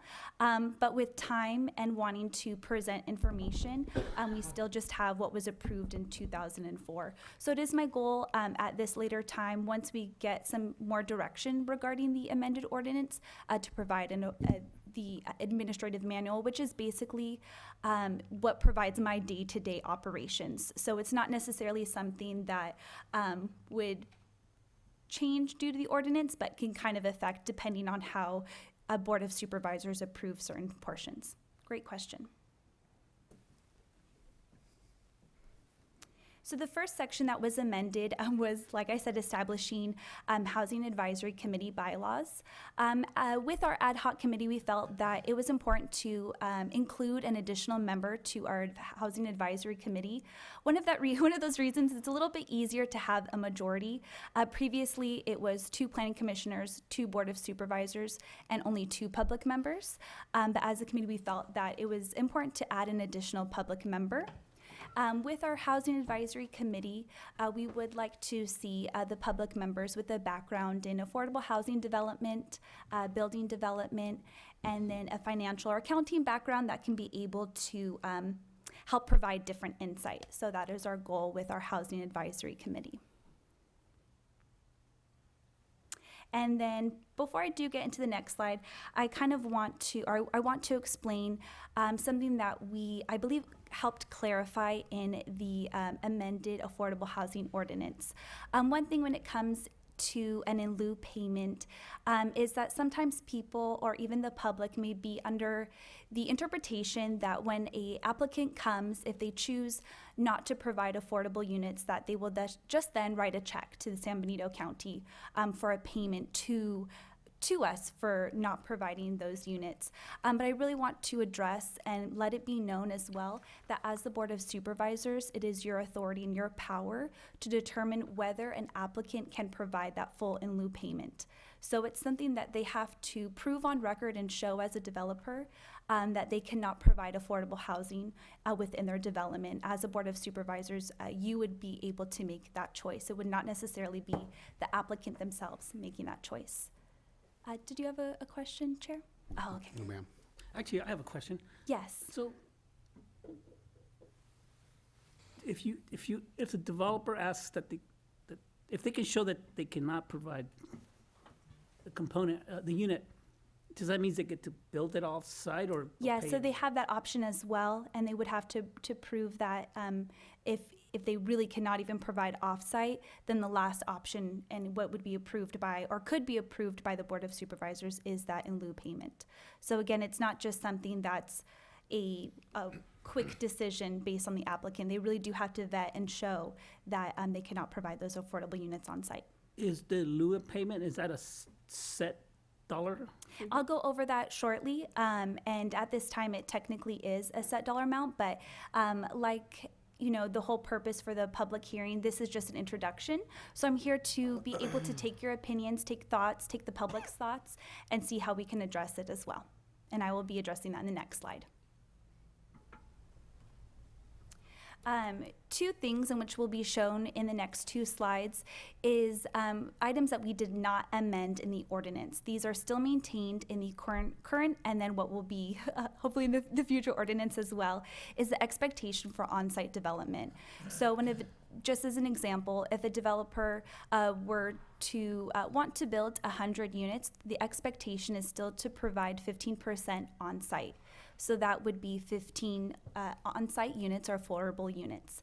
In the ordinance and currently written, and which was not amended, there is then a breakdown based on percentages. So an applicant would be expected to provide 5% moderate income units, 5% low income units, and then 5% very low income units. Yes. Sorry, Jamel, I have a lot of comments I'll save for the end, but might as well hit this one while we're on the slide. Of course. You mentioned that there is not a breakdown. When you go to the next slide, we're gonna see that it changes a little bit based on the fractional when it's on an even number. How are we determining that? Is that random? Is that something we are gonna codify in the future? What's the thoughts there? Sorry, I may not be So I understanding the I question a understand little the bit. 15% affordables, got that. Mhm. I see where that's coming from. I understand that. When you break it down into 5, 5, and 5, you just mentioned, I believe I heard you right, that you said it's not codified in our existing ordinance. Is that correct? Or did you say it is codified? So this is what is still codified Okay. in our current And then when you ordinance. hit the next slide, do you mind? Yeah, going- so this next slide is related to off-site production. Okay. Yeah. Maybe I Is should just that, let you keep going. is that Instead which I- one you were instead I- thinking of, or were you thinking this about the slide after? Instead I jumped ahead. Go ahead. Okay, no worries. I'll definitely hold and pause when we get there. No problem. So I just wanted to then explain as well that still maintain in the amended ordinance that if an applicant were approved by the Board of Supervisors to provide off-site units, the expectation is still 20%. So for instance, if a development were to be 100 units, the expectation is to provide 20 affordable units. Still maintained in the amended ordinance is a breakdown of expected percentages based on income levels. So 8% would be for moderate income units, 6% low income units, and then 6% very low income units. And that is still maintained in the current ordinance, or the current amended ordinance. The next slide that Supervisor Gillio is referring to, I will be going through table by table and column by column. I think personally is kind of the most involved portion of the amendment to the ordinance, and it will take the most time to go over as well. So if you have questions throughout, let me know, and I can definitely pause. Hopefully I won't lose my train of thought either. So what you see before you here is an affordability gap analysis. We originally and still contracted with Gruen Associates, who completed an affordability gap analysis. What an affordable gap analysis is basically looking at or what methodology they used and what we continued to use in our example is comparing what a market rate unit price is compared to what an affordable unit price would be, and what is that gap, and what are we missing, what are we needing to provide to fill in that portion.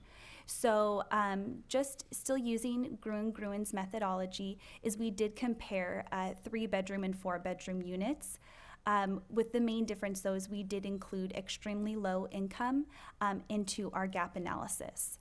One reason for that is we do want to use future, if we do receive future in lieu payments, to be able to use that towards the production. So on the left-hand side, you will see the breakdown of each of the income levels: extremely low income, very low, low, and moderate. And the next column over where it says average market price, that was Gruen's determination for San Benito County's average market price of $613,500. And the next two columns, it is based on the affordable price for a 3- and 4-bedroom unit. So I see the affordability study, but was there a nexus study done also? So based on updated legal laws, and county jurisdiction can be able to complete an affordability gap analysis as a means to determine an in lieu payment. So a nexus study is not something that has to be, for lack of better terms, mandatory for a county or for any jurisdiction. Okay, thank you. Yeah. Okay, walk me through this. I read Yes. it last night over and over, and I even called Ray last night, and I couldn't. 11. So, Yeah. so, all right, let's talk about the first one, the extremely low.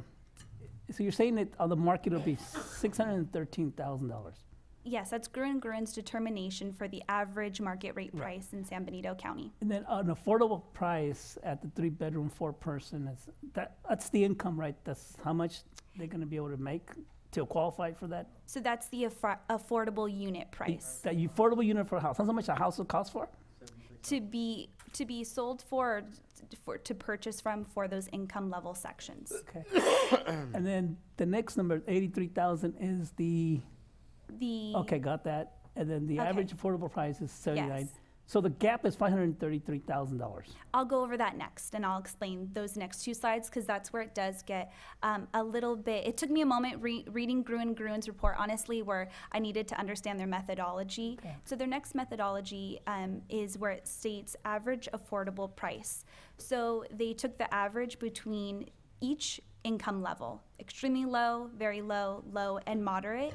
So if, let's just say, for instance, we look at the moderate income level, the affordable price for a 3-bedroom is the $365,000, and then the affordable price for a 4-bedroom is $395,000. The average is then that $380,000. So under that column that says average affordable price, it looks at the prices between a 3 and 4-bedroom. Still using Gruen's methodology. So where it says 79, 140, 202, 380, that's the average for each of those income levels. Okay. And then what they did next is to determine the actual gap. So the gap is the difference between the market rate price and what the average affordable price is. So if you were to subtract $380,000 from the average market rate price of $613,500, you come to an amount of $233,500. So where that gap is, that's basically taking the average market price and subtracting that from the gap. Or excuse me, subtracting that from the average affordable price. And let me know if I need to explain that differently or if, okay. Then still using Gruen's methodology is determining the average gap. So if you were to take all the numbers that are listed under the column gap from the 533,000 to the 233,000 about, the average gap then is 413,000. And then from there, if you were to multiply 20% for the in lieu payment, that would be the amount of $82,600. So a 20-unit project, right? It's a 100-unit project, right? They would have to pay $82,000 per unit. Per building unit, not per inclusionary unit. Per building unit. Yeah, so 1. Correct. So it'll be, how much would that be? On a 100-unit, how much do they pay? Million something. Million something? Yeah. So that's, was it 8.2? 8.26, yeah. 8.26. So, Before we go forward, yes. you did mention it already. I really want to understand where the extremely low came from, because that's really what kind of skews this It does a lot, increase. because most jurisdictions have very low, low, and moderate. Yes, and- it does increase the average gap. Yeah, a lot. Our biggest reason as an ad hoc committee to include it is, one, as an expectation with our RENA, the county is expected, to be able to maintain and provide and incorporate extremely low income units, and then also having the future potential use of the in lieu payments towards the production of extremely low units. That was the reason for that. It doesn't necessarily have to be maintained. That's why we're here discussing. But as a committee, we felt that that was an important income level to include as well. Thank you. I have a question before we go to your Sure, more sure. brilliant question, Mr. Chairman. I was looking through this, and I only see it being addressed for houses. To me, I don't believe low income people necessarily need a house. If I was a developer, I was to build a 100-unit development, can't I just build a 15-unit apartment complex and call it good? I think as a Board of Supervisors, well, first, that project would go to the Planning Commission, then would go to the Board of Supervisors. I don't think that's something that the current ordinance, it doesn't specifically address, but at the same time, it does allow for flexibility. So that is something that can be vetted through Planning Commission and vetted through the Board of Supervisors. I think one of the biggest intentions for it is, we do see a lot of single-family units being built, and the purpose for this type of inclusionary housing is to have it be included within the unit, within the production of that entire community. So it's not necessarily just a section that this is where our very low to moderate or very low to low income live, or that this is the only section. So I think the intention behind is to build an included community and to build something where it's, you know, not just multifamily units, but at the same point, it doesn't necessarily mean that they can't. So that's something that can be reviewed. But, you know, I think the reality of things is you could put a family in an apartment, and I think we need to have more zero lot line type of construction, and, you know, higher densities to house, you know, different economic scales. And I think, you know, sorry. and that's what I was looking for today, and I don't see it here at all. I think that's what this community needs, is more rental units. And we're not gonna build houses for everybody. Not everybody is going to go in a house. That's a reality of today. And that's what the cities are doing now. That those are all kind of, they're building up. And Hollister has a couple of good Yes, they do. projects here going. And I think that's what we have to somehow encourage, whatever development. I don't want a whole lot of development out in the unincorporated areas. I think we're moving away from that as well. But to meet affordable, it's through rental. You're not going to come up with a down payment. Low income guy doesn't come up with a down payment for a $600,000 house, and I don't think a developer could supply it on the other end too. You know, the in lieu fee went from too low where we're at right now to way too high being proposed here. That's just my feelings about it. You know, the quick question I had was, you know, when we're looking at the restrictions on the sale of the house after, that's what, you know, I know that that's probably part of your administrative manual. You know, when I'm thinking of the research I've done is when I look at, let's say they had it for a prolonged period of time and then they sell it. Is there a certain period of time they have to wait in order to, is it 30 years? Is it 40 years? So that's one item that has not been amended either. Okay. One of the reasons that it's written in there for a deed restriction is to preserve the affordability of these units.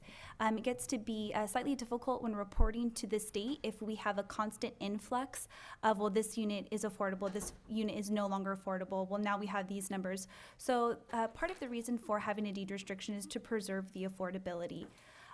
In terms of what is typically written, excuse me, is that they will be signing a resale restriction. So within that resale restriction, which would be vetted through our legal counsel, is typically, and a family could be able to sell their home at any point within that 30 years. But it has a restricted price that they can sell it back to the community member so that it could be then affordable for another community member. Is 30 now changing to 45, the average? Typically, it's maintained with the length of a home mortgage loan.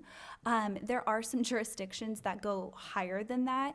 There are some within the city of Hollister that there are a few that have 45-year restrictions. But I think part of the reasons why we've maintained 30 years is follows the length of a loan. And then it still gives, you know, that family that chance to even see it through the length to later on maybe even sell it at market rate.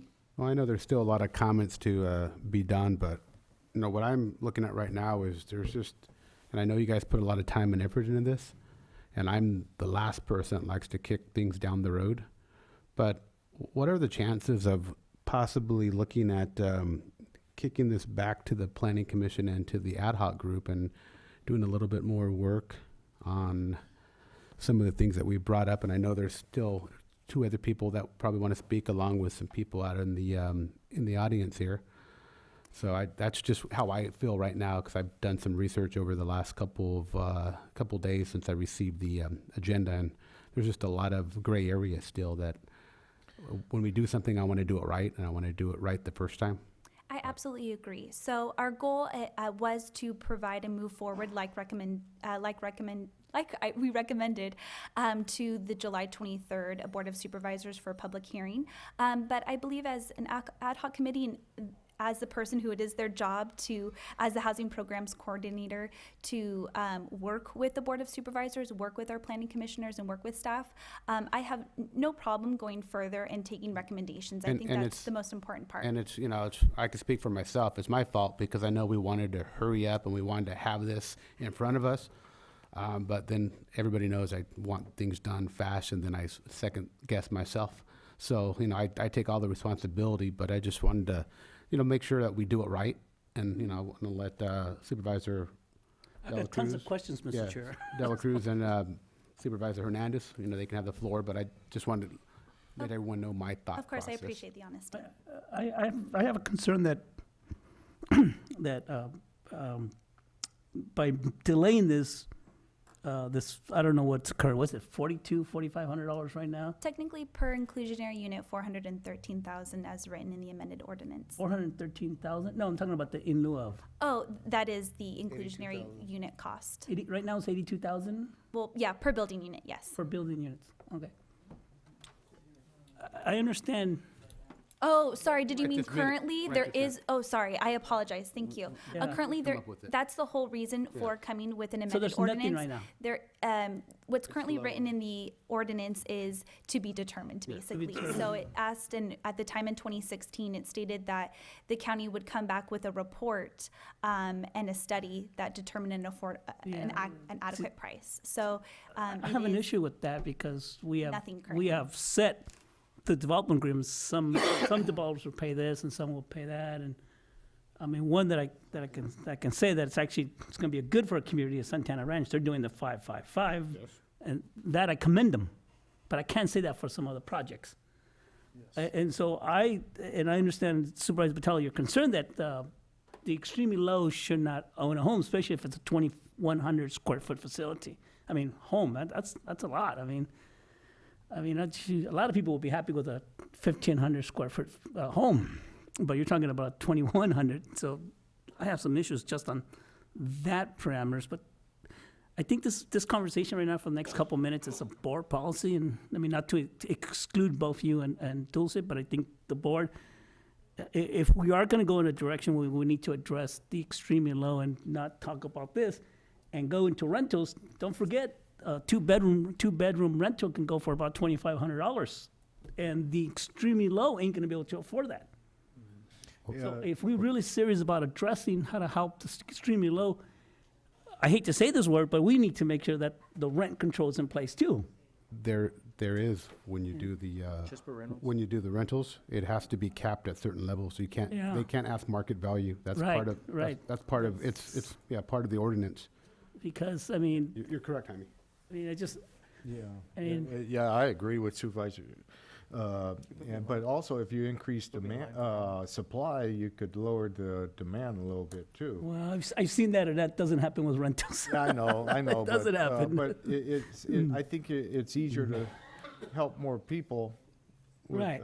The tighter units and smaller units. Yeah, but at the same time, I'm going to bring the other side of the argument, and is that do we want a community of inclusive, and do we want a community that we're just going to build all the low income, extremely low on the west side of Hollister, or are we going to spread it out through the whole community? I mean, because that's the current trend we're doing. We build everything on the west side of Hollister, with the exception of Santana Ranch, which is still yet to be built. So, I mean, she does bring up some good, valid questions, and I definitely don't want to see my neighbor's kids moving out of Hollister, because there's that migration that if you live in San Jose, they're moving their kids who can't afford down to Hollister. So now we're going to move our kids out of Hollister to Los Baños, Augustine. So it's a trend. If we don't set policies to make sure that we take care of our own, kids, then are we just following that policy of, kicking you out of the community and go live somewhere where else is cheap? And I mean, it's this tough question, and you might be right, Mr. Chair. Maybe this is something that we need to further look into it, but I just have issues right now that there's nothing in place in terms of consistent in lieu of fee structure. When you say there's nothing in place, Supervisor Dela Cruz, there is. It's us. We determine the levels. Us five sitting here, if something came in front of us, correct me if I'm wrong, please. If something came in front of us today, the five of us, come to the conclusion of whether it's 60,000 or whether it's 50,000 or whether it's X. So that's kind of how I understand it. If I'm Yes, you're correct. What was amended in the language is basically just to be a little bit more clear in terms Yes. of the authority, but that's still written in the original version. Let me kind of clarify though. So we have the ordinance, it's my understanding that we have the 15% on-site and 20% off-site. So the building is already set, the building construction, but the fee is not set in the ordinance right now. speaking of in lieu, yeah, the in lieu. So that has been a voluntary contribution from those developers, and the board can't necessarily compel those developers to pay that fee unless there's a development agreement that they wish to voluntarily enter into. Understood. Okay. But we could say, Thank you. correct me if I'm Supervisor wrong, we Gillard? could say whether or not you need to agree to this development agreement, and these are our rates, and if you don't like the development agreement, we're not gonna agree to it, and it takes 3 of us to agree to the development agreement. And then the other thing is right now, currently the way it is, we can just say, no, there's no in lieu of fee. Either you build 15 or you build 20, because it's not clearly spelled out. And I'll leave my point there. I have a lot of points to make, but I'll wait in line, because I think I'm behind Mr. Supervisor Hernandez? Sorry about I that. don't mind Supervisor Gil mentioning that could be the last one. That's Okay, fine. I'll go ahead. So here's some of the concerns I have, and number one, I wanted to thank staff, because you guys worked incredibly hard on this, and it came really fast. And for me, that was one of the issues. I got the agenda Friday, no excuses. I studied it over the weekend, and these are my comments. I would have met with you guys before it got published, but this is kind of the first time I've got to see it. So when I read through Gruen and Gruen, it talked about worst case in lieu of fees, and I totally understand why ours changed because of your gap analysis with the extremely low, and that's what increased us to the 82.6, I believe it is, 82.6. And Gruen and Gruen talks about the worst case scenario was 34,000 to 46,000 in lieu of, which equates to about $16 to $22 a square foot.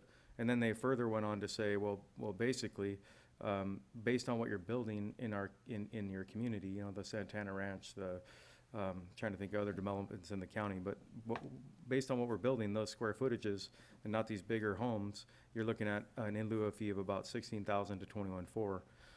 So when I initially saw that 82.6, I was like, wow, that's a pretty big number. And then now, it took me some time to understand exactly how you guys got there, and I understand how you got there.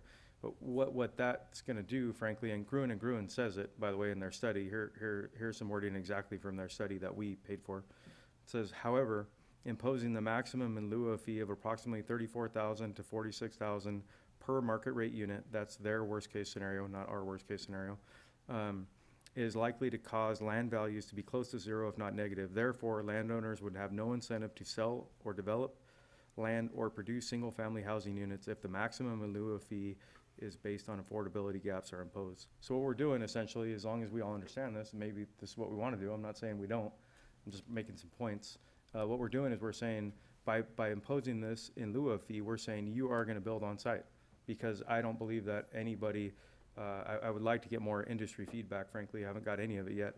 I'd like to get some more of that, is I don't think anybody's going to build at affordable, or pay the in lieu of fee, right?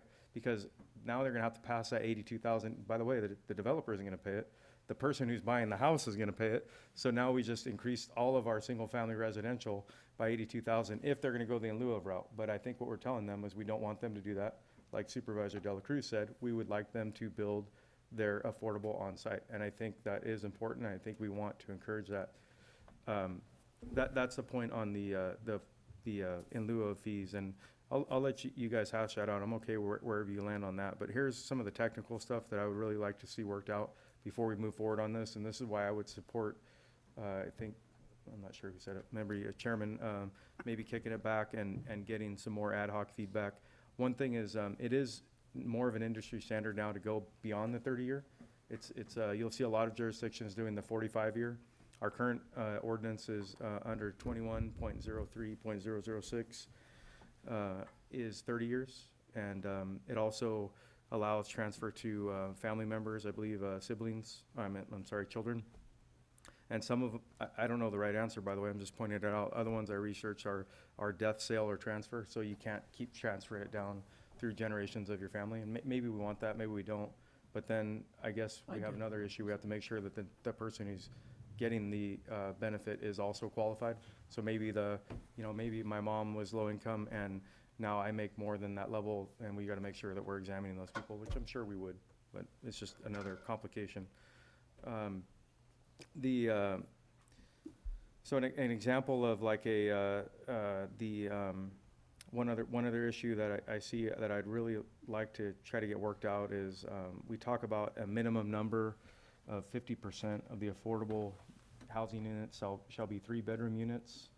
And you could probably answer this question after I'm done with all these points here, but I don't understand why that is. Why, you know, because some projects that's probably not going to make sense, and then for other folks, maybe if we didn't make them all 3-bedroom units, we could make more affordable units and benefit more people. Because on the example of a 100-unit project, we may only be benefiting, 5 of the very low, or the extremely low. So that, you know, it's great to help somebody, but 5 is not a lot of people to help.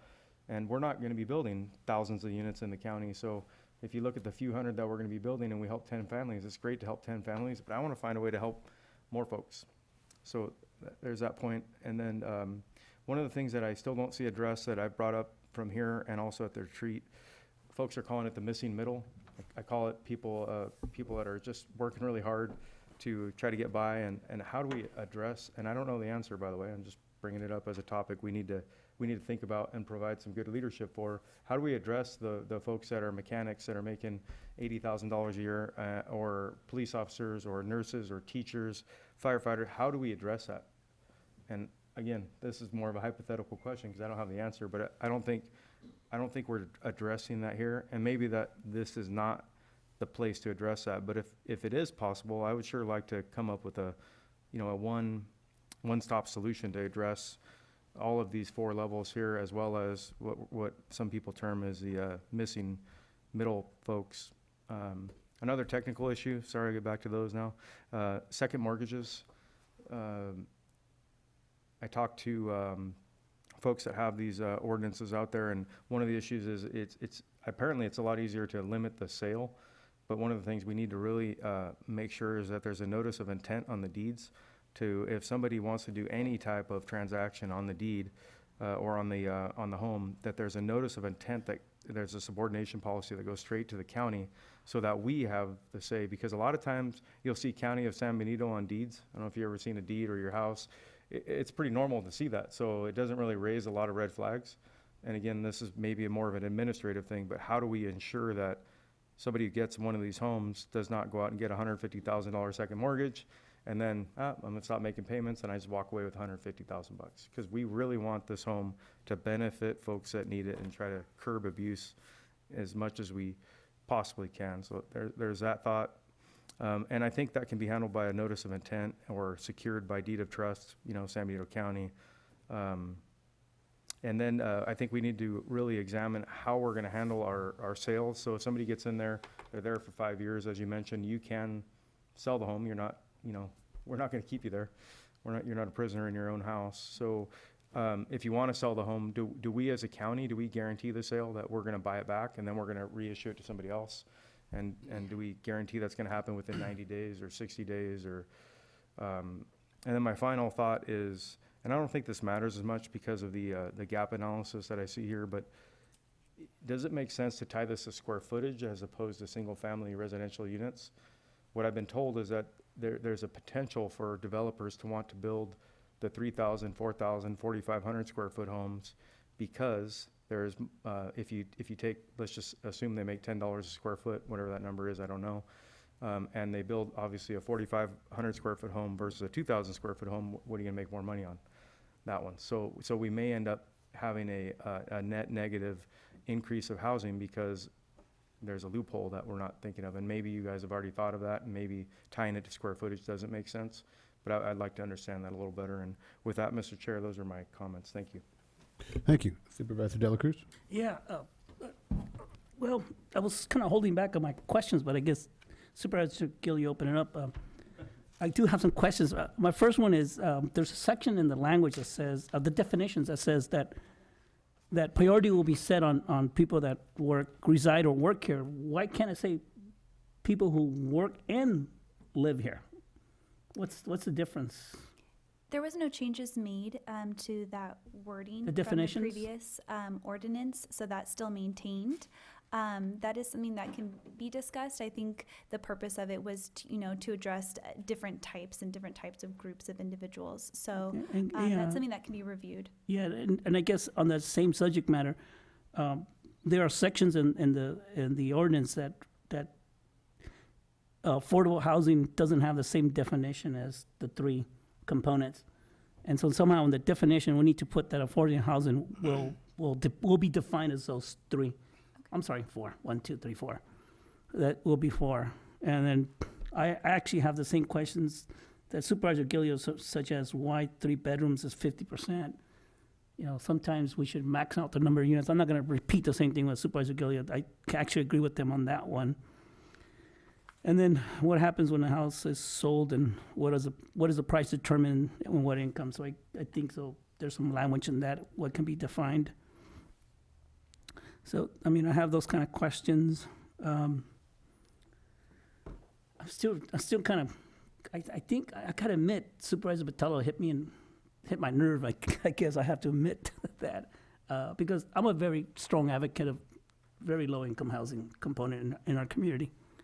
And it's kind of hitting in my chord, but at the same time, I understand the reality. We're putting an expense to the developer. I get that point.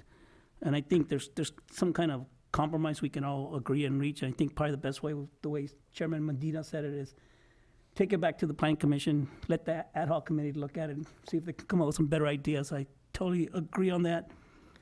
And then in reference to Supervisor Gilio's about the dollar amount that we set on a developer, and that dollar price will be set to the future potential buyer, which is half true, because in reality, developers sell the home based on supply and demand and what the market's willing to bear.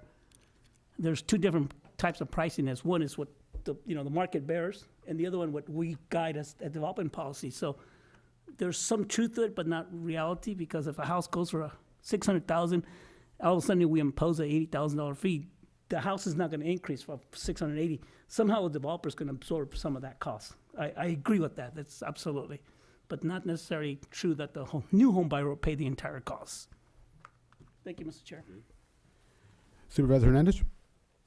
Thank you, Mr. Chair. So I'll keep my comments brief. I think a lot of what was said is really valid, and I appreciate your leadership on really trying to drive this conversation with a lot more clarity and making sure we don't make a decision ultimately that causes us to reverse course because of the negative implications. For me, it's about stability for our community and having an opportunity for folks to buy in. I really believe in ownership, and to that extent, in the ability to own your own home. But what that means different things to different folks. I support the intent of what Supervisor Botello mentioned, but I kind of struggle with the reality of rentals, because rentals I've seen, especially if you're dealing with Section 8, I know there's one down the street for me that there's always police going down there. So what creates that opportunity for folks to take advantage of that and better themselves? So, and because of that, and I get it, and I'm not a speculator, I can't assume, the market drivers and even the consumer motivation. So there's a lot of tangible questions I think that need to be had. And I think it's a good idea for us to figure out what that means. And in my mind, the immediate would be to support something that would have more of a ownership, but not the size of square footage as the 2,100 we were talking about, like maybe condominiums, basically starter. But I also agree with Supervisor Del Cruz that I don't, if we see a lot of apartments, what does that mean for our community? It might mean affordability, but but you don't know what the implications of having, basically. And I hate calling them projects, but project type, and I'm not saying that's what would happen or necessarily the intent, but if that happens, at that point, how do you reverse course? How do you try to protect the community from pretty much breaking apart the tangibles of a healthy community? And I think one of it is ownership. So all things considered, and I'm probably the least educated here about these elements, but from what I heard, it's very, very, very strong points on why we should move forward with the next conversation and not making a decision right now. And I'm going to leave it at this. And, apartments to me, they're not a bad thing. I've lived in a lot of different cities, a lot of different states, and a lot of different counties. And apartments are where a lot of people live. Now, the other part, some of the apartments, I agree. The ones that are run down and the ones that are aged, yeah, there is a issue. But in Bakersfield, we had apartments everywhere. In Virginia, we had apartments, everywhere. So we do need more apartments in this, or even like Gibson Station, the little condos you were talking about. Condos. So yeah, something like that. That's what I really think we need to see more of in these areas, and that's kind of, to me, would be a win-win. So that's, right now I just like to see us spend more time on this. And as I said, I'm the last person to say I want to kick this can down the road, but I think at this point in time, that's one of the alternatives we have, and I'll let Supervisor Tell take us home here. We haven't even heard from the public yet, but I think we've made some pretty good comments, all four of us, or I won't count mine. No. But, one of the things I think is really important that some direction from this board should come out, right now, today, is that not one more application comes to the county without thinking that it would sneak under the bar of no affordable housing thing. And they will, whatever we decide at the end of this, expect to build 15-20% affordable housing and pay the in lieu fees. Right now, today. That's what I want to see. And you're on record. I'll second that motion. It's not a motion, but I'll second. Yeah, and I'm with you, and yeah. Yep. Is there any public comment out there?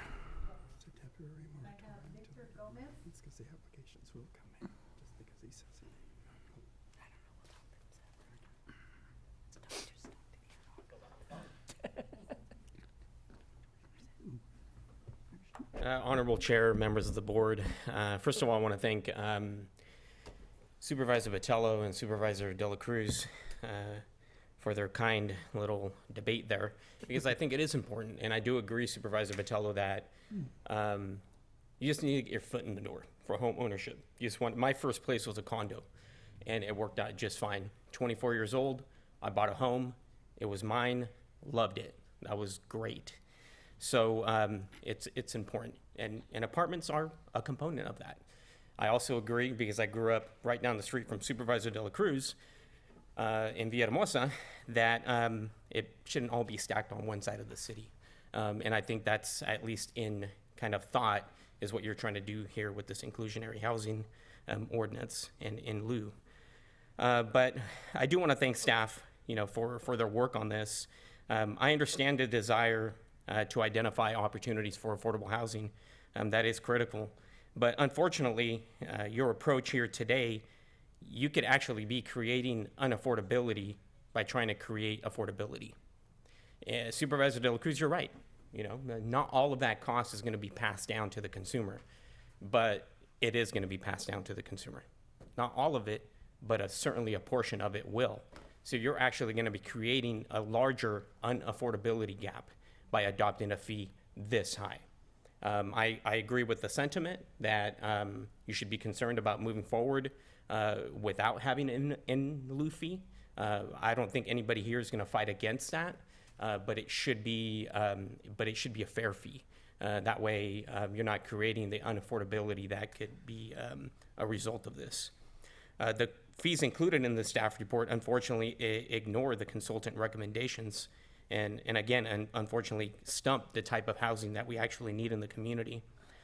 Second, targeting affordable housing single-family units, as was addressed by Supervisor Botello, is not really the right approach. It should be a multi-housing approach, and that's something that you could do by working with these affordable housing developers to create affordable housing in smaller units. I grew up on the corner of Gonzalez Drive in Buena Vista. My parents bought their home on a federal subsidy. And they had a 30-year a deed restriction on their home, but they bought their first home, and it was 12 of us that lived in that house. I was the youngest of 12 that lived in a 980 square foot house.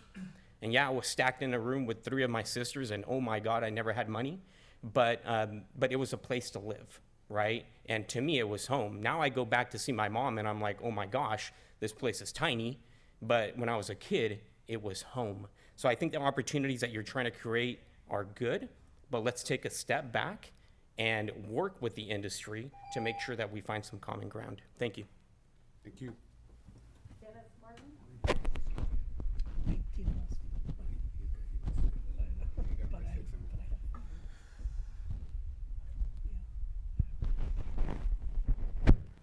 Good afternoon, Mr. Chair and members of the board.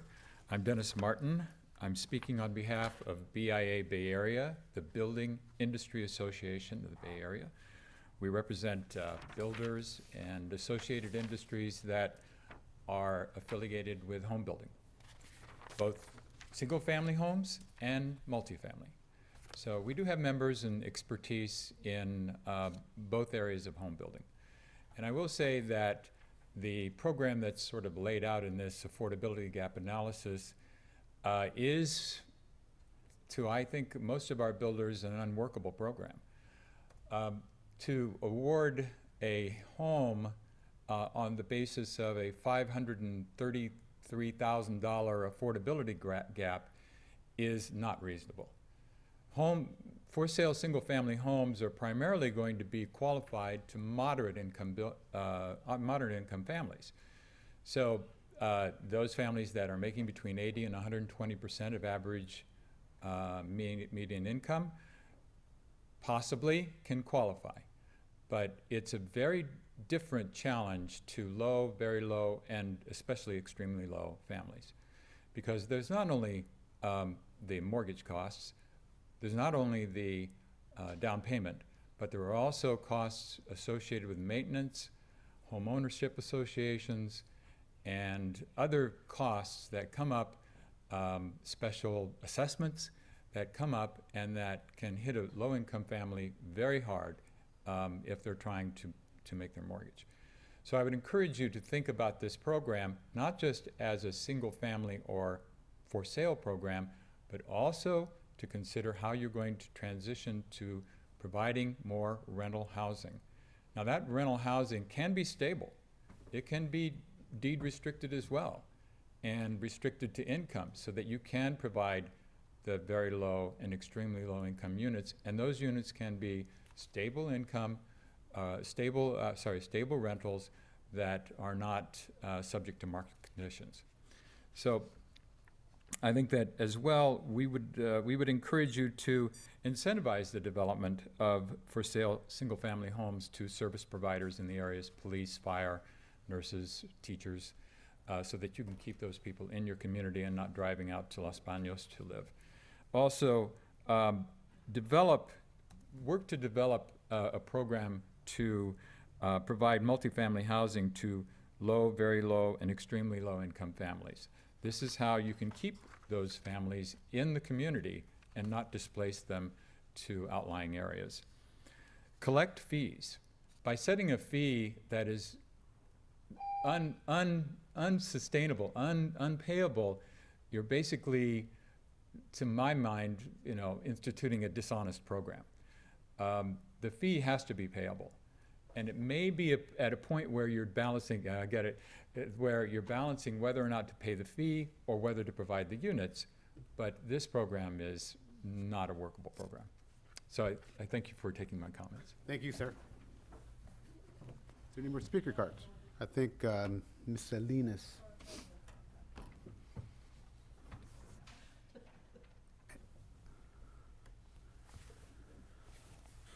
Good afternoon, Chairman and Board. I have been coming up here before you when there have been developers that have been coming up here and asking for special favors because they misunderstood something or they didn't calculate something, then they come up here and say, oh, can we change our development agreement? And at that time, I've always said they always dangle the carrot before you to say, we're gonna do some affordable housing, and you don't get the affordable housing because it ends up being more than people can afford. We have the opportunity here, bring it back, do some more research on this. I think what we can do is, I've always said that there should be a different fee for low-income housing. And it's not asking the developers to pay more money, it's asking them to pay less, and or in the development agreement saying you're gonna put up whatever percentage of houses, but let's build those first and then you can build the other houses. You have the power to say yes and to say no to the developers, but you also have the position where you represent your constituents that cannot afford houses in this area. And I was a little taken aback, and I'd say maybe I was a little offended by Supervisor Botello, and I think you clarified yourself some, to say that people who are poor shouldn't have the vision of owning a home. And that's not true. That is the American dream, is to own a home. Doesn't matter how much money you make or don't make. So let's see what we can do by helping our people here stay here, whether it's a firefighter, a police officer, a nurse, or a farm worker. Thank you. Thank you. Seeing there's no more. Oh, Miss Tammy? Yes, make sure you fill out a card after, please. Thank you, Miss Tammy. Hi, Tammy Aviles, and I just want to share with you what we're going through personally now. And I don't know, I mean, it's, we're looking for a single-family home for my in-laws. And we're looking out, I guess, towards South County, I guess that would be. And when we go to these developments, nobody talks to us about, oh, like all the prices are all $550 and above. And I explain that it's for my in-laws. And so nobody like informs us of, well, there's this opportunity for middle income or, you know, someone that is on a fixed income. I mean, they're showing us the, you know, $500,000, $600,000 homes, which my in-laws can't afford. So I don't know if in the process there's some way when we do go to the developments that we do get information of if they do have the affordable housing on site. I don't know. I mean, like specific, I was looking at Sunnyside Estates, because that's close to us, you know. Thank you. If can you give her your business card? Thank you. Oh, now we have some latecomers here. Miss Valerie? Thank you. Thank you very much. And I don't know whether I can really speak from the Planning Commission or I'm just Joe Blow citizen, but. Hold on one sec. She can speak the way she wants to. Probably speaking on behalf of yourself. Yeah. Okay, good. Let's Because make sure. if I had been a fly on the wall at the Planning Commission's meeting, I would have heard a lot of confusing dialogue also. The clarity that this presentation has made and the expertise and experience that the board has brought to it to bring it back, that Fly would have said, you know, I think they've got a good idea. Let's bring it back, and then I'll come sit on the wall again. So, do you know what I mean? So anyway, that's my fly on the wall. So are you saying we enlightened you? Yeah, it was very did something right? very clarifying, and I think Rarely do something right. No. I think altogether that is really a plus when we hear the cross conversation. Yeah. Thank you very much. I appreciate that. Sorry. Any latecomers out there? Okay, we'll bring it back to the board, and if the board has any other questions, let's hear them at this time. Mr. Chair, two comments. First of all, I'd like to say thank you to Janelle and Dulce for bringing this issue forward. We really do appreciate your input.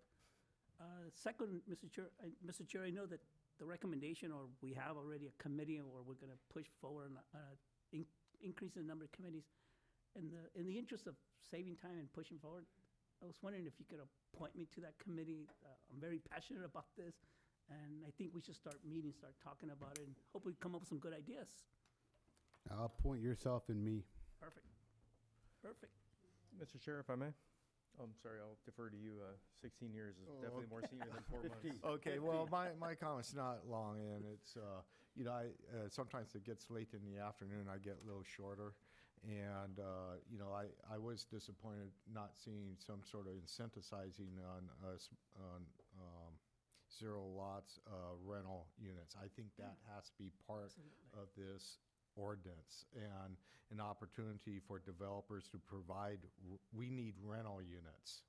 And, just for clarification, I know that is the American dream, Ms. Salinas, is to have a house, but sometimes life has different circumstances. I just draw upon my own, and I've lived in apartment units, and thank God there was rental units available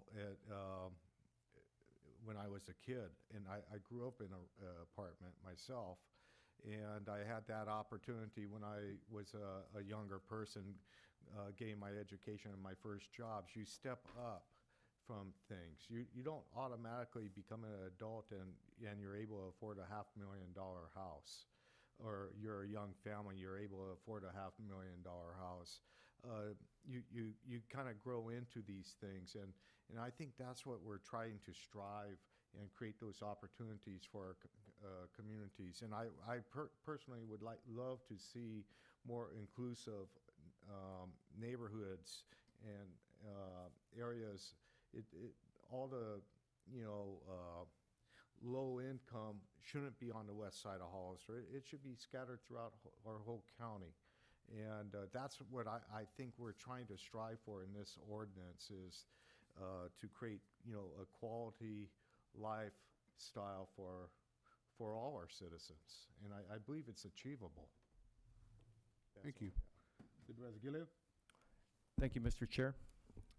So quickly, I agree with, I'm so glad we had this conversation, because, I feel the energy from not only this group, but from our team members and from the audience. We're all saying the same thing. We all want to have an effective way to provide affordable housing and ways for our community members to buy a house, whether it's the very low or the missing middle or single family folks that are buying at market rate. We need to have these affordable options available, and I'm really excited that we all feel this, and that Jamela, Dulce, under Ray's leadership, have really pushed this forward and got it to us so quickly.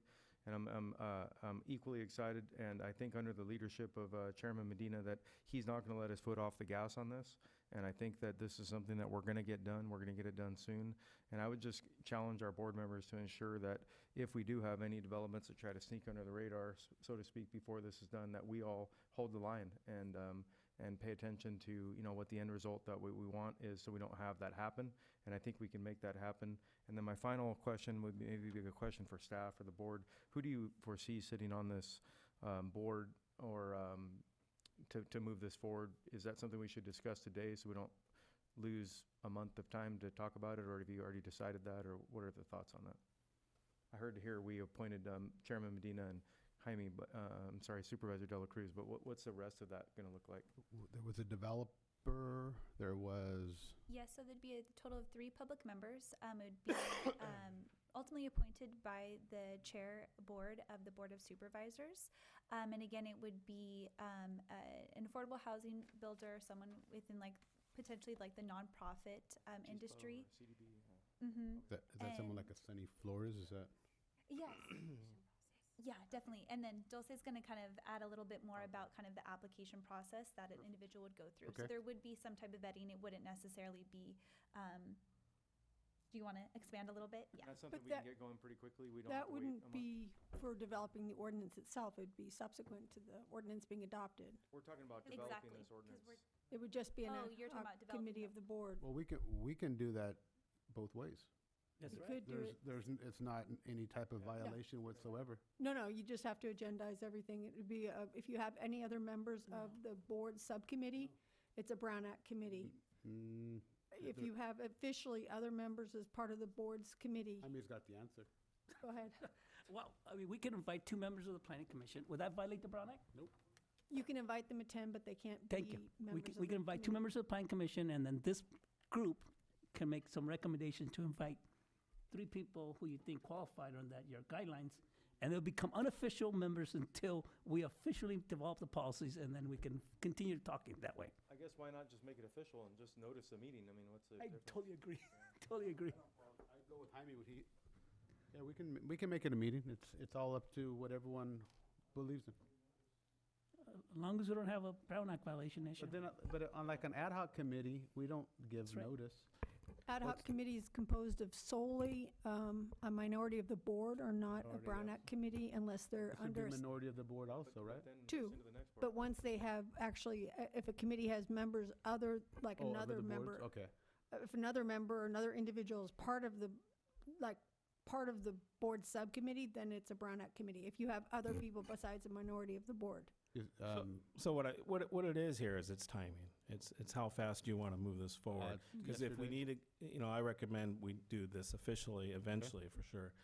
Take this back and actually create the committee. But if we want to work, we have a gap in time this next month. We're not going to meet until the 23rd. Exactly. Realistically, August. We want to keep this thing moving forward. What we need to probably do what Supervisor De La Cruz had mentioned. In the meantime, we can still work on the other portion and make it formal. So I think we should do both tracks at the same time, just to keep this moving forward. Okay. Yeah. Mr. Chairman, ask one quick question. I'm sorry, I just need to have this clear in my head. I'm one of those guys. So if we have 2 Board of Supervisors members and 2 Planning Commission members, now the Brown Act applies? Mm-hmm. Right, okay, thank you. I didn't know that till today. And so you'll have a nonprofit and someone from the building industry? And then lastly, we're seeking potentially someone who has like a financial or accounting background. Those are plenty. 1, 2, 3, 4, 5, 6. So it would be myself and Jaime, a nonprofit, a building person, and someone that has financial. Or accounting. So this is not how it's going to work. Don't get me wrong, but it'd be like someone like I'm looking out in the audience, someone like a Scott, someone like Mr. Martin, something similar to that. Correct. And then if Victor knew finance, it'd be someone like a Victor. Correct. Okay. Take an online class, Victor. Okay. And then the second part of this is like Supervisor Botello and everyone else said is, if something happens within the next couple of months here, let's make sure that we look at our 15%, look at our 20%, and if it's off-site, make sure we charge the appropriate dollar, not just. Yes, I already put our RMA staff on, that's what I was working on right now, On right- forwarding an email to them, letting them know to keep that Yes. in mind and be aware of it, and as well as with Harry, so. And we also have 2 planning commissioners here also, so. Now, other than that, it's, who wants to make a motion and how do we want to go forward? Just direction. Or Mr. just Chair. direction? Okay. Yeah, I think that's fair for now. We're good with that. Thanks. Thank you. Now we'll go on to the final item. Move to approve. There's no approval No needed. approval It's needed. just a, Yeah, it's just an update. just an update. Oh, man. I We're think go- everything's We're getting gonna push pushed. off. We're gonna push it. No. Did you guys address the bylaws come back to you guys? Chairman, our planning commission whispered in my ear that we could maybe do the bylaws for the HAC, the Housing Advisory Committee. Do we want to do that now, or do you want to push that off as well? Just a question, I'm not. Why There's don't we only a just, discrepancy on that, and in our recommended ordinance, we were changing it to 7 members. As our current member stands, it has 6 members, so Okay.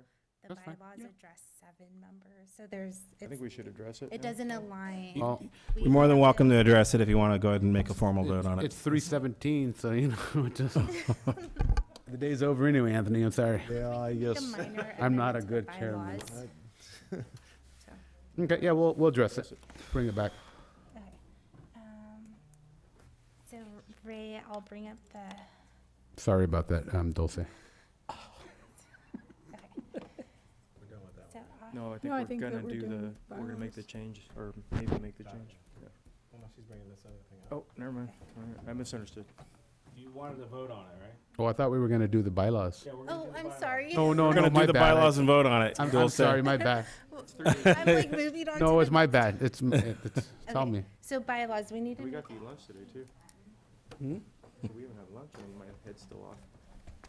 I gave you guys lunch. That's what I Barbara, said. would we be able to adopt the bylaws today? Just says introduce the bylaws. So you probably should bring them back at a subsequent meeting for adoption. With the changes to. You to could go bring with them our back current before the actual ordinance is prepared, though, so you could just throw them on consent at Okay. a future meeting. So we'll bring back the bylaws, maybe on consent with, to align with our existing ordinance. See, I had my motion right. So we'll bring it back. Yeah. All right, so we're done with that. Okay, so let's move on. Are we sure? All right. I'll go ahead and intro this, Mr. Chair. So this is the, and to be clear, this is the actual Field of Dream Ad Hoc Committee that was created by your board. And our two board members, Supervisor Hernandez and Supervisor De La Cruz, are on the actual ad hoc.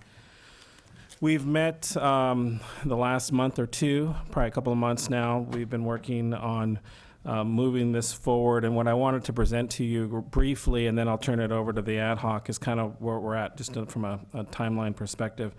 One is I've actually met with the city of Hollister, the city manager, as well as the superintendent for San Benito High School, and addressing the actual lease agreement, as well as addressing Nash Road.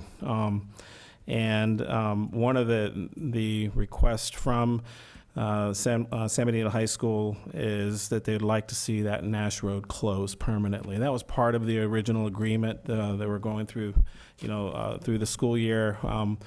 Having it open in the morning and closed, or closed in the morning and open at night for traffic, through traffic. And one of the things that the high school would like to see is that closed. With that being said, is that they would just transfer that property over to us, where it gives us a lot more flexibility with moving forward with the project. Now, so I met with the city manager a few times.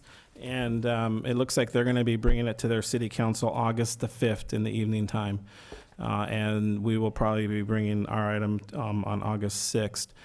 With that, I'll be meeting with him in the meantime, drafting a staff report and discussing that a little bit more further. So what we'd actually receive then is, you'll see the 47 acres there. There's the overview of the actual property and line, so that there's 3 pieces of property there. It equals about 47 acres. The county owns the Palm Tag property, or was the Palm Tag property, which was about 23 acres. And then the Lannis property, there's actually a solar farm there now. But we were originally, back in 2010, I think even before then, the actual park master plan actually consisted of, and go ahead and turn it to the other page there, Dulce. It actually consisted of all 3 parcels. So it included the Palm Tag, the Lannis, and the high school property. So when you look at it, there's about 3 fields, 3 or 3.5 fields there on the Lannis property on the right-hand side that is now occupied by the solar farm. So if you go back to the, Dulce, if you go back to that other, you'll notice that it actually it's 2.5, fields that are being, blocked out with the original master plan. So, so the ad hoc's been meeting. We've been discussing this. We've been going through this, and kind of what their thoughts are at addressing kind of a change. It's an amendment to kind of the scope or what the plan was sometime back. And so with that, I probably will go ahead and defer it to Supervisor Jaime De La Cruz and Supervisor Hernandez. But, we've been meeting with different folks. We've gone out there. We've actually met with the BMX folks as well to look at the property. And, I know that Supervisor Jaime De La Cruz and Supervisor Hernandez has actually gone out to different facilities that they can go ahead and talk about. But I wanted to give you kind of a lay of kind of what the park master plan would originally look like, what property acquisitions we have, what we're doing right now in the meantime to acquire fully the 47 acres, and then, moving forward with this. But we're still moving forward and progressing through, all of this. Probably won't see anything happen till next year, but, we're moving in that direction. But I'd like to go ahead and hand it to the ad hoc committee. They can talk a little bit more. Sure. Thank you. Thank you, Mr. Chair. I guess my first recommendation is to remove the name of Field of Dreams ad hoc committee, because originally we thought that a Field of Dreams was probably the best options, but after visiting a couple complex such as Twin Creeks, Ripon, and other ballparks for San Benito County and for economic reasons, it was more of the committee's interest, which consisted of Supervisor Hernandez, myself, and Mayor Ignacio Velasquez, and council members Roland, and other business and sports individuals, that a sports complex was better suited for San Benito County than a Field of Dreams. When you have a Field of Dreams, it's mostly structured for baseball, whereas a sports complex, it's a multi-use. You could have soccer, softball, baseball. You could even play baseball and lacrosse too, my understanding. You could even play lacrosse. And so we kind of took that direction away from a Field of Dreams concept to more a sports complex. And as more meetings we had, the group said, why don't we start inviting other members of the public? And sure enough, we said, it's an excellent idea. In fact, Valerie was and will be invited to the next committee meeting we have when it's at the Citizens Committee level, because at that time we decided to put the brakes on and said, Ray, we need help. And so Ray decided to get his staff and our subcommittee, Supervisor Hernandez and myself, and we asked Ray, what is the possibility and what is the realistic of this moving forward? And so Ray and Dulce and the rest of the staff started doing a lot of work on behalf of the subcommittee, and I'll tell you guys, it's more than I thought, because we envisioned this maybe by the end of this year. Now we're maybe looking at maybe 18 months to reality. And one of the things that's hindering to moving forward is working together with the high school and the city of Hollister, and that is Nash Road, the closure of Nash Road. And the city has concerns. The high school has a piece of land that is very important to this concept. And so we are here today because of that situation. In fact, we're going to have a committee meeting Thursday with two members of the high school, 2 members of the city council, and Supervisor Hernandez and myself, and talk about how we can work together regional-wise on moving forward in a sports complex. At the same time, we had a gentleman by the name of Mark, forgot his last name, Mark?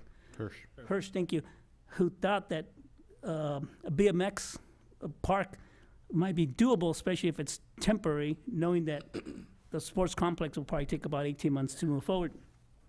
And I'm all for bikes. Don't take me wrong. I think it's wonderful. When I was a kid, I used to have a red line. We used to go through China Hill.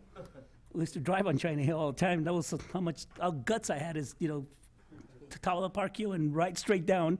And I was not the only one. There were a bunch of my friends too. But the reality is, when you talk about a temporary bike facility, there's a lot of intangible costs associated to that. We're talking about potential restrooms, potential parking space, added facilities, and sooner or later, this temporary becomes a permanent, and then it can hinder the sports complex. And I was straight up front with the gentleman and said, my priority is straight out a sports complex. If somehow we can work together, I'm all in.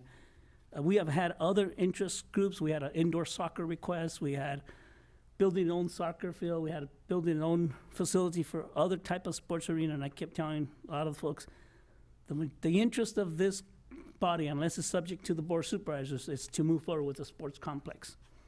And we're at the staff level, the committee's at the staff level, and we have one final piece to discuss before we go on to the next step, and that is getting the blessing from you guys to allow us to meet with the high school on potential closing Nash Road, so you can gather the other 47 acres. Otherwise, this sports complex cannot happen with that other 47 acres. And that's where we are today, Mr. Chair. Can I ask you a quick question? Yes. Is there a piece that we need to get from the city as well? The city and the high school, isn't there something with both of them going on there? I don't know the answer. So I think the question, and just, is that when you actually, you can't see it on this map. Can you see if it's on the other map? No, it's not on the other map. Nash Road, we own half the road, and the city owns the other half of the road. and the school, they kind of use both sides, so they want to close that where the gates are at currently. Yes. They like to permanently close that. Yes. 24 hours a day. But in order for this deal to come through, the city City has has to agree to- to it as well. Right, that's The right, city- and Are they that's- amenable to this as well? And that's, Are they okay with it? The city? Yeah. We don't know. well, I just gave a presentation that I just Okay. talked to the city manager. He stepped out for a second. No problem. So I talked to the city manager. We met. I think they're going to put it on the agenda on August 5th. So I highly recommend anybody that wants to go to show support. I've been inviting a lot of people in the community because it does help us kind of expedite Yes. moving forward with this park. It also helps the safety of the students and quite a few other things. So, and then if we're going to put it on our agenda as well, if the board is okay with that on the 6th. But I'm going to meet in the interim I've already met with Billy, I think 2 or 3, I would say 3 times. But I'm going to meet again one more time to discuss the staff report and kind of next steps on how that should be drafted. And then that'll be on the Great. 5th. Yeah. Supervisor Dela Cruz, I want to let you know I support this 100%, and I wanted to apologize to both you and Peter, Supervisor Hernandez, with the BMX bike track. I totally support it, and I don't know that it necessarily has to be there, by the way. We're trying to think of something, and I think you guys are too. It's not, I thought you guys were on board with this, and you had already met with them early in the day. I went to the meeting at night. Yes. And I was thinking we let's do something as soon as we can, even if it's not here, it's just something temporary. Maybe the city has some property or we do, because there's a lot going on with these kids out there, and it would be great to find them a spot, even just temporarily, because I know that this has a BMX section Yes. kind of in there as well. So anyhow, those are my thoughts. So I don't want you to think I was putting the cart before the horse, no, and I never no. promised anything to anybody. I just trying to find a solution in the meantime. No, absolutely not. In fact, Ray and I talked about it. We said, no, actually, it's a great idea. There's actually, how about Vets Park? That's what we were discussing. There's a dirt area in the backside. Vets Park, there's restrooms, there's other things. So I think there was some conversation that we had as well with that. But, So, if you don't mind, Mr. Chair, just to give a little bit of the feedback from my end of the ad hoc, yeah, and we totally appreciate the support that we've gotten for the board to move this forward, because we really have been, with a passionate heart, very focused on making this thing work. We, like was mentioned earlier, we visited 3 parks, which was Twin Creeks, the Field of Dreams. Twin Creeks is with Santa Clara, the Field of Dreams, which is in Manteca, and we went to Ripon, which is in the Ripon community. Twin Creeks is a really successful venue. It's 10 fields. They actually have a multi-sport layout with the and I think it's an artificial turf. So basically, it's a year-long venture, which obviously gets those fields being played on. They're very active, and it's a public-private partnership, meaning the private side of it is very vested in making sure not only that it's profitable to them, but ultimately it's a long-term investment for them, which is why that part of it means that that park is really focused with active, interest. Basically, there's a lot of leagues that are playing there. There's, what was mentioned by Mr. Collishaw, which is the one that runs it. That it's so successful. A lot of the times when they do their league tournaments, they flow over into other schools, because they don't have any other ways to support the amount of traffic that they get. And now it's even a good opportunity for them to use one of their championship fields for entertainment type venues and stuff. So it's a really active field. And then the Field of Dreams in Manteca, it's a huge economic driver. Before that, and I actually met with Mr. Whiteside, which was a big part of the leadership. He's an ex-city manager who played part in that whole process to try to get that to happen, and that ultimately became a huge economic driver for that community, because before that it was a lot of open land right off the freeway, and once that happened, all of a sudden hotels and restaurants started popping up in that location. So and then with Ripon, it's a large complex. It's seven days a week activity. All these different things, all the things that we've learned have been, it really has informed our discretion when it came to it. So on our end, we got excited and we started basically engaging with the local folks, a lot of the local leaders, like the varsity coach for the baseball team here at the high school. And then we also met with the Tremors League director, the Hollister Heat president. We all sat down, we talked about this idea. We thought, what would there be their buy-in? Because in our mind, the goal wasn't just to support something where it's just a park, but ultimately where it's like we already have the systems in play to make it very active, where there's already a lot of momentum, whether it's creating local leagues or even establishing our own little regional tournaments that feed, a lot of what's it called, travel ball type tournaments in our community. And at that point, instead of, because I've been around the baseball community a lot. My son was a big part of it from the time he was 9 all the way up to being an adult, and they were always traveling out of town because there was no place here locally. So, and that's just on the baseball side. I know on the Tremor side, soccer's a growing thing. There's also lacrosse as a possible opportunity. So it becomes a huge element of success, I believe, in our community, especially being on the other side of the high school with the Olympic swimming pools just being built out, and then also we have the new fields that are being put in. So that whole area becomes, I think, a huge vehicle for success, especially with Union Road being connected to 156. You get a lot of traffic coming into the community to benefit. Now on the weekends, this becomes a hot spot or a venue for good economic activity. So, and like was mentioned earlier, we've had a lot of staff time spent on the legal part of it, the property acquisition, and ultimately the multi-agency buy-in, which is basically the city with us, with the high school. We're all really talking and really engaged about this piece of property. And so at the end of the day, those 47 acres we don't have just yet, so we're working hard to get that.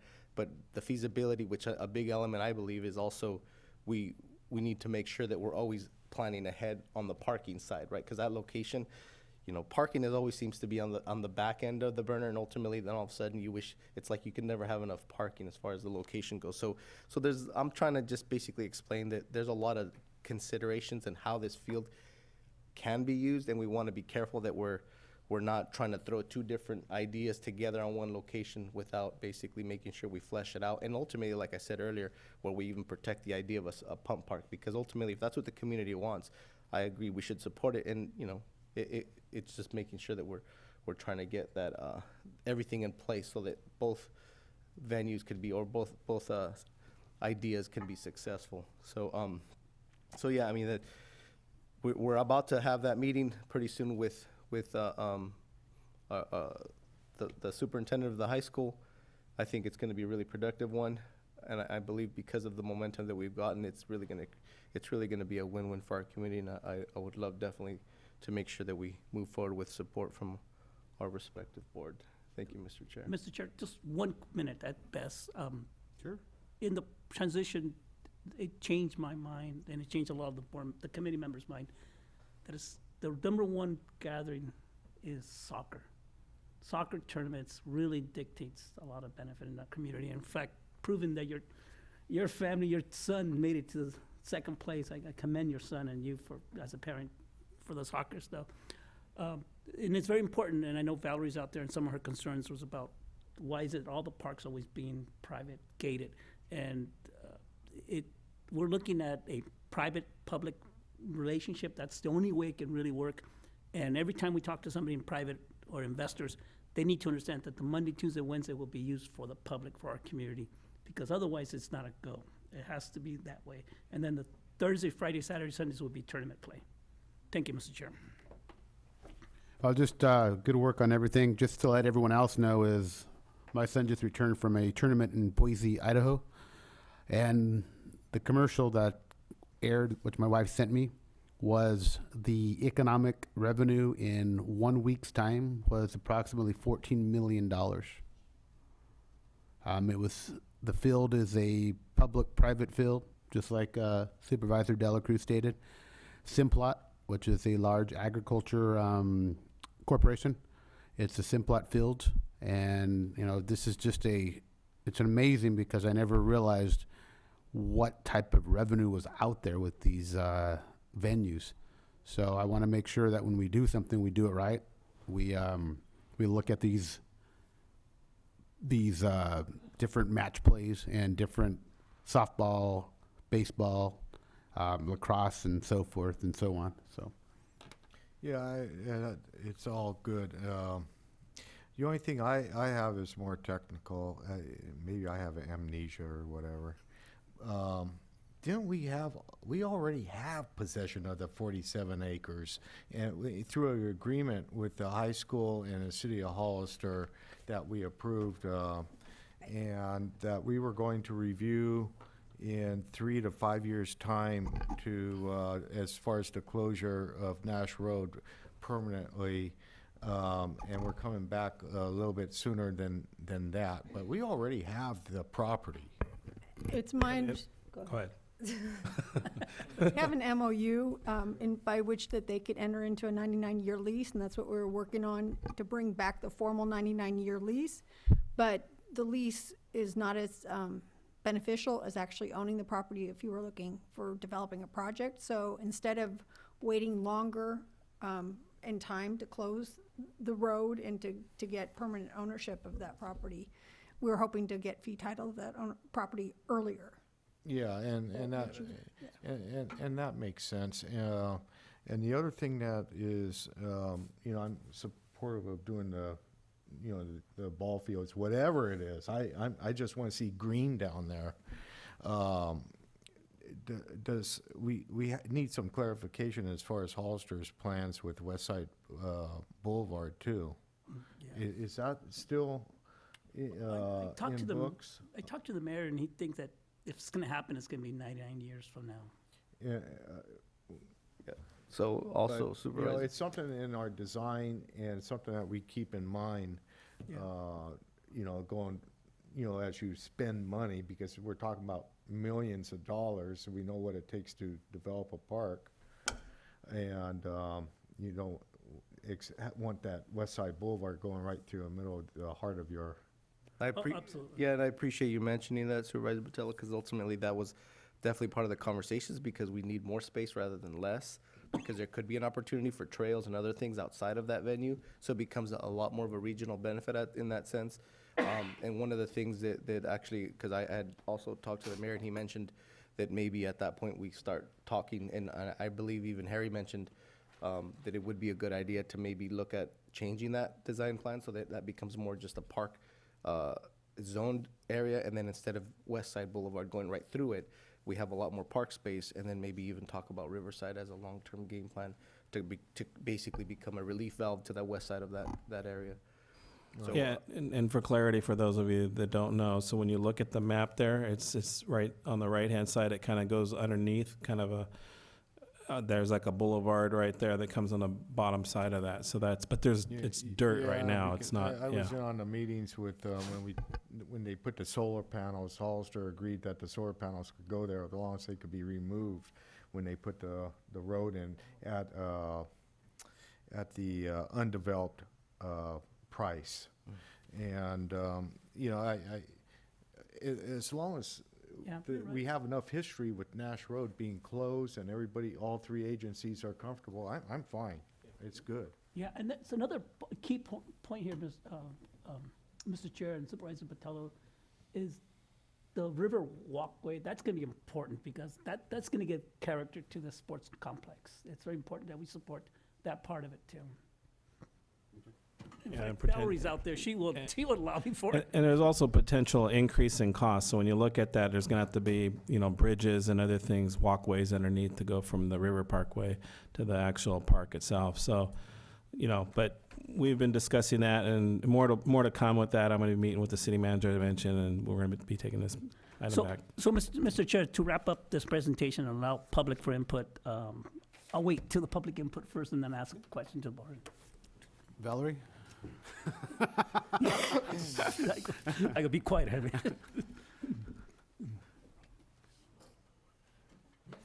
I appreciate the humor. It allows me to relax a little bit, because these things kind of get my ire up. Of course, ma'am. Since 2013, the Parks and Rec Commission, they validated the creation of Reach San Benito Parks Foundation, and it was meant to be the lions that protect this space, basically, for the public. And I listened to the plans that are becoming alternates to what the original thoughts were, that this be a regional park for our regional population. The little historic park that we've got can barely be taken care of. It is full of gopher holes. This is well used by all families. They have to drive out of town. There is nothing really humane left of the Veterans Park for the accommodation of family fun on the weekends.